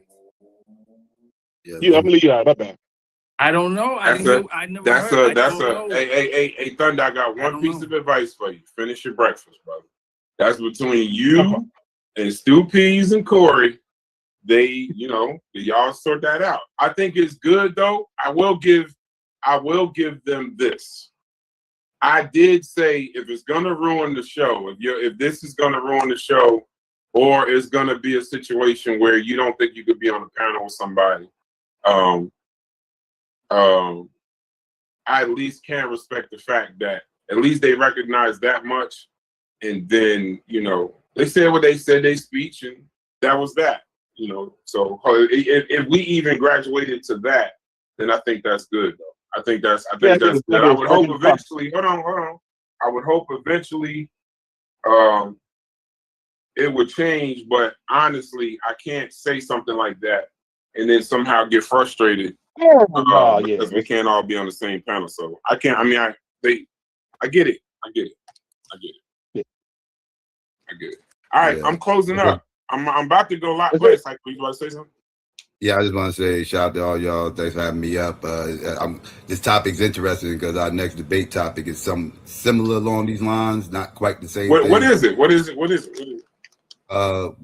Is Donald Trump the worst president since the civil rights movement? So this is kind of like Come on, Thunder. Goddamn. Wait, finish Psycho. No, is Donald Trump it. the worst president since LBJ? Civil rights movement. Yes, it's civil rights movement. Yeah, they going back. I think who's arguing that? Taz and Yame. Domo staying out of that one? Yeah, don't this ain't Domo's debate. Yeah. Let me ask you. I don't know if you judging it or whatever, but where are you saying he is? I don't judge. I would say no myself, but I don't judge. Who you got is the worst? It ain't no one person. In my lifetime, Nixon. I'm not saying my lifetime Reagan, but I would probably go with Nixon if I go outside my lifetime. Give me a top. Hold on. Okay, if you saying Nixon and Reagan, then give me your top. Who's the third? Where does go until you get to Donald Trump?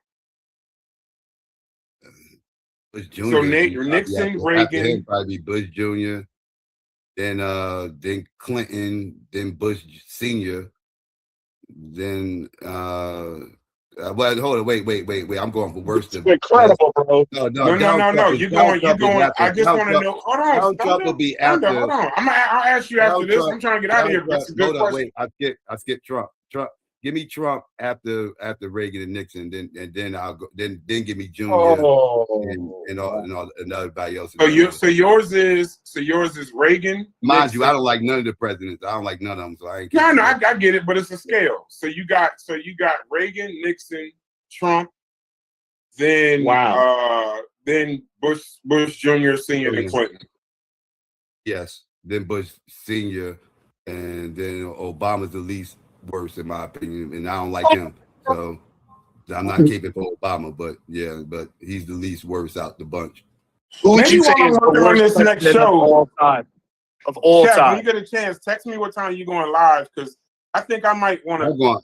I might do that while I'm working on this YouTube stuff. That debate on Sunday. That's the debate. That debate on Sunday. Like, that's a good conversation, though. Golly, that's Who you got, Brad? Hold on, Thunder.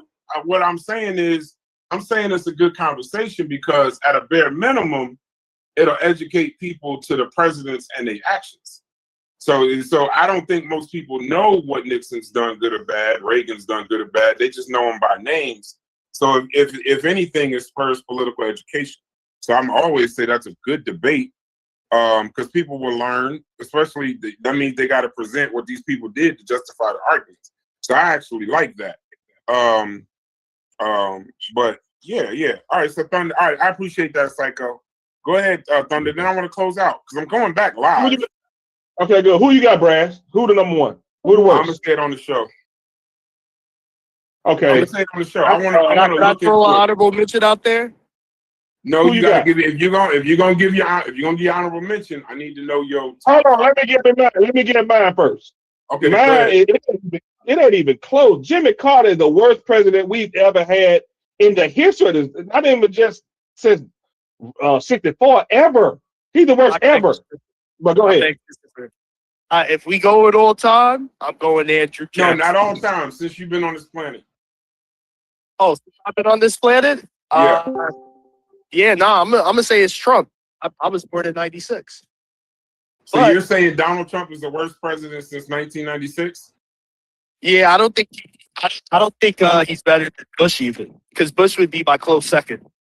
Who would you say now? Honorable mention. Make your honorable mention all time. All time And is then Andrew. Mujasi, I'm going live on StreamYard. Y'all gonna be able to show y'all sources. I got to get an idea when Chef's going live because I got some internet stuff I got to work out. But I want somebody to show sources on this. All I don't time, want YouTube. I don't want Discord. This. I want all to see. time, I'm gonna say because of the acts against humanity he made specifically to Americans, resulting in over 10,000 American deaths. Andrew Jackson. I'm gonna say Andrew Jackson. Historically, most people will say Andrew Jackson. I'll give mine on the show. I'm gonna stop for about 10 minutes and I'm gonna go back live on StreamYard so people can present sources. Hopefully, Mujasi, you can come up. I'm working on some stuff that we got to show for Monday. I'm glad Mujasi's here. Real quick, me and Mujasi Tuesday at 11 a.m. The flyer's already up. We're gonna go unsung figures, unsung powerful figures behind the scenes that have helped Black people. We were gonna go civil rights movement, but this one we're gonna do it in 20-year intervals. So we're gonna start 1910 to 1930. That's Tuesday at 11, and we're gonna go all the way up until 2026 on different shows in 20-year intervals. So that's going to be exciting. We're putting that together now. I'm going to work on some of the artwork on it while we discuss this presidential top 5. That's Tuesday. I'm excited because I get to do a show with Mujasi. That's exciting for me. Part 2, tonight or soon, I'm assuming, Chef is going to do a show where he proves his hypothesis that Black people's only viable choice since Lyndon Baines Johnson to vote federally. I don't know if he means locally, but I know he definitely means presidentially. So federally is to vote Democrat. Voting any other option is not viable. We could probably continue that on the StreamYard, but I need about 10 minutes because I got to work on this artwork to get some of that done. And then we got one last show. Psycho, I need you for this show. I don't know where you at, but I need you for this show to do your own. We as a team came up with a hypothesis of I want to know conspiracy theories, no matter how crazy you think it is. This is a personal thing to you. The first show is going to be Corey, Concrete Corey, and DQ Hampton. They're going to present conspiracy theories with sources and information that led them to believe it. What conspiracy theories do you believe in and want you to defend it? So you're going to have to show clips just to give you a little, I'm not even going to do that because that might fuck up the show. But I want to allow people in the chat and people around. We always do the sources and the information, all of that, cool. What conspiracies do you believe? And show us what you saw to make you believe it. So if you believe that 9/11 was an inside job, show me what it is you saw that made you believe why that is. You're gonna be uninterrupted, no matter no matter how crazy it is to the chat. That's next Wednesday. But no matter how crazy it is to the chat, it's not a panel show. Corey and DQ are gonna come on Wednesday evening. They're gonna do the inaugural show. Hopefully, I do a bunch of these. We do a bunch of these.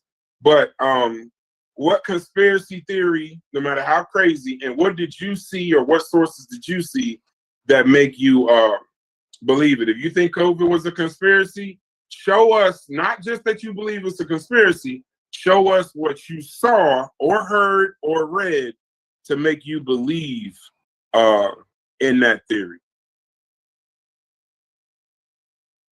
And I'm gonna go back live, but James says Andrew Johnson, Reagan, and Bush. Okay, so I'm gonna go live in about 15-20 minutes, but it'll be on StreamYard.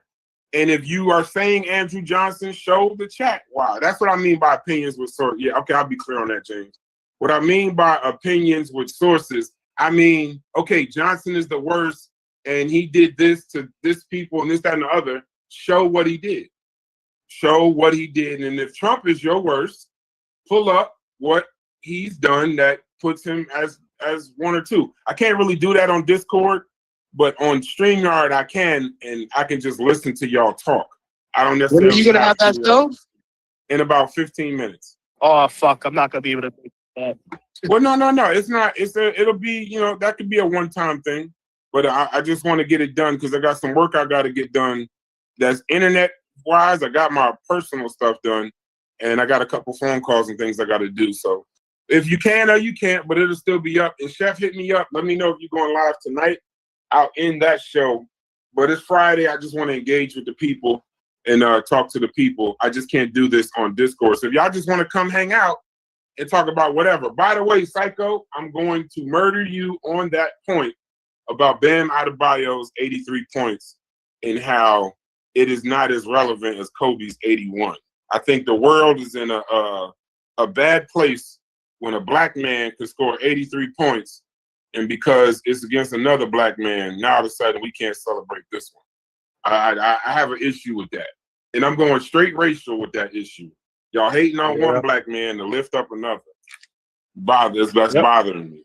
That's bothering the hell out of me. That's a good point. Good point. That's bothering me. That's Bam, and you talking about a truly black man.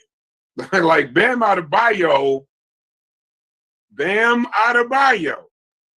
It's crazy to me, all the Africa talk and all this other talk y'all do, but y'all going against Bam Adebayo and his accomplishment for Kobe Bean Bryant, who grew up in Italy.